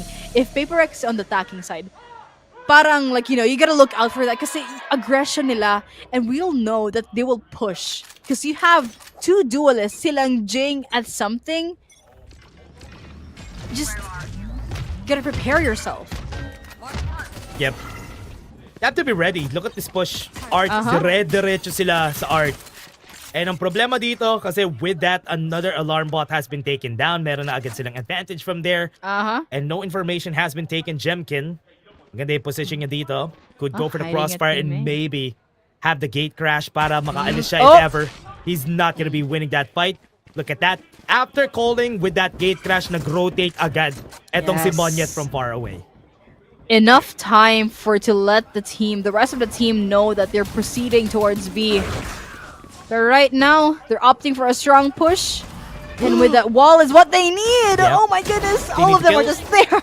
Ooh, they need to kill Jemkin. Jing fighting against two people. That's good. Gets a 2-kill for themselves. Monyet would not win that fight. 2v1. And ito nag-iisa na lang si Crazy Guy. Alone. Right now. Waiting for the fight. He's waiting for the timing. But nobody's trying to go for the push. But 35 seconds as he said. They have the turret. Patman knows where he is at this point. But they haven't planted the spike just yet. But Forsaken, ito na nga. There we go. Di niya alam kung nasan sila pareho, pero nag-double swing sila. And that's why they get the win. That is true. I mean, I was wrong for, just few minutes ago. Kasi akala ko they would, be aggressive towards that site. But right now, they kind of took their time. But enough for them to take RRQ by surprise. I mean, kung tingnan mo sa replay, talaga grabe yung execution, yung double swing, and they had no chance for RRQ to risk that. Yep. And yun na nga, this sign, PRX winning the first round would just be a sign for them to just to go to one site and i-rush lang talaga nila yung site na yon. Minsan nakikita ko, B site ang napili nila. At ito na, with no information then, walang prior information on where RRQ is, free site, they could just rush it. Pero hindi na alam if free site. Pero as of the moment, noise has not been made for B site. So akala, siguro sa RRQ that they might go towards A. But right now, alam na nila it's a free site. So they'll take that opportunity to plant the spike down And once something has that Marshall on his hand, good luck. Yep. Clear yung holes. Nakita na nila just because of throwing that hunt. They have that information. And meron silang dalawang smoke. And it's gonna be a hard push dito. Kailangan nilang wait, mag-dissipate yung smoke before they try to fight. Kasi remember, they only have classics sa side dito ng RRQ. Pero, there's a big chance na i-wait out na lang nila yung spike and sasacrifice nila yung sarili nila sa spike.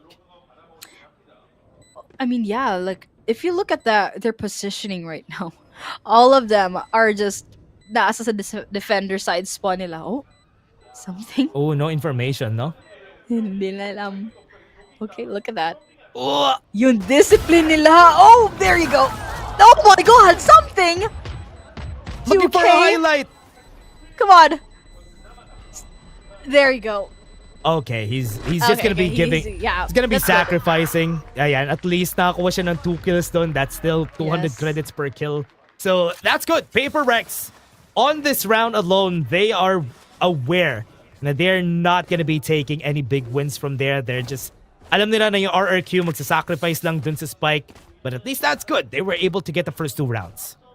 Ang galing talaga for the side of PRX kasi yung discipline nila and they weren't overheating at alam nila when to peak or when to not peak. At so far, nakita natin that when they rush towards, not really rush, but go towards B, they get lucky enough for it to be a free side. Pero nakita natin they're gonna aggressively push towards A, but I stand not corrected because they might push for a free side.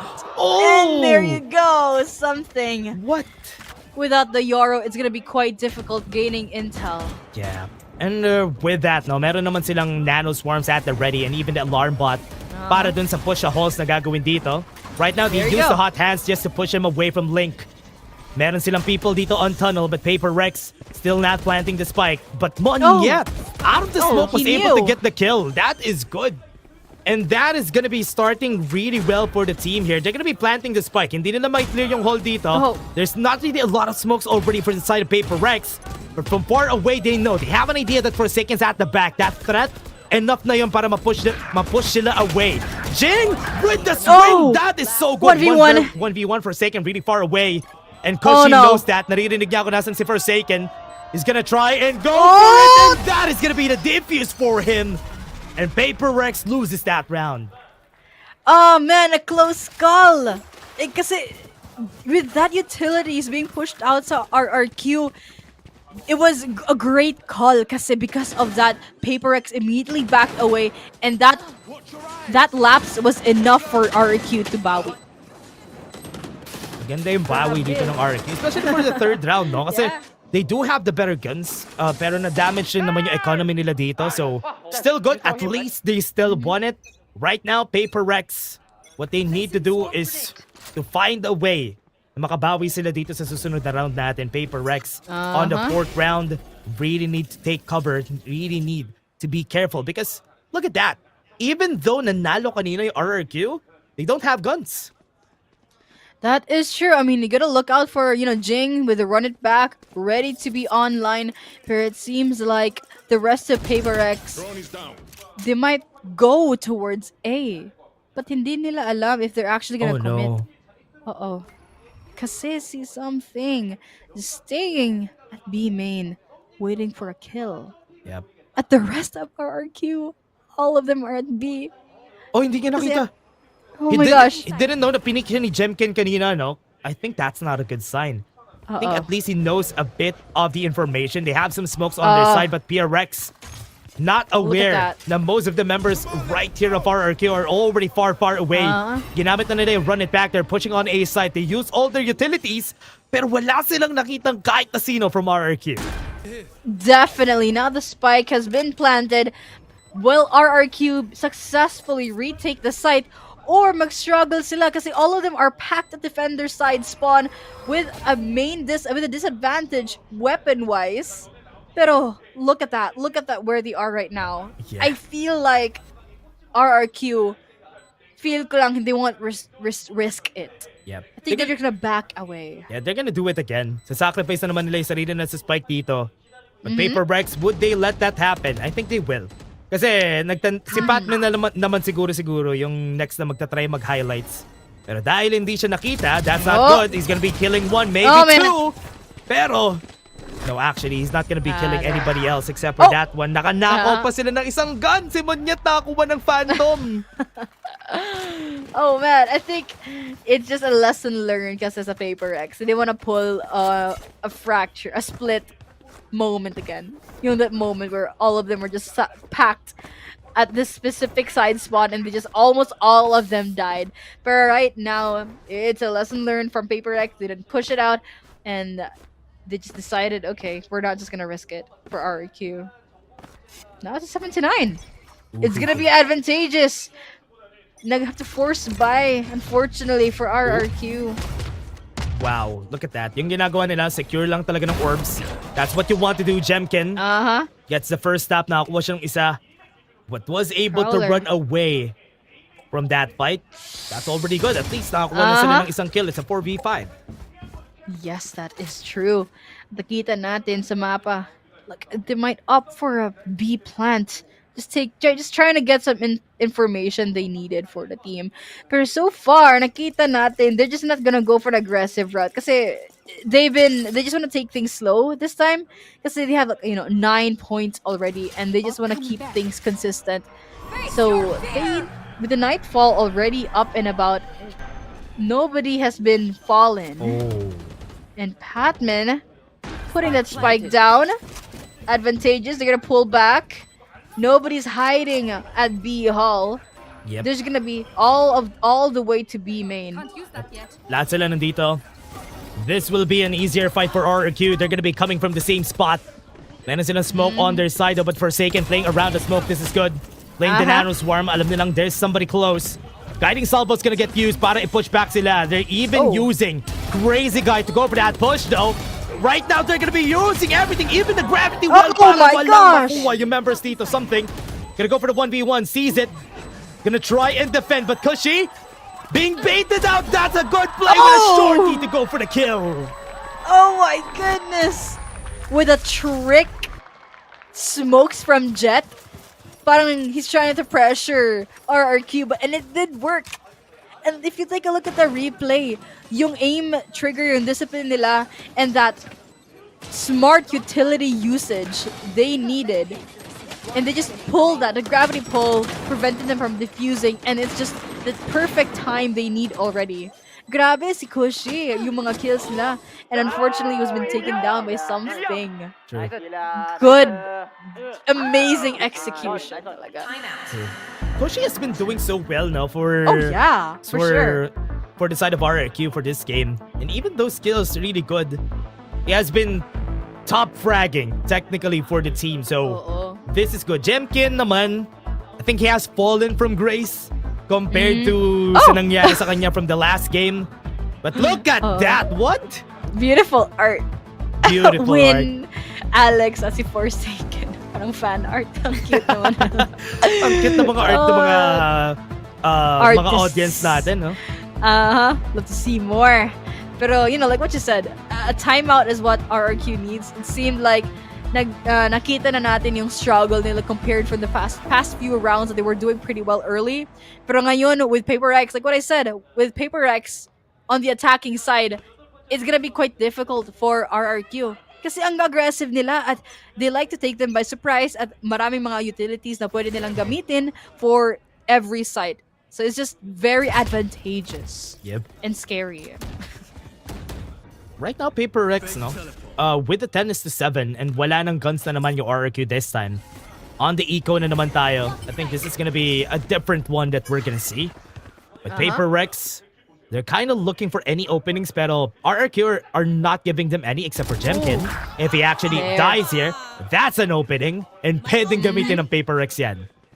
Yes, that is true. With the Yoru being down, Jemkin, it's gonna be quite difficult for RRQ to gather intel they need. Come on yet. He doesn't know. Muntika na. He's hiding. Yung ulo niya muntika na dun yung isa crosshair kanina ni Monyet.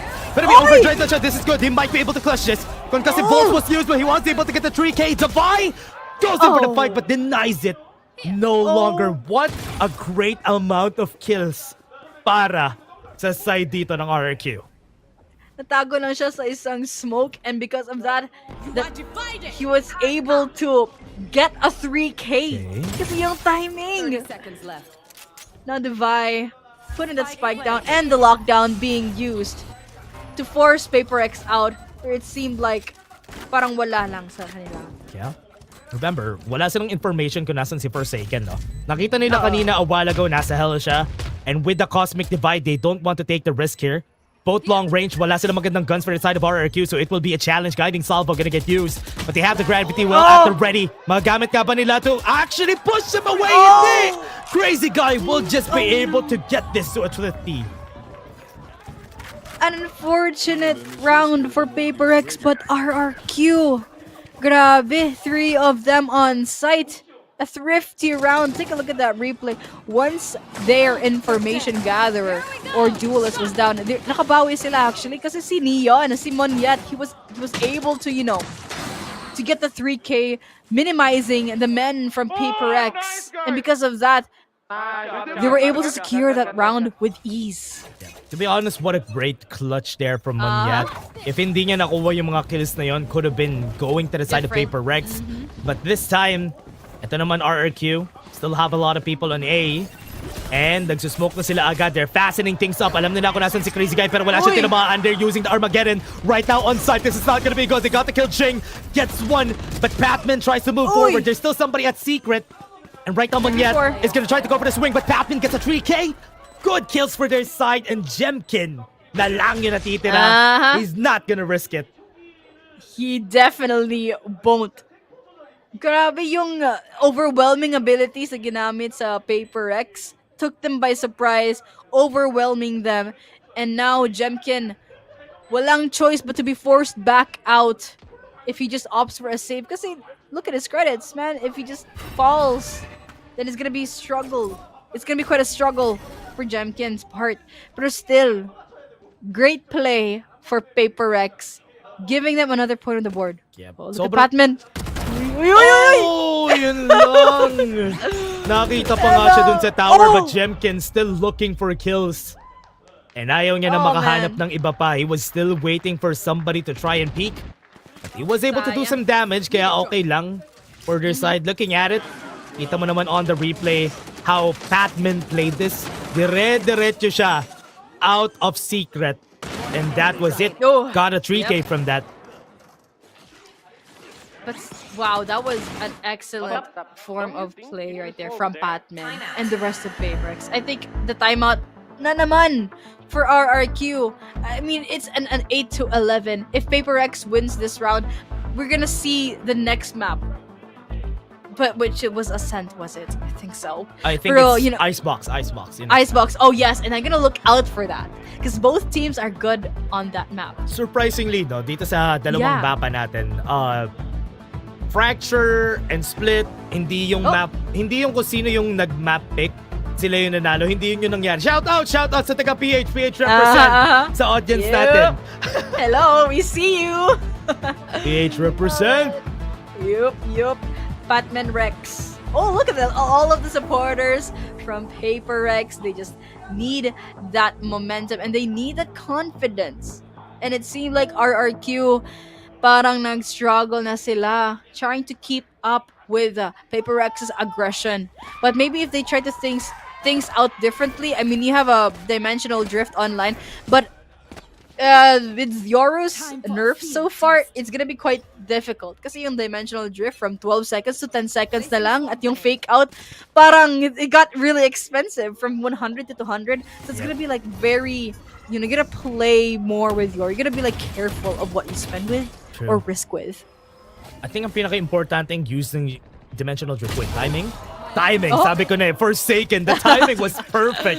And nagkamali ng swing to si Koshi. Kala ko kasi matatry niya pa mas-swing back yung crosshair niya. But this time, lockdown. Gonna get used na push of Forsaken. So they have to be careful about it. Meron silang fake out. Dalawa yung lalabanan niya. I think this is not good, but the blind side was able to actually dodge it. But right now, meron rin kasi tao dun sa likod niya. They tried to kill the run it back. Pero na-push back sila nung lockdown from a while ago. Batman just planting right now. And Jemkin by that area in the Dimensional Drift Online and the Nightfall, trying to gather some information they need. And it did work with RRQ slowly pushing towards that side, trying to get that diffuse. But What is happening? Alam ba nila kung nasan si something? Hindi nila alam though. They have no info. That's not good. Something nung nag-push sila with the Nightfall a while ago, they didn't know. Hindi nila nakita kung nasan si something. Right now, it's gonna be a 2v3. Still possible. Jemkin getting the clutch. Maybe makahanap pa siya ng iba. Goes in for the defuse, but he's not getting damaged though. That's not good. Right now, something goes for it. Gonna try and deny it. Goes for the fight with a shorty. And will he be able to defuse it? Yes, he will. And that's a clutch point 0-3 for RRQ. Grabe! 0.03! That's like really rare. Sayang naman when something just rushes in trying to take that kill with a shorty. Pero that was denied. Look at that replay. So many utilities being pushed out, but it was nothing for RRQ. Look at that. Just 0.3 seconds and took the risk. Oh, Grabe. RRQ another points. 9-11. Oh no. Winnable, but this is still winnable. That's true. For It's RRQ. really very well winnable for the team. Batman Yeah. fending off against 3 people. Nakakuha na naman sila ng kanilang ult orb. And tatlo sila nandito. Batman gonna be waiting. Kung sino man yun mag-try mag-push sa kanya kasi meron pang smokes inside, he's still gonna get killed. Right now, they're gonna try to go for the push on PRX's side here. There's 3 people na kailangan nilang labanan on site. But Jemkin wins the fight again. Forsaken, lahat sila nasa backside. Not a good spot to be in. RRQ just went in. And with the Cosmic Divide getting used to, this is gonna be definitely a win for RRQ. Jing is gonna fall and they're gonna go to 10-11. Feel ko na there might be an overtime dash. That's true. Yeah, it's a 10-11 na. And parang na nawala yung momentum sa PRX. Well, they called for a timeout though, but look at the replay. This is an early kill against Monyet. From Monyet was just the key they needed to succeed in this round. They had no chance kasi yung Cosmic Divide, was a Cosmic Divide up? Yep. But like they were, it's just denying sound information, and that was already an advantage talaga for the side of RRQ. But right now, nakita natin they might be approaching towards B with an aggression push or just a slow push. I think they're just gonna take things slow, but oh my god. Jemkin, what a play. RRQ going aggressive. Getting 2 kills on the board agad-agad. And this is good. Right now, definitely an equalizer here for this round para sa side ng RRQ. But it's still a 3v5. Can't discount the fact na malakas rin mag-clutch talaga ang PRX. And getting information with Monyet's side, they can pull out a lot more people here dito sa B side. Makita natin yung position nila. Like, they're gonna take things slow. That is good for PRX kasi they just need to collect themselves. And they're trying to make noise from A, but parang it didn't. It seemed like it doesn't work. But so far, with 45 seconds remaining on the clock, the spike has not been planted. But look at the positioning RRQ is eyeing in B main. Jemkin already bringing Divide down. Didn't know Forsaken wasn't there. But unfortunately, Xpharaoh pulls him down. Just one Patman remaining. Opting out for a exit. Can't risk that. Or no, I don't think. Parang walang time na. Yeah, for wala na talagang for a time. rotate. Walang time. Yes. Can't even rotate at this point. 8 seconds in the clock. Save niya na lang tong gun niya kasi wala silang gun for the next round. So this is just gonna be a save for Patman. And they are just gonna be waiting for that next round. 11 is to 11. RRQ versus PRX, and it's looking really close. It's just like split all over again. Like, take a look at that replay.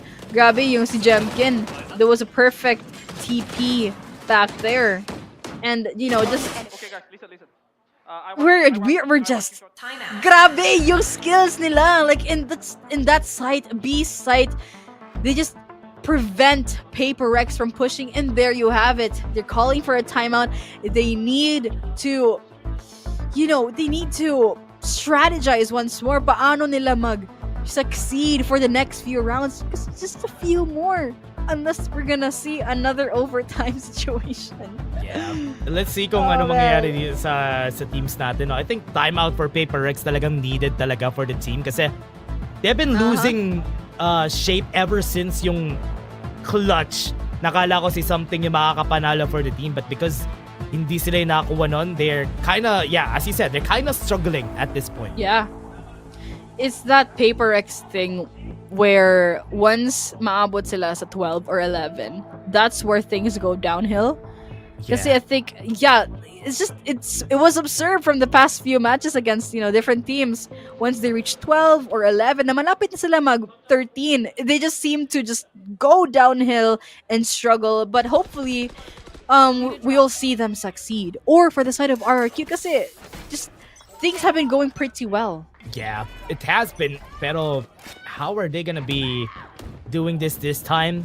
PRX, they're gonna try to go for the fight. Monyet gets another kill with the judge and hindi nila ina-expect na naman yon. They knew that dahil wala sila masyadong guns for PRX, they're gonna struggle to fight against them right now. Monyet backing off and pwede yata sila mag-push dito sa Art. With Jing, the spike on his hand, an alarm bot already gave them information. Will they commit to going A? Kasi nakita natin yung mga setups ni Kushi.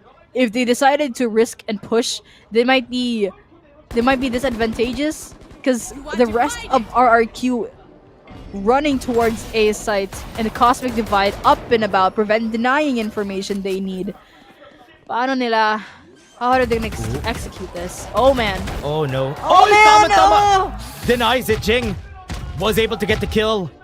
And right now, they know that somebody's at dugout. They're gonna try against something. Baka tamaan siya dito. That's good. At least with the cosmic divide, nakuha nila yung space. Right now, they're gonna try to go for the fake out. Hindi sila tatamaan. They have the blind side at the ready. May dimensional drip, but something is holding his ground through the smoke. Makikita siya dito. Okay, for sure. And with that, he was seen. And last one person dito, nasa Art. And Batman and Devi are gonna fall. And RRQ would take the match point. Will it be a match point on overtime, Dash? That's the question. Yeah. Oh man, great execution for RRQ. Just what I said, once the one man falls down, the rest will follow. I mean, Kushi, with an excellent placement to deny from planting. Grabe yung execution nila. Look at him. Jemkin's just very happy. Oh no. I think they can do this. Right now, PRX do have some guns and meron na tayong run it back then na naka-ready for Jing. Pwede sila dito. They can go for the aggressive push right up on A with the hunt. Alam nila kung nasan si Monyet. They're even using the run it back just to clear out on Link. They even have the Armageddon. Right now, denies Jing. Di sila makakuha ng maraming kills in RRQ are just looking to go for more. 3v3. They have the lockdown at the ready. Pwede nila i-break right now. And they are gonna be able to Kushi. A bit too early on that. Kaya hindi nila makukuha yung space na gusto nila. They have the spike again. And they were able to clear the A site. Right now, Batman taking some space. This is good. They're gonna be trying to go for the peak. Gets the headshot. Batman almost winning it for the team. But Jemkin, buhay na buhay pa. At dalawa silang natitira dito with the spike planted. 2v1. With the spike being down, the pressure is on. Look at their position. Oh my god. It's the Quite's pressure with Jemkin with 4 HP. Oh, there you have it. 2v1. Kushi. Just playing with his team. Uy! Try niya mag-swing. There you go! Went in for the bait and we're gonna go to another overtime. Oh man. There you have it. Dalawang overtime. Grabe. Yung Armageddon was a great placement. Good call. And si Batman, yung quick reaction, but it was unfortunately traded.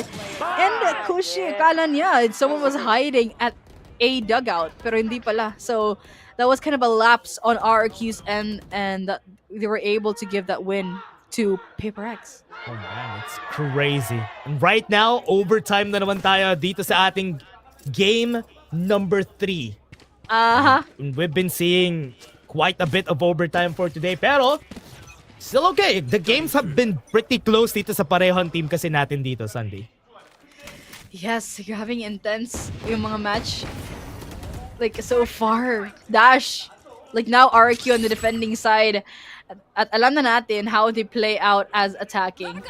They take things slow, pero nakita natin yung PRX some Forsaken setups to deny them from planting. Oh, they have no chance. No. Forsaken hiding and B-Hall. Pero he survives, and with a judge on his hand, will he risk? Oh, no. What a great use of that. Oh my RRQ gosh. taking down 3 kills with that. And a 2v4 is underway, and PRX, eto na. Naghahanap na sila ng push dito sa halls. Meron sila magandang line of sight on the side of RRQ kung nasan yung spike. Monyet at the back. He needs to fight against 2. But Batman goes on the other side, and hindi nila in-expect yon. They have the hunt at the ready. Tinry nila mag-defuse. Pero right now, Batman got the surprise of his own. And wala na. That's gonna be Davai losing the round for RRQ. It's just like split RRQ 13 and paired PRX with a 12. Another look at that replay. If they were able to, you know, be more aware of their surrounding, siguro makakuha sila ng another point. But so far, like that placement, like what you said, see RRQ just hiding in that area sa B main. That line of sight of the spike, because where you plant the spike matters. At nakita natin, it actually does matter. And, you know, it's just good call and good smoke placements for RRQ, for denying information for PRX. And now it's switching sides with PRX on the attacking side this time. And, well, it seemed like they're not gonna go for an aggressive route because it's gonna be quite risky if they give RRQ the win. True. Jemkin holding on to that operator. Meron silang information nakuha with that drone. Binalik nila si Monyet dito sa A side. And with that, they want to go for a B push. Dahil nakita na sila kanina but what they don't know, no information, no? Di nila alam na si Jemkin ay naka-operator and something will find out. He will find out once he swings. But that's really scary. This placement, Batman. Batman pa yung naka-find out. That's a great crash coming in from their side. Another one and something takes it in the face.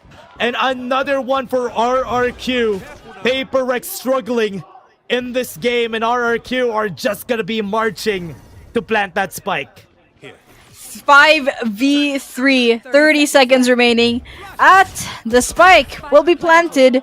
Paano nila ni RRQ? How will they be able to retake? And Cushy bringing one of PRX down. Now it's a 5v2 situation. Will there be a chance for PRX? Will this be a game win? Okay. Forsaken. Oh my goodness. Denying that. And RRQ. And there you have it. Oh. RRQ will be taking this win on map number 3. 14-12 at another overtime ang ipinanalo nga ng RRQ this time around, and this is gonna be hard kasi with what we've seen from this game, PRX struggled to finish it. Oo naman, pero despite the struggle, nakita natin yung determination at yung perseverance nila kasi you know, it was a really close call. Like yung mga highlights, nakita natin yung mga intense mechanical skill, yung mga abilities na pina-put out from here and there, but grabe yung mga clutches, mga post-plant, like how they were able to execute each round was perfectly placed for RRQ.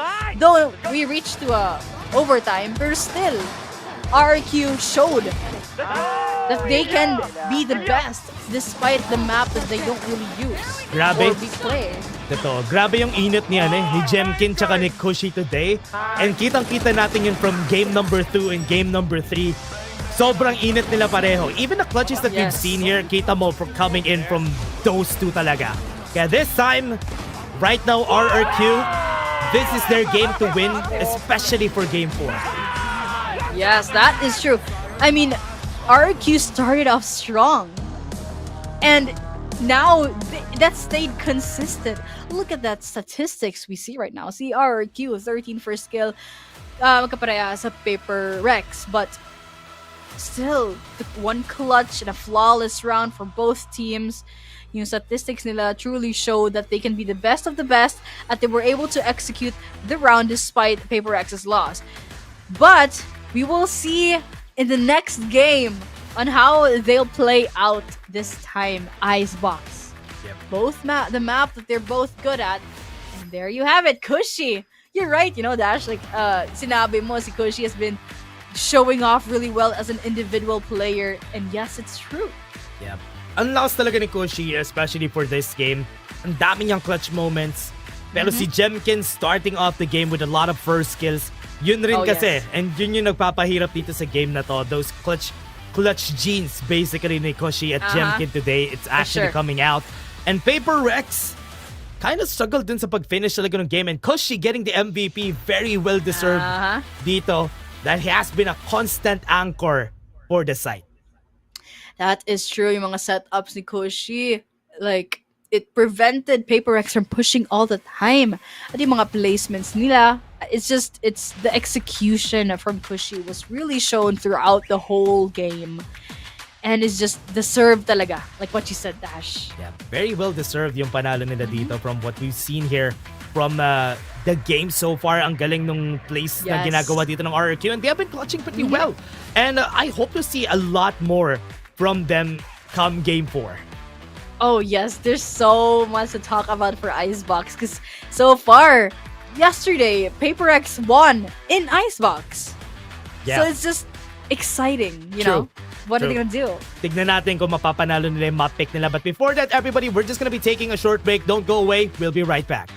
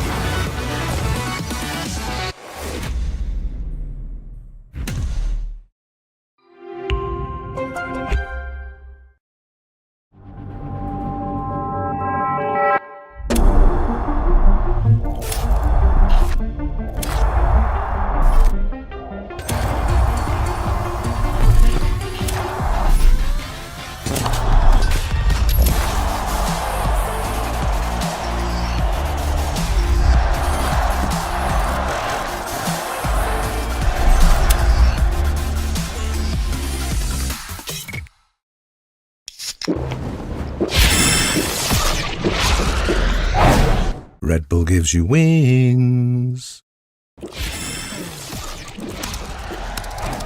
Red Bull gives you wings.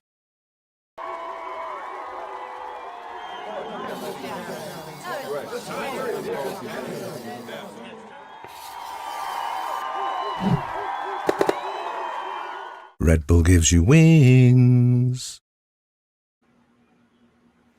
And nagbabalik na nga tayo dito sa VCT Pacific PH broadcast.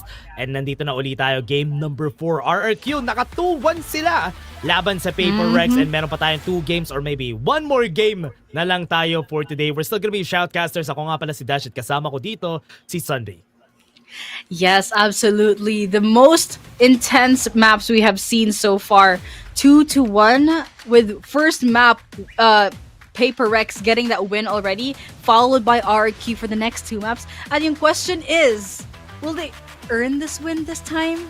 Or will RRQ finish this whole lower semifinals up and just get that win? That's true. Oh, actually, for right now, RRQ and even PRX, if ever kakatune in nyo lang dito, they're already qualified for Masters. Pero they're just fighting kung sino yung magka-grand finals sa kanila at lalaban uli sa Gen G. Pero this time, 14-12, kitang-kita nyo yan ha, dalawang overtime na agad tayo dito sa ating map number 2 at map number 3. Icebox is where we go next and PRX, sila yung pumili ng mapa na to.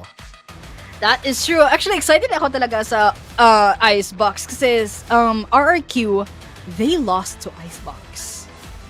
And they always play Yoru for Icebox.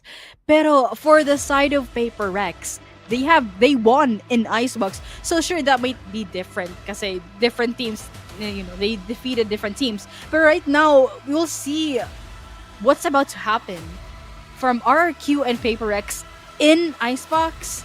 So this is gonna be this either will be a long day or will be a quick day.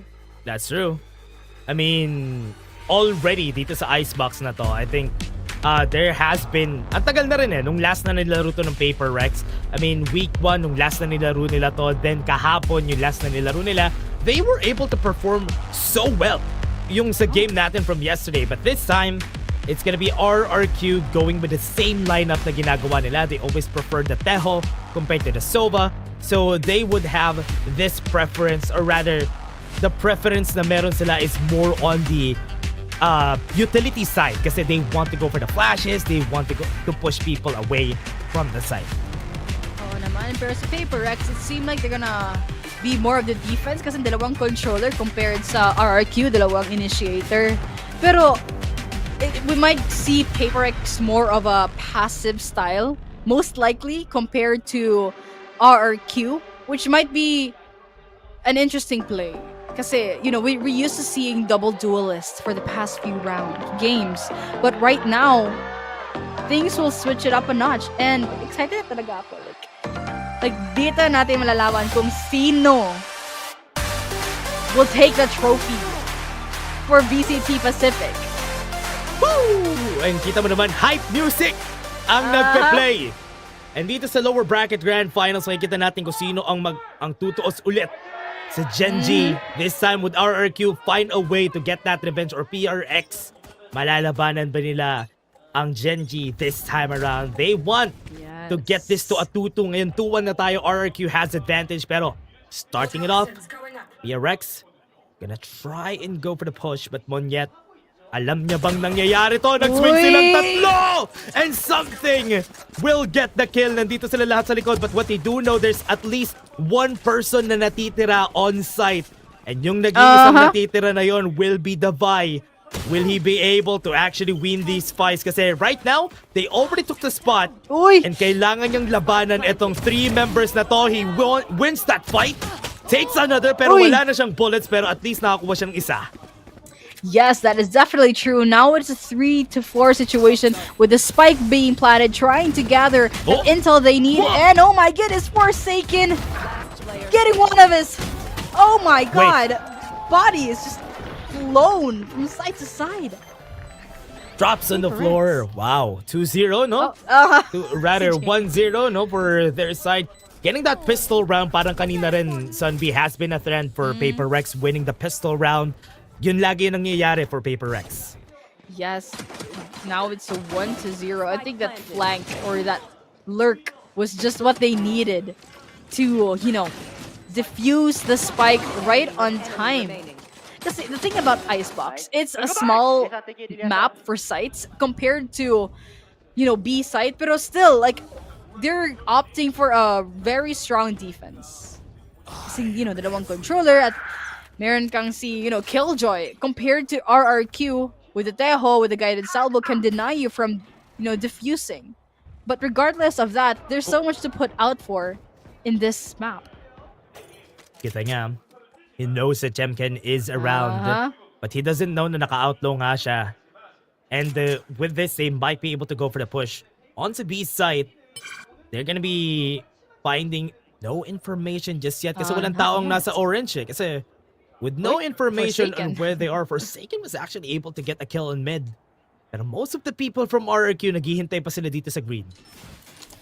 Patman still going with the Viper as what he said from yesterday. Trust me, guys. I'll be Viper. Yeah. And hopefully this will stay consistent for this game. But RRQ, parang mag-rotate sila towards A, or will they actually commit to B? Kasi yung toxic screen placement really gives it away. It prevents you from information, and it is true. Like, look at their positioning right now with Monyet staying on B habang sa mga ibang team nila are opting for a free site. Yep. Akala nila they're going to B, but no, they're not. And now it's left with the three of them. What a bait. planting. Nice bait coming from man. RRQ. Nakita nila, or rather, narinig na nila na nakapag-plant na yung spike. And what they don't know, no information na merong outlaw itong si Jemkin, would be very destructive if ever mahanap niya yung isa. Pero right now with the paranoia, nakita na nila, narinig na nila, PRX ready for that push to happen. Monyet na nasa likod, hindi pa rin nila naririnig, but Patman at least is very well aware na nandun siya. And he's gonna be swinging it. Cushy gonna fall something. Was able to kill him. And hinahanap na nila yung isang natitira, and Crazy Guy just go down, and that's PRX taking another round.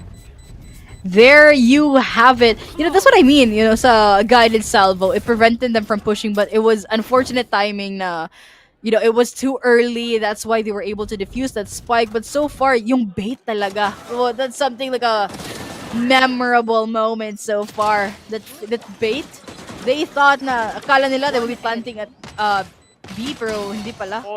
I mean, A rather, but it seemed like they actually committed to B. Placing swarm grenade. It's all about execution and proper call-outs from your IGL. Yep. And RRQ, right now they have guns. They don't really have the best guns, even for Crazy Guy. Pero still okay. They can work things out. And while I'm saying that, napatay na nga nila si Jing, and something won't be able to get that kill that he's looking for. Konti na lang. Backs off the backside. Makuha ba niya yung kill against Crazy Guy? Goes in for the swing. The Vi gets a headshot. And they're taking over the place. But right now, they still ejected the members of RRQ out of A side. You gotta look out for it once the controllers have been using their abilities. Because, it prevents you from pushing and getting that information you need. Pero si Monyet, it seems like something. He knows where something is, but hindi niya alam that something has already crossed over that boundary. But Monyet is just... No, Patman is just staying in that area. Just in case someone rotates. But look at that. Hindi niya alam na saan si Patman, si Jemkin. Hindi niya alam. He doesn't even know if the agent is even there. Getting information on the rotation, sobrang importante talaga yon. And that's why we're seeing Patman just holding on to the back and giving zero information. Di nila alam. They're losing a lot of time, so there's no choice but to go to A side. And alam rin yun. I think it's communicated already from PRX na papunta sila on that side of the map. Tries to go for the swing, wala ng HP. Monyet taking the wins for the team. And now they're looking for the clutch here, Patman. He got information kung nasa na siya. So with this, he needs to cross the toxic screen. And this is his toxic screen. And with the alarm bot alarming them kung nasaan itong si Patman, they know that he's running around maze. But will he be able to get the surprise on Monyet? Didn't get the kill, and that's RRQ taking the round. Exactly. Patman's own lineup just was used against him, and now it is a 1-2 take a look at that replay. They had little time left, so wala silang choice but to push out, and it did work. Kasi yung, they were quick with it and took PRX by surprise, and it's what they needed for RRQ to secure that round with the victory. And now we see something with an operator once more. It's gonna be quite dangerous, actually. Boom. Okay. First shot. Some noise. Turret lahat. Yung tinamaan ni something. And with that, kala ko makakuha pa nga siya ng anything else. Pero so far, with what we've seen, getting information with a 0 point kung nasaan, or rather kung meron ba. They even have the null command at the ready, pero something wala siyang nakikita just because of that toxic screen na ginamit nila. Somebody's very close, but something there we go. Gets the kill on Jemkin. And then, good start for the side of PRX. Armageddon is also ready to be used. Gotta look out for that on the attacking side. What and a Cushy! Wow. Those trades. 3v2. Armageddon online. Tries to get one, but there he has it. Monyet cleans that side out. 1v1. Yeah, alam, they're circling around, parang ring around the rosy. Oh no! Narinig niya. Nag-shot si no. Monyet. Oh no. Nakita mo siya with the headshot. Actually gets it. What a bait from Monyet. Oh man. The noise just gave it away. But so far, it's 2-2. A Red Bull clutch talaga. They were circling around, made some fake noise, and because of that, Monyet is on a roll. And the Armageddon was a good call as well. Kasi, it prevented them from pushing, and there's so much more that happened in just a matter of few seconds. What a Red Bull clutch coming from their side. Now, this time, PRX kind of looking for ways around the map. Yung execution nila dito for A side, putting a lot of people on belt para clear out yung place. Found out that the first taken is at Maze. Pero, kind of looking for a spot here para sa side ng RRQ. Pero, they are still trying to get something.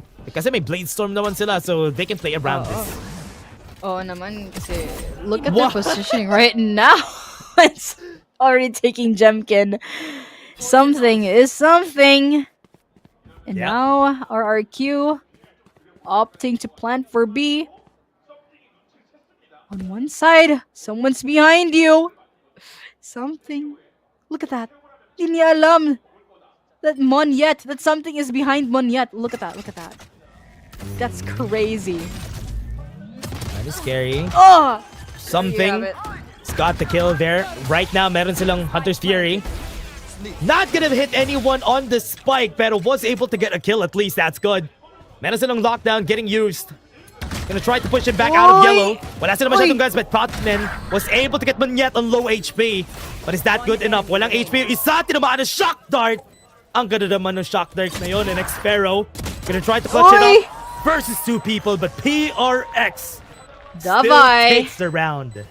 It's a neck-to-neck situation. Is it gonna be like for the past few rounds, Dash? Di ko alam, pero sa feeling ko, it's gonna be just the same. We might get an overtime na naman. Because these two teams have been excellent. Individually and as a team. Nakita natin yung teamwork nila, yung synergy, and how they blend well together as agents. Pero grabe. Yung great call. Yeah. And the Hunter's Fury as well. And the Shock Dart. Takes two? Was it two or one? At least dalawa ata yung napatay ng shock dart niya. Yeah. And with this, from what we've seen from PRX, it's looking like naghahanap sila ng ng kill. Oh, something. Gets it. That's good. PRX looking for more. Maybe may makita pa silang isa. Ito si Koshi umaangat-angat. Diretso sa pipes. But he will not know. Sayang yung flick niya kung actually, tumama siya. That's why Koshi is in 20 HP. Oh. Without Jemkin already. Now it's like a 4v5. And his ultimate online. But tries not to push. Pero I agree with what you said, Dash. Like, it seems like PRX is looking for a kill. They're out for blood. Ooh. No info. You have to say bite. Meron pa sila ditong spike. Haven't planted it just yet, pero they're still inside the Viper's pit. Right now, kailangan nila mag-back off for a bit, take some time. Pero hindi nila mahanap kung nasan si Patman. Kanina pa siya kumukuha ng kill. And they need to kill him somehow! At least nakuha nila si Patman, pero Patman already did the damage. Tatlo yung napatay niya against RRQ. And now Defy is just gonna be buying some time here for the team. Maybe makita niya dito na mag-pass through sa hut. Pero this time, I think PRX is not gonna let them have this. Not gonna let that slide. X-Pharaoh slowly making his way. Meron pa ba siyang time? 12 seconds, 10 seconds, pwede pa. 10 seconds left. Pero Actually, bilisan mo! Jing! There you have it. Jing with a fast skill, fast-paced action, dash. No pun intended, but... yeah. That's true. Pero with what we've seen from there, no, from sa ginawa nila dito for the side of PRX, Batman really played a big role. Oh yes. Para manalo sila dun sa round na yon. The kills that he had, very important talaga. And hindi sila nakapag-plant kasi sa B because of his clutch on B side. Yes, that is true. Now it's a 2-4. Doing pretty well now for the side of PRX. And RRQ, it's quite struggling paano nila mag-push or to execute to plant the spike. And there's a lot of things going on too for the mga setups from Defy. And the toxic screen, great timing. But they're pushing that quick enough already. Planting that spike and Forsaken. Ooh. 3v3. Defy! One enemy remaining. Come on. X-Pharaoh, what is he gonna do? And that trade, there you have it. PRX, another point on the board.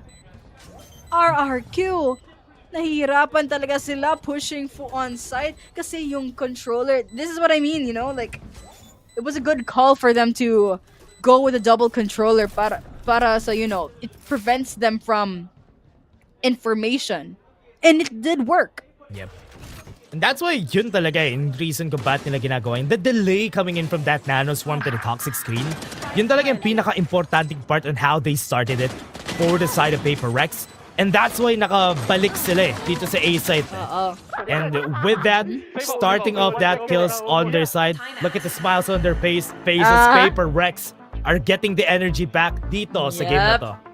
Finally, and a timeout being called for RRQ. Daming nila masasabi with what just happened. There was so much that happened in just the past few minutes.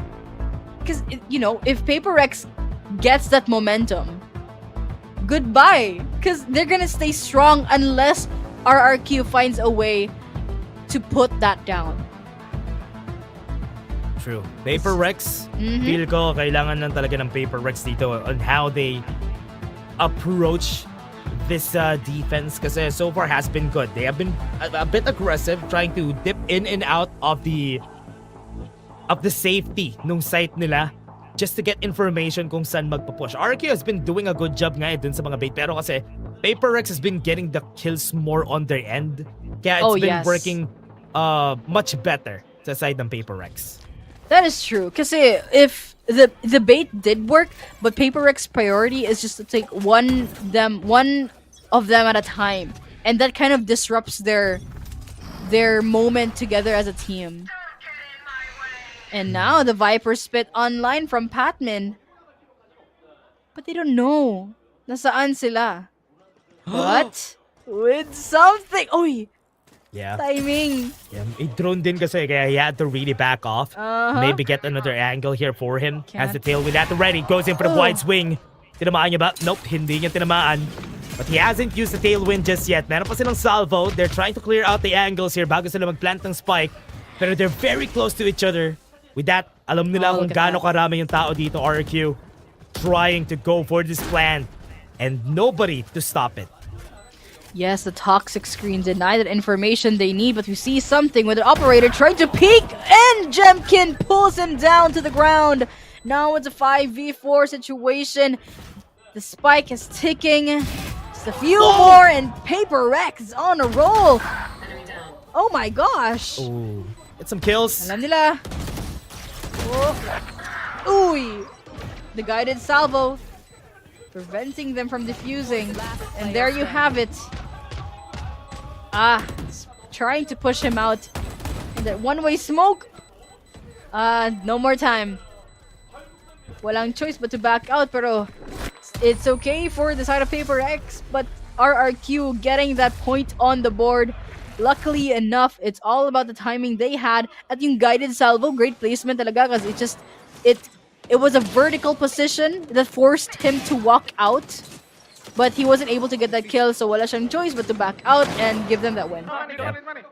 They were really looking for those spots here for their team, and yun na lang talaga hinahanap nila. RRQ being able to get that plant is the first important part para sa kanila, and taking down the operator holder for PRX is a good spot to be in. And after that, it really just went well. The trades were there, kaya nakuha ng PRX, or rather ng RRQ yung win na yun. Something still holding, meron silang drone very early on. Something gets the kill.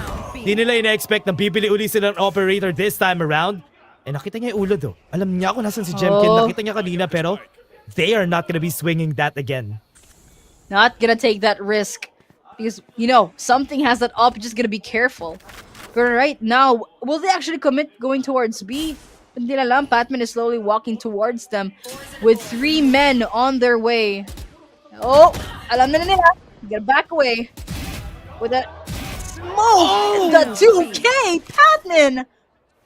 What was that? Lolo. Sa kabila, hindi na nakita. Oh no. Look at that. Wait! 3K, Patman, 4K! What? Another 4K from Patman, just like yesterday. He stayed committed and consistent. True. And not even just yesterday, even today. Ginawa niya rin to against RRQ. And Patman in Icebox Deja vu has been getting a lot of multi-kills para dito sa ating game. And that...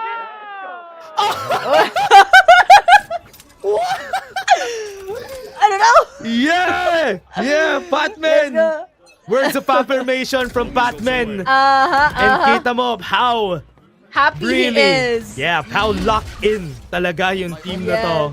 And PRX really looking to get this win right now. PRX waiting for the push from RRQ. Wala na silang guns. Only Cushy has a gun for the team. They're waiting for the push with the drone. Nakita niya ba? Nakita siya ng isa. Something. Does have the tailwind. Pwede siya pumasok. Saktong-sakto pa yung timing. Waiting for it. And he might be able to get more with the flick, pero it doesn't work out. Crazy guy going crazy with the 2 flicks na meron siya. And they're working for more Javai. Wants to finish it. Nasa maze na sila. And Crazy guy goes in for the swing. Gets a 3K. And this should not be disclosed, pero Crazy Guy has been activated, pero PRX would still take the round. A close call for RRQ. And it seemed like PRX is doing amazingly well for the defense side kasi for the past few games nakita natin as defenders nahirapan talaga sila. Pero right now, they've been on a roll. It seemed like Icebox is PRX's top map. Yep, it's their favorite. And we can see it. Nakikita naman natin how they're just gonna be performing in this map. And kita mo naman how good they are. But right now, Crazy Guy, Armageddon is available dahil nga sa mga kills niya from a while ago. But they still have an Hunter's Fury if ever ma-push back sila dito sa push nila sa A. Absolutely. And they have something has Blade Star in his hand, so it's not kind of a risk if he does lose that. Devi! Bodies being thrown out here and there. Now it's a 4v2 situation. The spike has not been planted, but we have a few minutes remaining, and it's okay. They're just gonna opt to back out. Seemed like they might go towards B, but no, they won't. They have no choice because Sissy, Patman, lurking towards A. Oy. Surprise! There you go. Natrap rin siya. And also, Monyet, nalaglag kasi siya. So they had no choice but to take the fight. Kasi he had to cross out of main. And dahil they didn't really have the tools to fight against it, look at this. Mamaya sa replay makikita nyo. Si Monyet, look at his positioning from a while ago. Natrap siya dun. He had to go and peek it. Kaya he died. Pero again, look at that. Paper Rex. 8-3 dito sa ating first half. Yes, that is true. And si Crazy Guy, wag natin kalimutan, yung Armageddon niya, it's online. It's gonna be very beneficial to push Paper X back if they proceed to plant on A or B. Pero, hindi na alam that Crazy Guy is trying to gather information they need. But the rest of RRQ remains near A. A nest? Almost A next or A belt? Yeah. Look at that. Whew. Get zero information, Forsaken. no? From a while ago, and this time RRQ gonna be pushing right out of maze. Pero dahil wala silang information, there's only one person on screens. Forsaken narinig niya yun. He heard the footstep. That's not good. Recon Bolt ibabatingin na. Jemkin knows he's kinda close. Tries to clear out screens, pero they still have the lockdown on hand, so they are just gonna be taking this site for themselves. Tinamaan niya isa. Gets one more and Monyet falls down. Jemkin muntika na siya mamatay with a Hunter's Fury. Pero this time, Crazy Guy has been seen by Batman na nasa likod. He has been performing so well dito sa mapa natin. And Paper Rex are taking over the space. 3v1!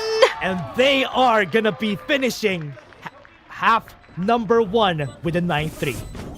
That is absolutely true, pero sayang talaga for RRQ. If only pwede nilang gamitin yung Armageddon ni Crazy Guy, things might have changed to push them back. Pero still, props to PRX that they were able to secure that round. Kasi yung perfect call for the Hunter's Fury. Kasi yung, so far, they've been planting at default. So alam talaga nila na saan sila nag-plant sa spike. And the Hunter's Fury was just easy to determine where he was. Yung mga let's go nila talaga sobrang insane na mga let's go nila. Talagang pure intensity yung mga let's go dito from the side of Paper Rex. And kita mo naman their performance in Icebox, even though na it's been a while that they played this. Dahil kakabalik niya nga lang on the competitive map pool. What do you want to see again? Uy, new overtime record. Or cosplay walkout. Ooh. Good answer, good answer. Okay. Ayaw think we namin want ng to new see an overtime overtime. record, yes. Please. Yun ang cosplay nila. Okay. They're choosing for a cosplay. Okay, they didn't want to experience another overtime. Imagine 2 overtimes in a row. Nobody wants that. Nobody wants that. Yep. Even us, Dash. Totoo yan.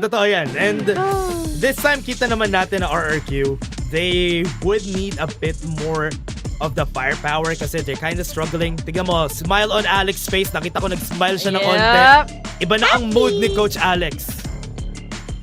Yes, the confidence is up and about for Paper X, and they're doing pretty well. And this time, Paper X is on the attacking side, and we're gonna look out for that. Kasi we might see something aggressive or passive, but still, they have what it takes to be aggressive. Yeah. They can work around it. And they can slow it down anytime they want then, no? And that's what's great about Paper Rex. Look at this. As I'm saying, slow down sila. Hindi, naghahanap lang sila ng maybe magpipeak. Have the toxic screens at the ready. Hinihintay nila mag-throw down. Ito, diretso sila sa garage. RRQ, oh no, they're not ready for it. Actually, they are. Something. Kita niya na kung nasan sila dalawa. Was able to get one more. At least gets the trade. Good na yun for the side of RRQ. They were able to clear the spot, but Patman waiting for the retreat. Pero may makikita pa siyang isa dito, si Kushi, already on spot, but he's holding on to yellow. Paper Rex. They're waiting to cut out the rotation na meron kasi the VALORANT. Xpharaoh hasn't rotated yet, so they have man advantage dito sa spot na to. Tingnan mo si Patman. Hindi na alam, but gets that kill already. Now it's a 3v1 situation. What? And si Xpharaoh malayo pa siya, pero pwede pa yan. Hindi nila alam nasaan sila. And we can see Xpharaoh slowly making his way. But Patman cleans that out kasi alam nila talaga where they might appear. Grabe ka na, Patman. Grabe talaga si Patman dito sa game na to so far. He has been consistently performing pretty well for the team. And right now, I think RRQ is looking to maybe find a way to swing the things back in their favor. Kasi pag naka-9... Patabi! Love that. Oh my What God. is that chant, no? Oh, man. Love that. And kita I mo, love how we just listen to it too. yeah, PRX just really getting back in shape dito sa game natin. They And you needed can see that. it. You can see it for Paper X. And with this, look at the confidence. Mabalik na sila dun sa aggressive pushes na hinahanap natin from them. And Jemkin getting really close. Get information. Nakita nila kung nasan si Jemkin. Goes in for the swing, but Paper X still are the ones winning dito sa laban natin. They have good spot, but the trades are still working in favor of Paper Rex. But Kushi waiting for it. 2v1. That is still an 11-3. And they got round number 2. Oh man. 3-11 already, Dash. That early compared sa last few games. Grabe ang bagal, pero ngayon lang madali lang kasi it's just they were taken by surprise from Paper Rex's aggression. Because they might have think na dalawa silang controller siguro. Like they might be taking it slow, pero no. Sometimes they take it slow, pero sometimes they don't. So that's why parang na-confuse ang RRQ. Like, what do they really do? And it seemed like they have a hard time like reading their mindset or their playstyle. So for 6 consecutive rounds na yun napapanalo ng Paper Rex dito. And RRQ needs to find a way to stop itong consecutive rounds na naipanalo nila. And they might be able to have a problem with that. Pero Patman nakita na siya pero they don't have information where he went. Might have dito sa screens. And he's making sure na uncomfy yung members ng RRQ na nandito sa side. But Patman gets one. That's good. And that's a backside Patman. Distracting the members of Paper, or rather RRQ. And Crazy Guy had to go and defend his spot. He wants to go for this 1v1, gets one more kill. Jemkin falls down, and Paper Rex will be taking this round. But yet, on a 1v3, mag-isa na lang siya. And they are gonna go for the swing, Patman. Malapit. Baiting him. At least kailangan niya i-clear muna si Patman bago siya mag-clear. And the 5 falls down, goes in for the white swing. And Patman siya ang nakakuha ng round na to. Yes, a great call for Patman for sneaking their way and just baiting RRQ, playing with their minds. And because of that, nananalo sila another 1 point. Look at that replay. One enemy remains. Grabe yung mechanical skill, very disciplined. Look at Patman. Like the timing and the wide swing. Patamen! Oh man. Gusto ko yung battle cry ni Patman dito for Paper Rex. Now, match point for Paper Rex. And right now, RRQ would be looking to find a way to break itong consecutive win streak na meron ang Paper Rex. So far, it's been quite a struggle para sa RRQ na maka-comeback. But they need to try and finish this. Or rather, think about the next game. Look at the smiles here from Paper Rex. Smiley. Look at them. Their confidence is up and it's just what they need. Si Mind Freak natutulog, oh. The Mind Freak. Nag-amimir. Pagod na daw siya. Game 4 daw kasi. Ay, Game 5 yung daw kasi. overtime. Inaantok na si Mind Freak. Pero still, grabe. I think it's gonna be quite difficult for RRQ to push back or get back on track. Kasi 3-12, 3 is far na. Unless they're gonna pull something miraculous na they'd actually pull this off. Scanning ahead. That's a nice arrow. That's a nice arrow, babe. Honestly, that's true. Kasi they already thought most of the members will be pushing on A side. They're using all their utilities right up on mid.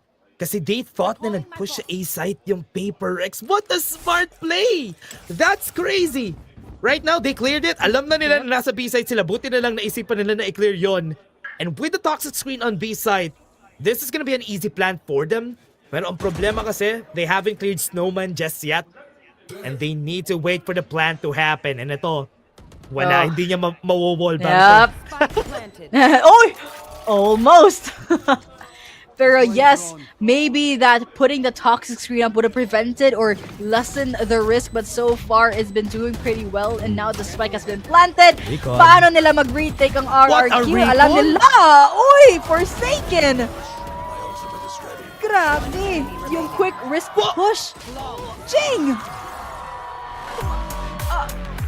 What? What a win! Game 4 has been taken by PRX. Almost the same dun sa Game 1 win nila. Game 1 and Game 4. What a great performance. 13-2 yung Game 1, 13-3 dito sa ating Game number 4. And you can see the confidence brimming dito sa members ng PRX, and they are back in the game. Yes! An amazing comeback. Like, it just started from the first map that they won, and for the consecutively 2 games they lost, but right now they are back on track, and that the pressure is on for both teams. Just isang win na lang for the next game. Enemy remaining. We will determine who will be competing against Gen G. What? Look at that highlight. What a great game, no? Kita mo naman ang daming clutch moments ni Pacman dito sa game na to. So, this is a good highlight talaga sa kanya. I mean, in Icebox, playing that Viper, he had a lot of clutch moments, pero I think something was still able to top him when it comes to the frags. Oh, yes. Kinat nila! Kinat nila yung words of affirmation ni Pacman dun, ah. Pero, wow! Like, I'm gonna go back to Patman's mechanical skill and very reliable.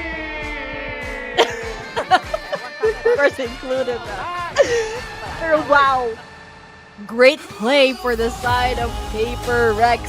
They definitely needed that. And 13 first kills for PRX. That's and true. 2 flawless victories. That is crazy. Yeah, and again, post-plant 4 out of 4 kasi ilang rounds nga lang rin naman sila napunta sa attacker side. And what a performance coming in from PRX dito sa game natin, no? The games they win it hard.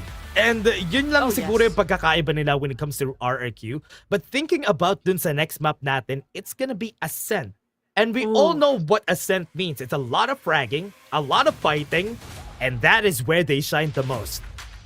Yes. Oh, we can see something as the MVP, followed by the rest of his team with insane statistics as well. They performed individually so much better compared like from the last few games that they quite struggled, but right now it's just they're back. They're back, Dash. Yep. And mahirap kasi dito if ever hindi activated yung mga star players dito ng RRQ. They're not gonna get that spot. But something, getting the MVP, very well deserved dito for the team. Especially on the defense, performed so well dito sa game natin. Oh, yes. Yeah, and with that up on his hand, denying that, push from RRQ was just great calls talaga. And because of his, quick-paced action or quick reaction, he was able to, bring them down one by one and just taking them by surprise is just phenomenal. Yep. And yun na nga, nakita naman natin, this game has been really great so far, especially for both of our teams. Nandito na tayo, 2-2!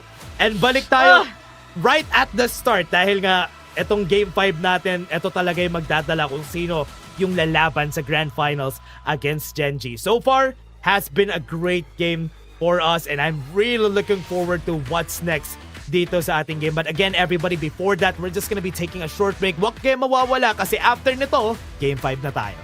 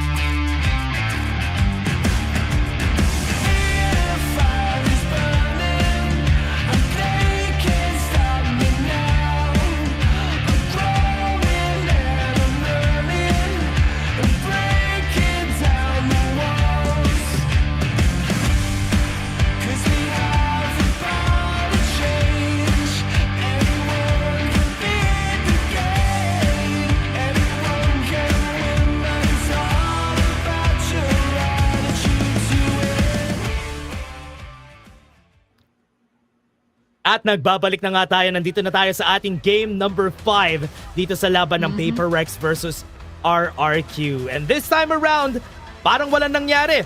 Best of 5. One game. Itong one game na to yung magiging rason kung bakit sila makakapasok sa grand finals natin for tomorrow's games. And again, we're still gonna be your shoutcasters. Ako nga pala si Dash at kasama ko si Sunby. And Sunby, what do you think about this next game?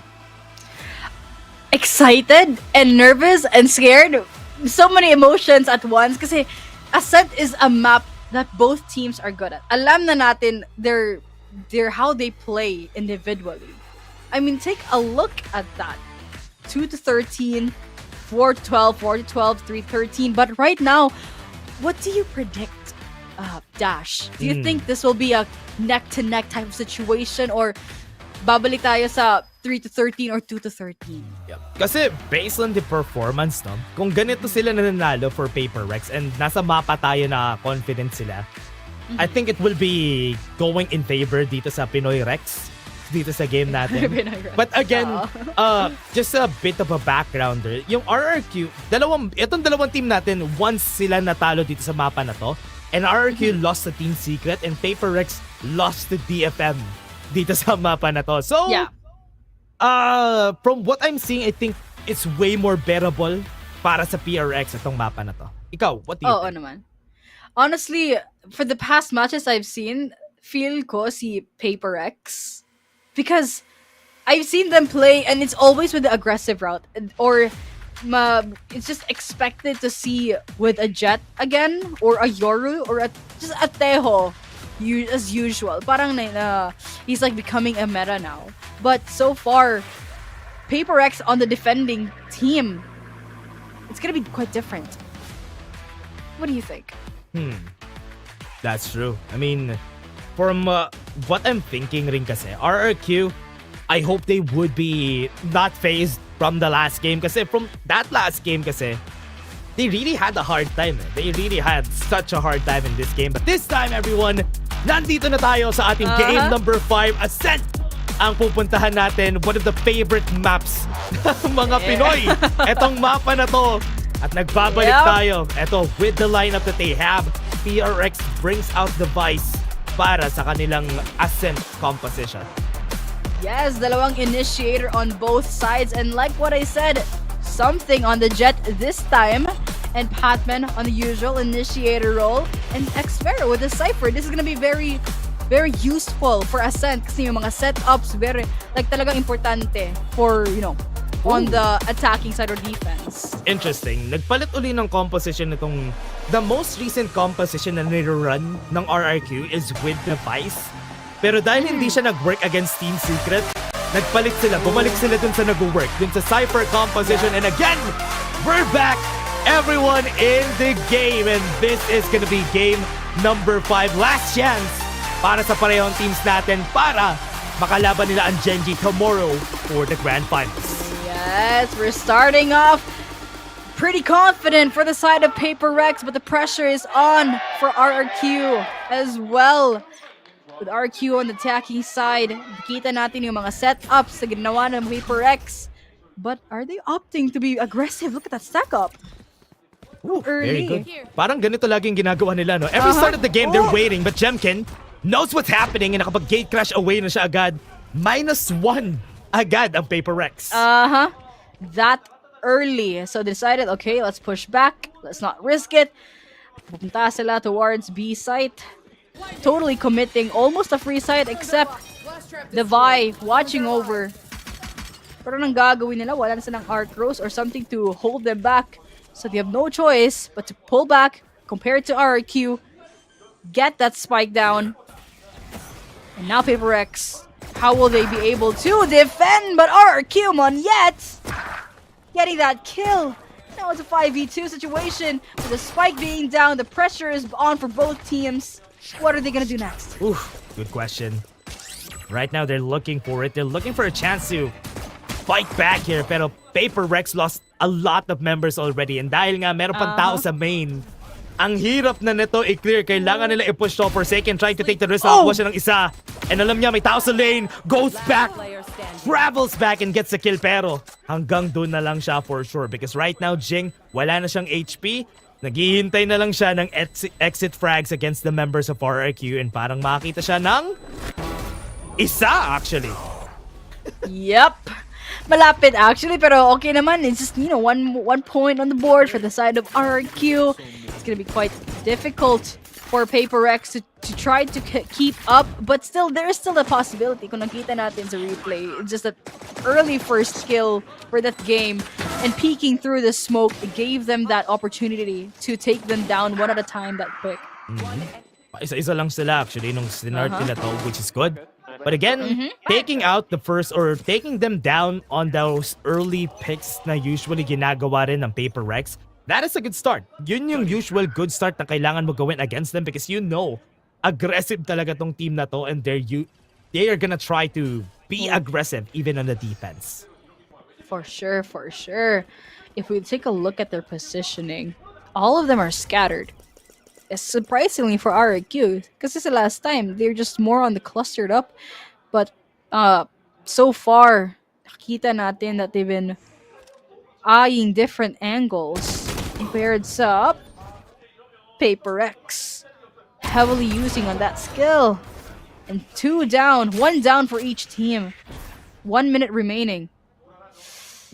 Something with that outlaw.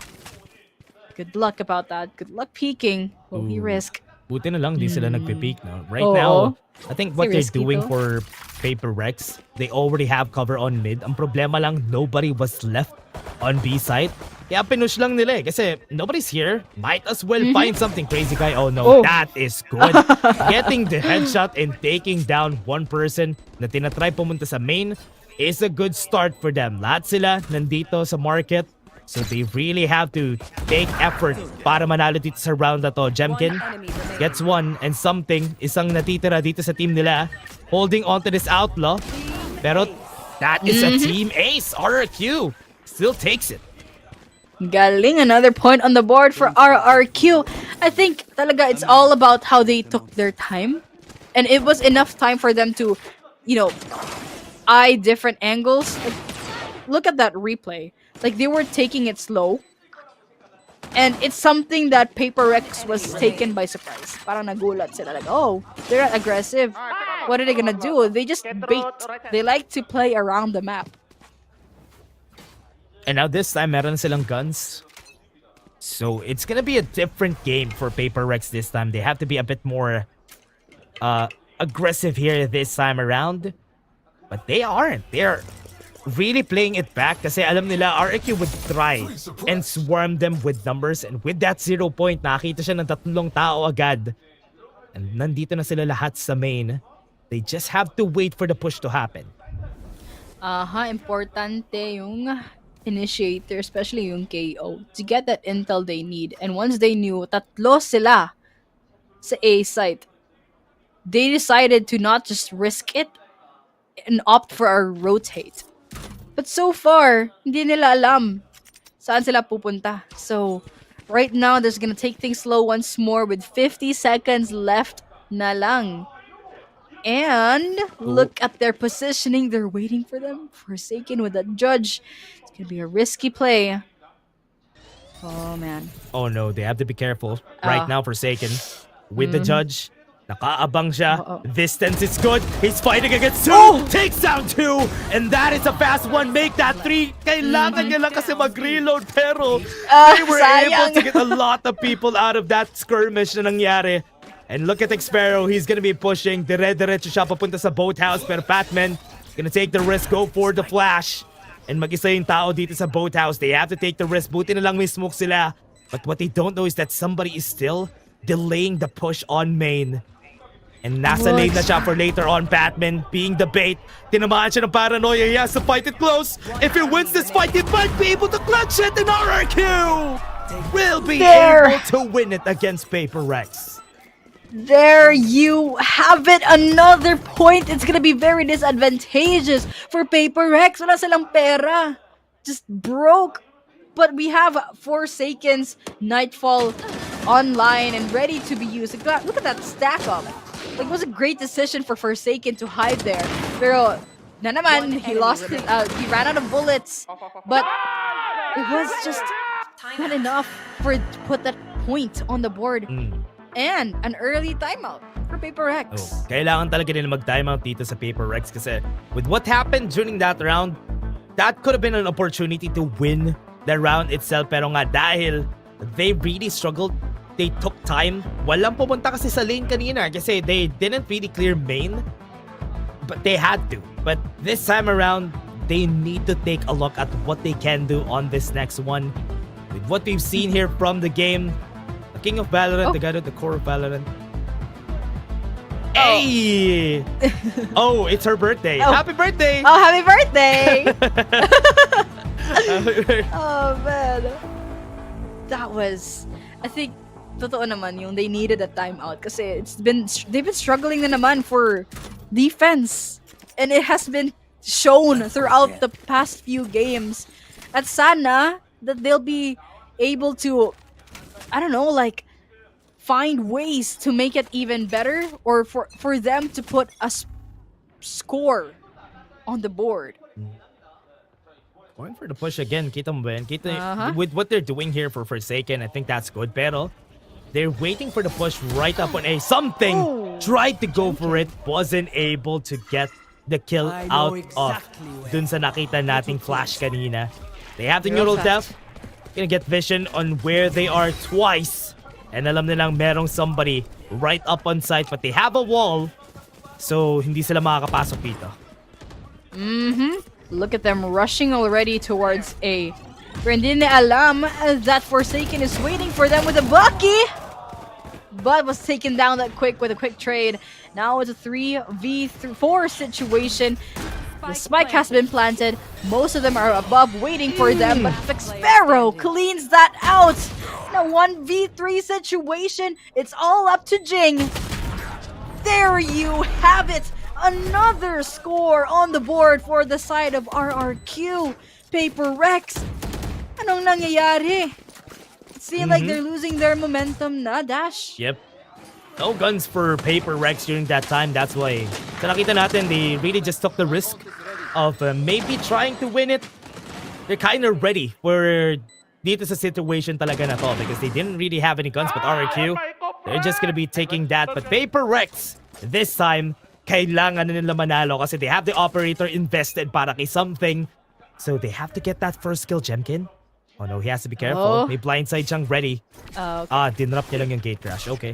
He doesn't risk it, but Dimensional Drift is online trying to get some information they needed. And it did work. Trying to put a TP.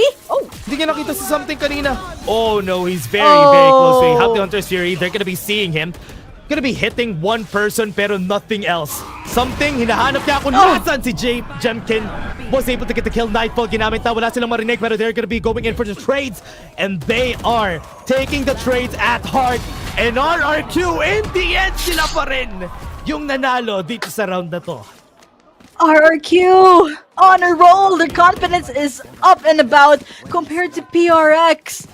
Nagsa-struggle pa din sila. If you take a look at that replay, there's so much going on at the same time that they weren't able to clutch that round.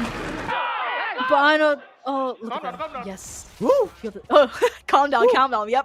Crazy. We need them to calm down, to maintain their composure. But as of right now, they've been going pretty well. And if they keep this up, we will get to determine sino compete against Genji. Yep. 0 point. Ginamit na. Sparrow has been found out pero hindi nila alam kung gaano sila kalapit. Forsaken, gonna be the sacrifice pero something, meron siya kasing tailwind so I think this will be way, way better. Nakita nila with the Prowler, binato nila yung paranoia kanina but they're playing around the cage. Something doesn't know where they are. Wala silang information but the Seas wasn't able to hit anybody but Sparrow gets the headshot on them. They're looking for the trades. They're gonna be swinging this. They're gonna try, but Crazy Guy is going crazy with the 3K. Make that 4. And what kills coming in from RRQ? Oh my goodness! He truly went crazy, without a doubt. And look, take a look at that replay. It's slow. It was slow at first, pero next few seconds, the kills are coming in. And that will be beneficial for the next round kasi his Armageddon is online. It's going to be very advantageous for the side of RRQ. And now it's a 6-0. It's unfortunate for PRX. They're opting for a forced buy na naman. And with an operator on something's hand, they can't risk to lose. Oh, look at that. Tripwire. Kasi alam nila si something, he's gonna go updraft. Yeah. I think it was a lesson learned. That's true. Round number 7. And this time with the operator onto something.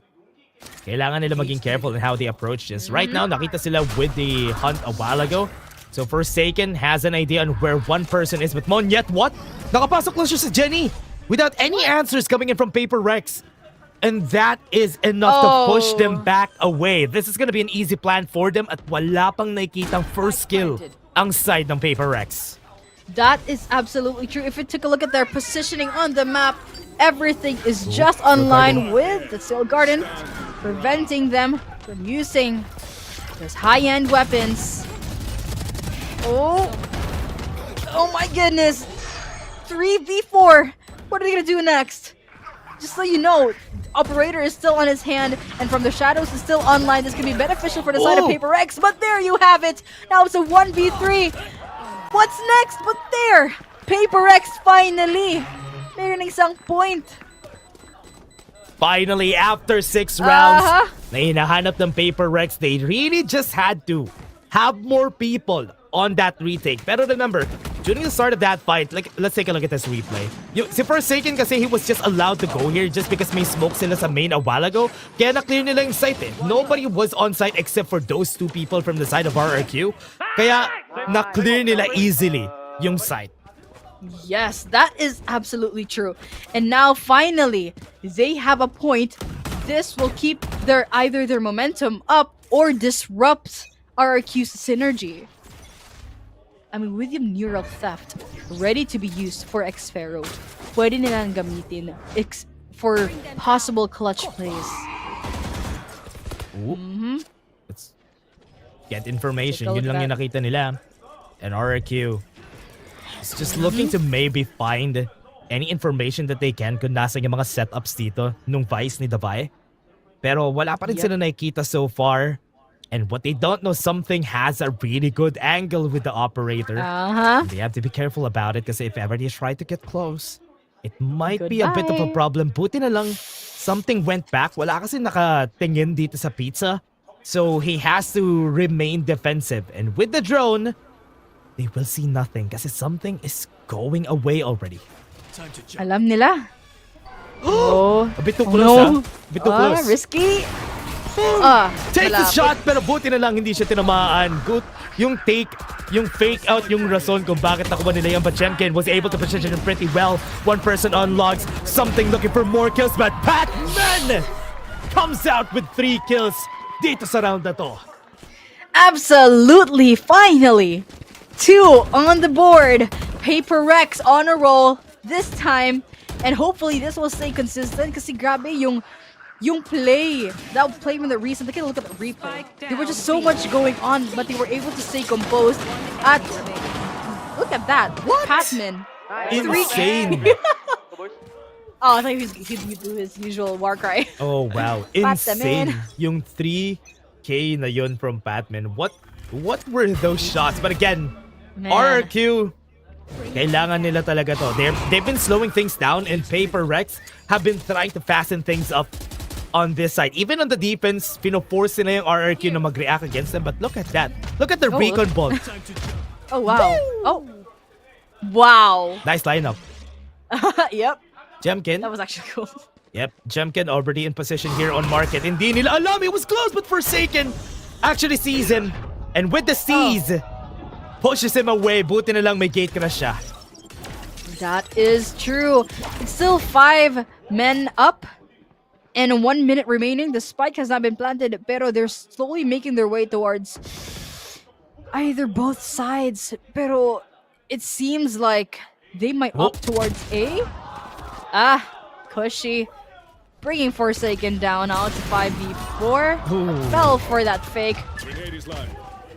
The guided salvo.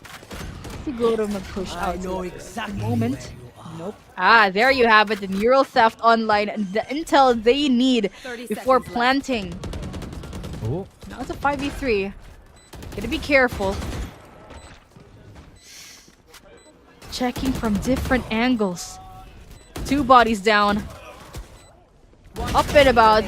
2v1. Devi, it's up to you. Will you retake this swiftly? Or fall like the rest of your team? You're hiding right behind Nice there. A great play for the side of RRQ. 7-2.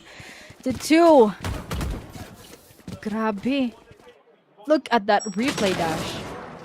Akala natin they'll be pushing towards B site pero hindi pala A site rather, pero they actually stayed committed to B for RRQ, and Paper Rex kind of struggled defending. Yep. Parang na-overwhelm sila or hindi nila alam talaga saan pupunta or like what to do next. That's the thing about their confidence. Once they've been getting consecutive losses, the same goes for winning. Yep. It can affect their morale. That's true. And that's why RRQ has been getting a lot of wins here. That is very great. But again, Paper Rex, buti na lang meron silang economy from the past few rounds that they've won. They still have one chance dito sa laban natin. Dimensional Drift. Yung Jenny. Meron sila nakita dito sa double. Hunter's Fury is gonna get used. Pero, ibibait out nila to. Patman was the one who died dahil siya na lang yung nag-iisa sa Jenny. But Monyet gets one more kill at the top. And nag-iisa na lang itong si Something. Tries to go for a swing here. But it is a 3v5. Still a fight that they might be able to win. Pero nag-back off na sila because they invested too much dito sa round na to. It seemed like they're gonna opt for a save. Kasi if they lose this round, kawawa naman yung credits nila. Wala na silang credits. Pero yes, they're gonna give that point to RRQ, unfortunately. I think it was honestly about the dimensional drift na ginamit ni Jemkin. Kasi it gave them that intel they needed. And because of that, the Hunter's Fury was executed perfectly. And there you have it. 8-2. Just a few more before we determine if RRQ will be competing Genji tomorrow. Looking for it. Hunt gets information on Crazy Guy, pero wala naman sila makukuhang kill dito unless makita nila sa Something, pero it's looking like it's not gonna happen. 8-2. Sobrang laki nung gap nila against Paper Rex. And timeout is gonna get called here by Paper Rex dahil nga naman they weren't really winning a lot here and they need to change the way that they approach this defense. Oh, this is gonna be their last timeout. So they're gonna make everything count. Look, I mean, take a look at their... Like, it seemed like they're pretty down. It's like they're stressing out what to do next. But still, it's just when it comes to defense, parang nahihirapan si Paper Rex. Kasi Ascent is such a very OG map, you know? Like, we went through a tutorial for that. Pero, you know, it's so far. Nakita natin yung kahirapan for the side of Paper X. Pero the question lies here this time. After this timeout, will things change for the better or for the worse? Good question. Right now, I think Paper Rex really needs to think about how they approach this next. Kasi RRQ has been doing so well in this map, especially on the attacker side. Talagang Paper Rex kasi they've been trying. Tinatry lagi nila na maging aggressive, pero RRQ has been understanding the value of just waiting. The patience that they have has been rewarding them a lot in Something. He's gonna get a lot of people here. That's not good. Cyber Cage is gonna get used. He has to dash away, and Forsaken gets taken down pretty fast, and hinahabol na siya ng members dito with the fake out that they use because she waits out. And that's why nabuhay pa. Something is gonna try to maybe get 2 more, pero hindi niya makukuha yon. 2v4. Last 2 members standing for Paper Rex, and this is a gun round, remember. Next round, they have to force buy. Oh, just one more. Alam nila where he is. It's gonna be quite risky. Jing with that Sting Bulldog. But there you have it. Jing immediately taking Xfero down.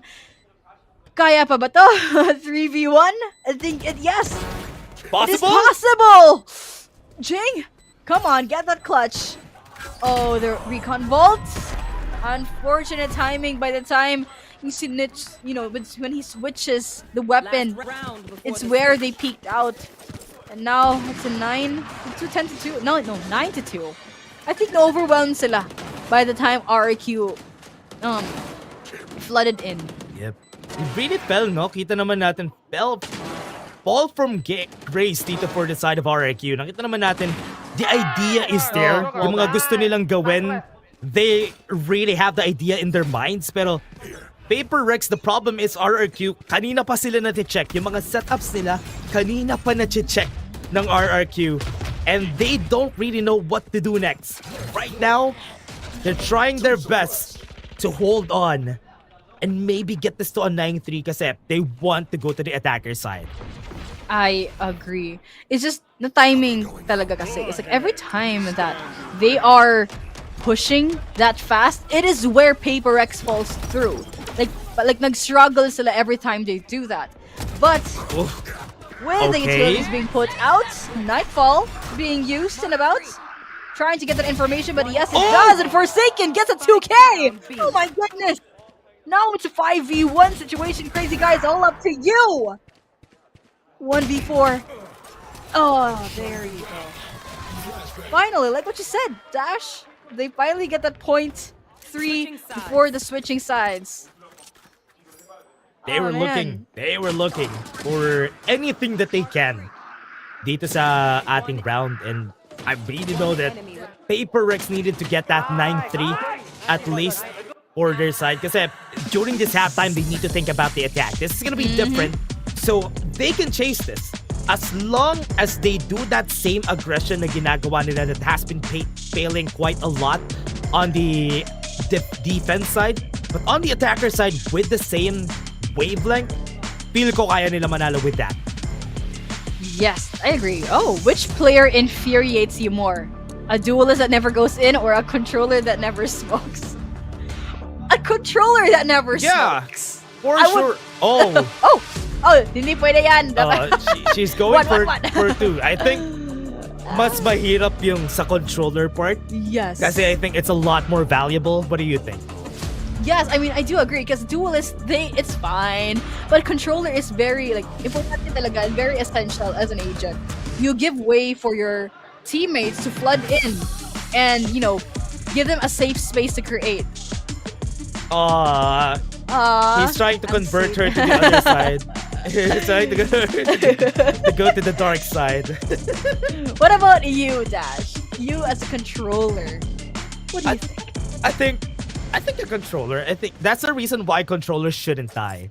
It's because there's not gonna be any smokes. And if you choose to not smoke, you're not tayong crazy dun. That's a crazy guy right there. For sure. You're gonna protect your own controllers. Because they're the reason why you can flood in that safely. They give you a safe space to create, to plant or to defend. That's true. And I think they would need that a lot more, no? Kasi with this, looking at what RRQ is doing, look at what PRX is going for. They're going for maybe some lineups that they could use for para if ever na mag-push sila dito sa B side, there is gonna be a numbers advantage. But what they don't know, most of the setups nandito sa B eh. So it's gonna be a struggle once they go in. May camera silang naka-ready, goes in for the 0 point, sees all of them, pero wala sila makukuhang any kills before they go in. Yes. Just like what you said kanina, Dash, timing talaga yung mga setups na inalagay sa lahat sa B site. So it's gonna be quite a struggle for PRX to push in. But so far, parang they're going towards mid. Oh no. Crazy guy, nakita niya lahat though. So I think he is very well aware na magpupush sila dito. They have the market push. They do have the tripwire at the ready. That's gonna be bad. At least hindi sila tinamaan. Lahat sila nandito sa boathouse. They're gonna be killing one. Jemkin gets one more. They're looking for trades and they are gonna be flooding onto site. But Jemkin, naghahanap siya ng mga kill niya. Naka-run away siya from that place. But they do have the guiding salvo para ma-stop yung kanilang pagpa-plan. Forsaken gets one. It's a 2v3. A fight that they can win. But with Crazy Guy on 24 HP, medyo mas mahirap tong laban na to for him. He's gonna be looking for that push. He's gonna be trying to go for lane. Low HP itong si Pacman, so he might be able to clutch it up. Tig-isa lang sila. Tig-isa sila sa ulo. And maybe on this high-low, he might be able to find it. He gets one, but so Forsaken ends him. Yes. They were able to, turn things for the better finally. Kasi despite the setups being placed at B site, nabawi talaga. So, then high-low as well, a good call for PRX. Like, take a look at that replay. The mechanical skill from Forsaken too. Grabe. Now they can finally have another point. 9-4. Pwede ba to winnable pa to? But this is still winnable. Yep. If you just stay consistent. And ito yung kailangan mo pag nakapag 90 kayo every time. You need to win the pistol round para makapag-start kayo ng comeback. And with the flash already used, the flash kanina sila Forsaken, this is not good. You get the timing with a guiding salvo, kailangan na mag-back off. And you can't even spam here anymore. So with that smoke, mas mapapahirap yung push dito ng PRX. That is true. Almost half of the team, 3 of them are RRQ. They're looking for that entry point. They're waiting for them to flood in. But it seems like PRX staying committed to where they want to plant. But hindi nila alam that, A side is free, of course. Pero a risk could be taken like that. Good shot. No. What a great timing. Jemkin alone goes in for the logs push. Na-seize siya dito. But they do have information on where he is. Kailangan niya tumakbo. And Jing, right now, looking for anything. They're looking for the kills. And what a great swing from PRX. Finally, it's like what I said, consistency is what they can finally keep up with RRQ. Galing talaga yung play nila. Like, take a look at that. By staying committed to where they want to play, nakita natin yung dedication. Nakita natin yung, commitment nila. Dedication? Yeah. Tama lang. Tama lang. I think the halftime meeting is what they needed. Since they ran out of, timeouts, wala silang magagawa unless RRQ pulls out a timeout, which is unlikely for now. Unless makakuha sila ng consecutive rounds, maybe they can force a timeout here from RRQ. Pero it's still the second round of the second half, so they still have a lot of ways to go para sa team nila. Right now, they're looking, they're trying. There's guns already sa side dito ng RRQ, but PRX, hindi healthy yung gun state nila today. That is true with a stinger on hand and just more on nagfo-focus lang talaga for short or near end type of engagement. It's not really advisable for far end engagements. But as of right now, be careful with that one-way smoke. It's with one wrong move, he's gonna be goodbye. But as of right now, if you take a look at their positioning, they're taking it slow, surprisingly, for PRX. Yeah. I mean, that's good. Because every time they might opt for an aggressive, parang like they be taken by surprise. Oh. Or might struggle. Right timing. Nung tripwire kanina, no? You have seen it. RRQ taking down the tripwire a while ago. Xfero tried to spam on it. Pero wala rin siya makikitang kahit na sino. This time around, they might be able to go for the swing. Clears the fake out. May isang tao dito. Goes for the swing. Jemkin actually gets the kill on the buy. Advantage show para sa team nila. They're trying to use all their utilities para ma-push back yung members nila. With a paranoia on hand, they're gonna be pushing right on lane, and RRQ are gonna be left with 3 people, and mag-isa na lang si Jing. And they will be able to take that defuse. A double digit now for RRQ. How did that happen? I think they were just been taken by surprise. Nakita talaga natin how strong RRQ is on the defense team and the attacking team. It's just because there's the thing about Ascent. maraming mga entry points you gotta look out for at maraming mga angles, especially with a smoker on your team, like a lot of controllers, I mean. And it's just quite disadvantageous now for PaperX. But nevertheless, Forsaken's Nightfall is ready to be used. The question lies here, when are they gonna use it, and will they use it on this round? Face your fear! There you go. Like what I said. They did. They used it this round. Ginamit na nga nila agad. Alam nila kung nasan si Crazy Guy. And he's getting chased by that Prowler, pero may naka-ready. Sparrow gets the headshot onto something. Buti na lang, hindi siya nabatay, pero the bite gets one. Good for one for now. Pero Crazy Guy still not stopping with the Odin. Gets another headshot. And nag-iisa na lang yung isang member dito. Crazy Guy really needs to wait for their members. It's still a 3v3, kaya they still have time. Alam na natin, like, Forsaken is quite known for his Odin skills, but right now, it's quite the opposite. Crazy Guy is going crazy with the Odin! Wow! Oh my god! Cushy! 11-5. 2 more. At malalaman na natin sino compete against Gen G unless PaperX tries to at least make things better for their team. Grabe yung match in this round. The Odin was just crazy. True. No pun intended. Close to match point na itong RRQ. And winning 2 rounds in that dito sa ating second half is already good for them kasi nga it's 11-5 and one more almost close to ending na para sa kanila. Just a few more talaga. But so far, PaperX. Oh! There you have it. Hihintay lang sila. If they're gonna opt for an aggressive push, but as of this moment, hindi pala pero, but Bladestorm is online, trying to get one. But they fall back. Good call for the side of PaperX. Because risky na talaga if they actually go opt for a aggressive push. Kasi hindi na alam, like, took a look at their setups compared for B sites. Yep, sees the barrel. Meron silang flash. Ginamit the Batman para makapag-cross siya.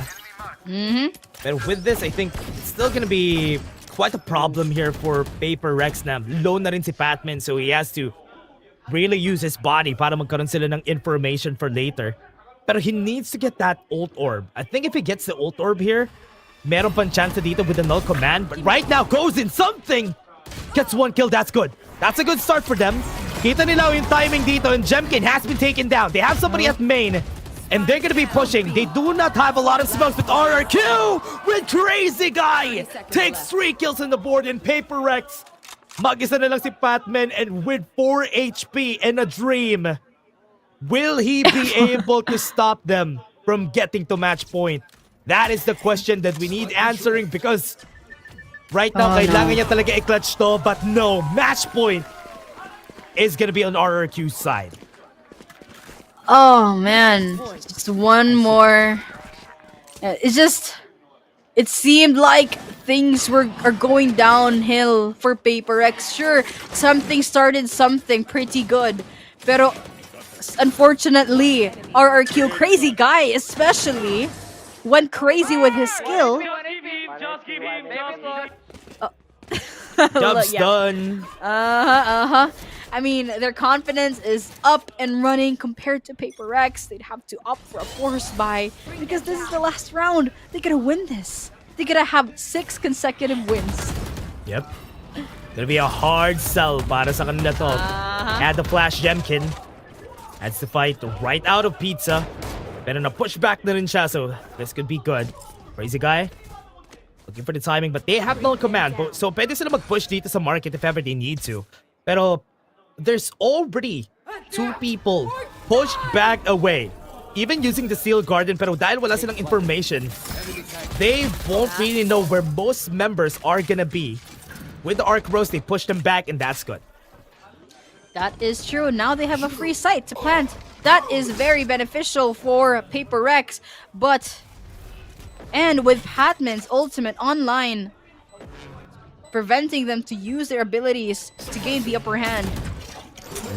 Anong gagawin nila next? Wait, deny. Uh-oh. Batman Tries to push in. Maybe looking for the revive if ever he can. Pero wala nang revive, so that's good. RRQ slowly, but surely, but something has a plan in mind. And at the back, he goes. And the assassin in the night was able to get them another time for PRX. Yes! Another point. 6-12. Winnable pa to. Pwede pa to, guys.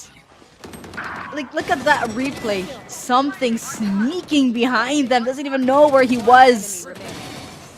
But that great play, great round. Finally, let off some loose. That tension they've been feeling on their shoulders, just like, okay, pwede ba to, guys? Kaya pa nila to. And with what you've seen from there, no, yung RRQ, I think sila lang naman talaga pwede na mag-call ng timeout dito. They're just kinda looking, wrapping things up nila. Tinatay na lang nila yung ribbon dito para ma-make sure nila na hindi pa umabot to para sa overtime. So far, 6 more for PRX. It's gonna be a challenge. That's true, because that's a long way to go. It may seem near, pero in reality, it's like, it's gonna be quite rough, because for the past few rounds na nakita natin, it was just RRQ really showing their true skill, their true potential, and something can do everything. Yep. But as of the moment, we hope to see PRX hopefully get that 6 consecutive wins. But honestly, Dash, this might be quite difficult now. It is gonna be quite a challenge para maabot pa nila yon. Pero PRX, anything could be possible. Look at the aggressive push na meron sila. Jemkin surprises them with 1 kill on something. Meron pa silang Hunter's Fury na ginagamit just to push him back away. Wala silang tinamaan. They already used 2 ults. Or rather, 1 ult. Starting off. And that's a good start para sa side dito ng RRQ. You're gonna look out for Xferus Neural Theft as well. And from the shadows, from Jing, they could opt for a fake plant. But hindi nila alam nasaan sila pupunta. But RRQ just looking, the drone, knowing where they are now. Yep, get the info. That is big. They have 4 people. Guiding salvo, nire-ready na nila. Pero they're gonna be stopping them from pushing for more. Right now, kinut off nila yung rotation. Jing is down. And that is exactly what they wanted. Kailangan nila i-stagger yung push. And they are doing it. PRX, they're still keeping themselves alive. There's still a lot of people. They're pushing in. And with the neural theft, nakita na nila kung nasan yung members dito ng PRX. They're already on site. But RRQ is pushed back away. They do have some ults here. Or rather, wala na silang ults here to work with. And they are trying their best to get something around. And RRQ on lane gets a headshot with Forsaken. Is looking for more, but maybe, just maybe, they can buy themselves 1 more round. And Forsaken is gonna fall down, but Xfero is looking to finish it. Maybe gets the headshot, and yes, he does! And RRQ will be going to the grand finals. And they won map number 5. Oh my god! Tomorrow we will be seeing them compete once more against Genji. There you have it, ladies and gentlemen. A great play, a great match between PRX and RRQ. Grabe talaga. From the past few maps we've seen, games rather, it was such a close call. Started from 1-1, then 2-1, then 2-2. Pero ngayon, it became 3-2. Wow! What a great match. PRX and to Batman. What a great match. Nice try para sa Pinoy Rex. But remember, this team is still gonna be competing para sa Masters Toronto. Hindi pa rin sila mawawala. Together with all these guys, RRQ and even Genji for tomorrow's game, they're already qualified. They're just fighting for the bigger piece of the pie dito sa ating tournament. But right now, RRQ still aren't done. Kasi bukas may laro pa sila against Genji. That is true. And ngayon, malalaman natin how did they win this whole game, this whole match. And this will be an opportunity for us to hear or get an interview as well. But right now, take a look at the smile on their faces with that photo op. Yeah, kita mo naman yung smile ng RRQ. Look at Jemkin. Sobrang ano lang ni Jemkin, no? Sobrang chill lang. Even though he was What dropping a a lot of kills bloodbath. nitong game na to, but Hard take a foul look at the and interview well-deserved first win. It's and going to be babalik muna tayo RRQ facing sa I Gen think G right now, let's just go tomorrow to the in Grand stage. Finals. Congratulations, guys. Jemkin, this one's for you. Oh, okay. You get the number 7 mic. Alright. 네, 아래께 잼킨 선수 그리고 이වක් 감독 만나보도록 하겠습니다. 승리 축하드립니다. 아, 정말 치열했던 하루였습니다. 먼저 경기 마친 기분이 어떤지부터 물어보고 싶은데요. 워낙 이제 프랜차이즈 리그 출범 이후로 다전제는 처음 치렀는데 걱정은 없었는지 지금 승리한 기분은 어떤지 잼킨 선수에게 먼저 물어보도록 하겠습니다. Congratulations, guys. I mean, how crazy was that series, Jemkin? Your first best of 5s in the Pacific League. That was actually a crazy game. We lost 2 maps, like 13-3, 13-2. 2 maps we won was all time. I don't know, somehow we win them. Like maybe we got lucky, maybe they I don't know, they got unlucky, but in the end it was a very nice game. 아, 진짜 오늘 경기 정말 미친 것 같다고 얘기를 하고 2맵을 내주게 됐는데 진짜 대패해가지고 나머지 3개 이긴 게 너무 좋고 어떻게 그렇게 졌는지 잘 모르겠고 뭐 페이퍼렉스도 좋은 경기를 펼쳐줬는데 그래도 이제 마지막까지 이겨내고 승리할 수 있어서 너무 좋은 경기였다고 얘기를 합니다. 이어서 이වක් 감독님도 RRQ 이제 퍼시픽 첫 결승 진출에 성공했거든요. 정말 오랫동안 간절히 바랬던 순간일 것 같은데 지금 어떤 심정인지도 여쭤보고 싶네요. 이왁, it's going to be RRQ's first ever appearance in the Pacific Grand Finals. I know you've been working so hard for so long for this moment. So, you know, how does it feel? Unreal? Feels like it's time for revenge against Gen G. I think it's been a long time coming. We played really poorly yesterday. Even today, at times, we looked really bad. But I'm really proud of the guys in terms of how we brought it back. I was really happy with how the last map went. So I think happy overall with how the mental side was. 먼저 이 젠지에게 복수할 시간이 다가온 것 같다라는 생각이 가장 먼저 든다고 얘기를 하는데 사실 어제 또 조금 삐그덕거린 느낌이 없지 않아 있었지만 그래도 오늘 선수들이 정말 멘탈 관리도 잘 해줬고 그리고 끝까지 너무너무 잘해줘서 특히나 마지막 어센트에서 너무나도 잘해준 것 같아서 참 자랑스럽다고 얘기를 하는데요. 말씀해주신 것처럼 오늘 첫 번째 맵 프랙처를 승리하지 못했잖아요. 크게 내줬는데 빠르게 멘탈을 다잡았습니다. 좀 어떤 얘기가 있었는지 여쭤보고 싶네요. I mean, the series went back and forth, but you know, mentality is pretty much important. It's crucial when it comes to the best of 5s. And you guys had that huge loss, right, to start with, starting on the back foot. So, you know, what did you tell the guys to make sure that they were able to reset the mentality? Well, we've prepared since the last week. We prepared. We want to play all 5. We're mentally ready to play all 5. So just because you lose the first map doesn't mean it's over. So I think we didn't really get to play. We were not shooting back, and I don't know. Brain was a little bit off. We made a lot of mistakes. We looked like a real rookie team first map, but I'm glad that we showed what we are capable of a little bit later on. 워낙 지난주부터 그냥 5개의 맵을 모두 플레이할 각오로 임했기 때문에 멘탈적으로도 좀 준비가 됐었고 그리고 첫 번째 맵 내준다고 해서 크게 뭐 승부에 지장이 가는 건 아니다라는 마음가짐으로 임했다고 얘기를 하고요. 첫 번째 맵에서는 뭔가 손도 안 풀려서 총도 제대로 못 쏜 것 같고 또 뇌도 이제 뇌를 일깨울 시간이 더 필요했던 것 같은데 그래도 좀 멘탈적으로 이 다전제에 좀 준비를 많이 했기 때문에 오늘의 승리가 있었던 것 같다고 얘기했습니다. 자 그러면 잼킨 선수 또 펄이 오늘의 첫 번째 승부처가 아니었나 싶은데 펄에서 0.03초 해체로 인해서 스노우볼이 많이 굴러갔고 어쨌든 결과적으로 보면 어센트까지 경기를 끌고 갈 수 있었던 거거든요. 그 0.03초 심정은 어땠는지 궁금합니다. I feel like you know, having Pearl under your belt was pretty much very important when you look across the whole series, what happened today. And I think a lot of the momentum kind of swung your way after that .03 diffuse. So what was it like just watching Xparrow diffusing it? To be honest, I think we said, no time, something like that. We didn't know that, but somehow I diffused to have it before that, and Xparrow had time, like 0.3 seconds, so I guess we got a little bit lucky with that.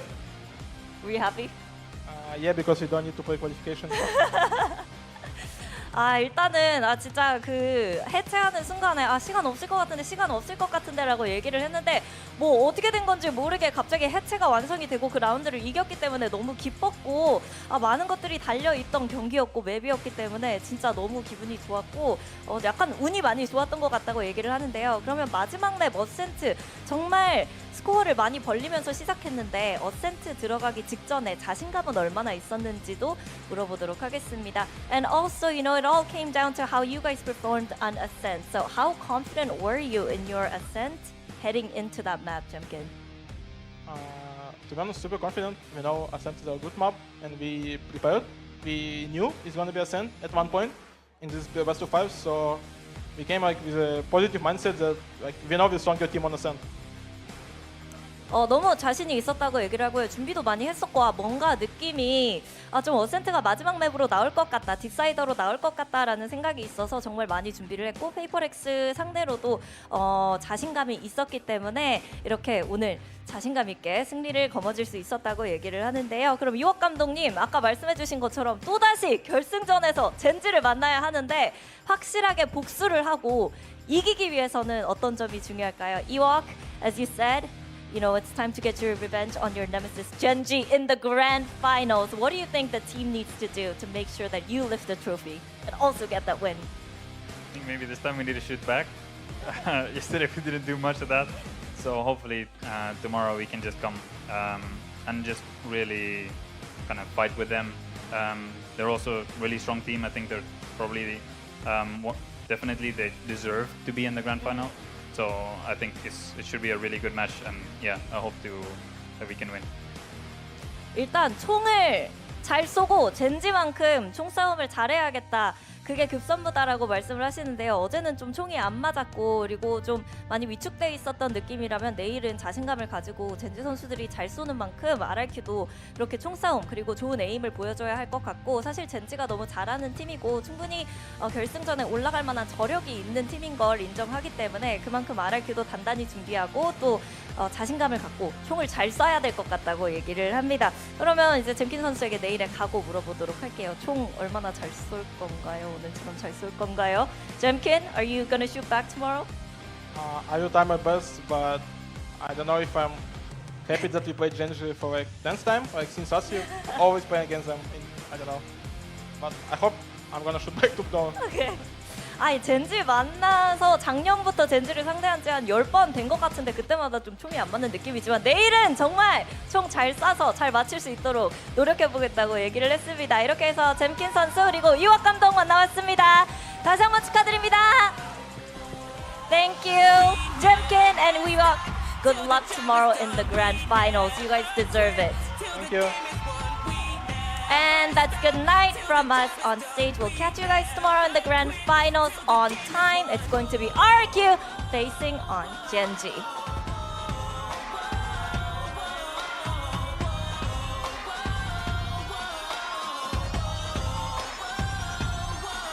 And yun na nga, nakita na natin, RRQ will be taking the stage here. And nakita naman natin, and narinig rin natin kanina, no, Sunday, with what is gonna happen, dahil nga nasa third place, rather, ang PRX, they're gonna be going to qualification. Kailangan pa nilang makipaglaban sa qualification before that. But again, they are still gonna be going to Masters, but going to Swiss stage is gonna be quite the struggle para sa kanila. Totoo naman. Nakita natin sa mga highlights the best plays they have done so far as the attacking side as the defending team. And it's just, you know, based in kanina. What's one thing they gotta get ready for is sabi ni Jemkin at si Iwan to shoot back. Yeah. Kasi based on their past few matches, they weren't able to see that. Pero hopefully tomorrow, at ngayon, they've been shooting back. Nakita talaga natin yung mga skills nila individually. And yun na nga yun naging maganda dito, no, for the side here of RRQ. It has been such a great game. And 13-6. And remember the story dito nung ating game, they were able to get a lot of rounds on the attacker side, finishing the first half ng 9-3. And that's a big flex if it's against PRX. That is absolutely true. I mean, with the 10 first kills, and it's just individually, they did so well. And despite Paper Rex's loss, nakita naman talaga natin yung efforts nila and dedication that they tried their best. And that's what matters. I mean, I've seen their plays before that just to have fun and just make everything worthwhile. And RRQ Jemkin as the MVP, as Yoru. Yoru, my man, truly shown everyone. Yep. Shown everyone. Yeah. Yep. Good showing para sa RRQ. And look at that. RRQ being a bit more consistent in most of their players is something that really worked well. But Paper Rex dito naman sa other side, they have been very consistent. They have been getting a lot of kills. But the problem is, yung closing out ng mga rounds kasi natin has been a problem for Paper Rex this game. Yes, that is absolutely true. And it's just the agent compositions they have done was just an excellent pick. And take a look at that. With 17 kills, 12 deaths, and then ACS with 254. Grabe, yung individual skill talaga ni Jemkin and the rest of the team is just all about teamwork and comm systems they need. Yep. And it has been working well para sa kanila. And Jemkin has been going clutch dun sa mga games talaga nila today. Kaya it's been really great for the team. Everybody has been activated. Everybody has been performing pretty well. And that's why Paper Rex had such a hard time during those games. Pero again, it was close. Sobrang close nung games natin. Kaya nga tayo umabot ng Game 5 eh. I mean, yes, they'll be facing their nemesis tomorrow. Gen G and RRQ. That's gonna be an intense match tomorrow. Yeah. I just want to see how they're gonna be performing against them. Kasi this time, it's gonna be at least a bit different. Para sa team, I hope they will be able to do something well this time around. But again, it was a good bracket. 3-2, and tomorrow, Gen G and RRQ are gonna be facing each other. Yes, look at what they faced in the past few weeks from April 26 until now. Grabe, nakaka-proud, you know? It's just imagine fighting your way to the top tomorrow. Match 1, best of 5. It's just very excited, Dash. Yep. And that's gonna be our game for tomorrow. Gen G versus RRQ sa ating grand finals. And this is a good spot para sa kanila kasi they will have to think about what they're gonna be doing here for the games natin for now. But this is it. Again, thank you very much sa mga nanood kasama namin. And you can take a look at all our social medias here kasi tomorrow we'll still have the grand finals at the same time dito sa ating mga socials na to. Yes, and this has been truly fun. It was an honor to cast this amazing match. And it's just beautiful. We just get to wait to see what's about to come tomorrow. Yeah, and any last messages here, Sunbi, bago natin i-close out yung araw na to? Well, this has been your caster, Sunbi, here to make your game buzzing. Oh, wow. Good last message. Good last message. But again, everybody, thank you very much for watching together with us. Nakasama namin kayo dito sa PH broadcast ng VCT Pacific. Tomorrow, meron pa tayong laban kaya huwag kayo mawawala. Again, this was Dash and I was here with Sunbi. See you more tomorrow para sa ating grand finals ng VCT Pacific. Bye-bye.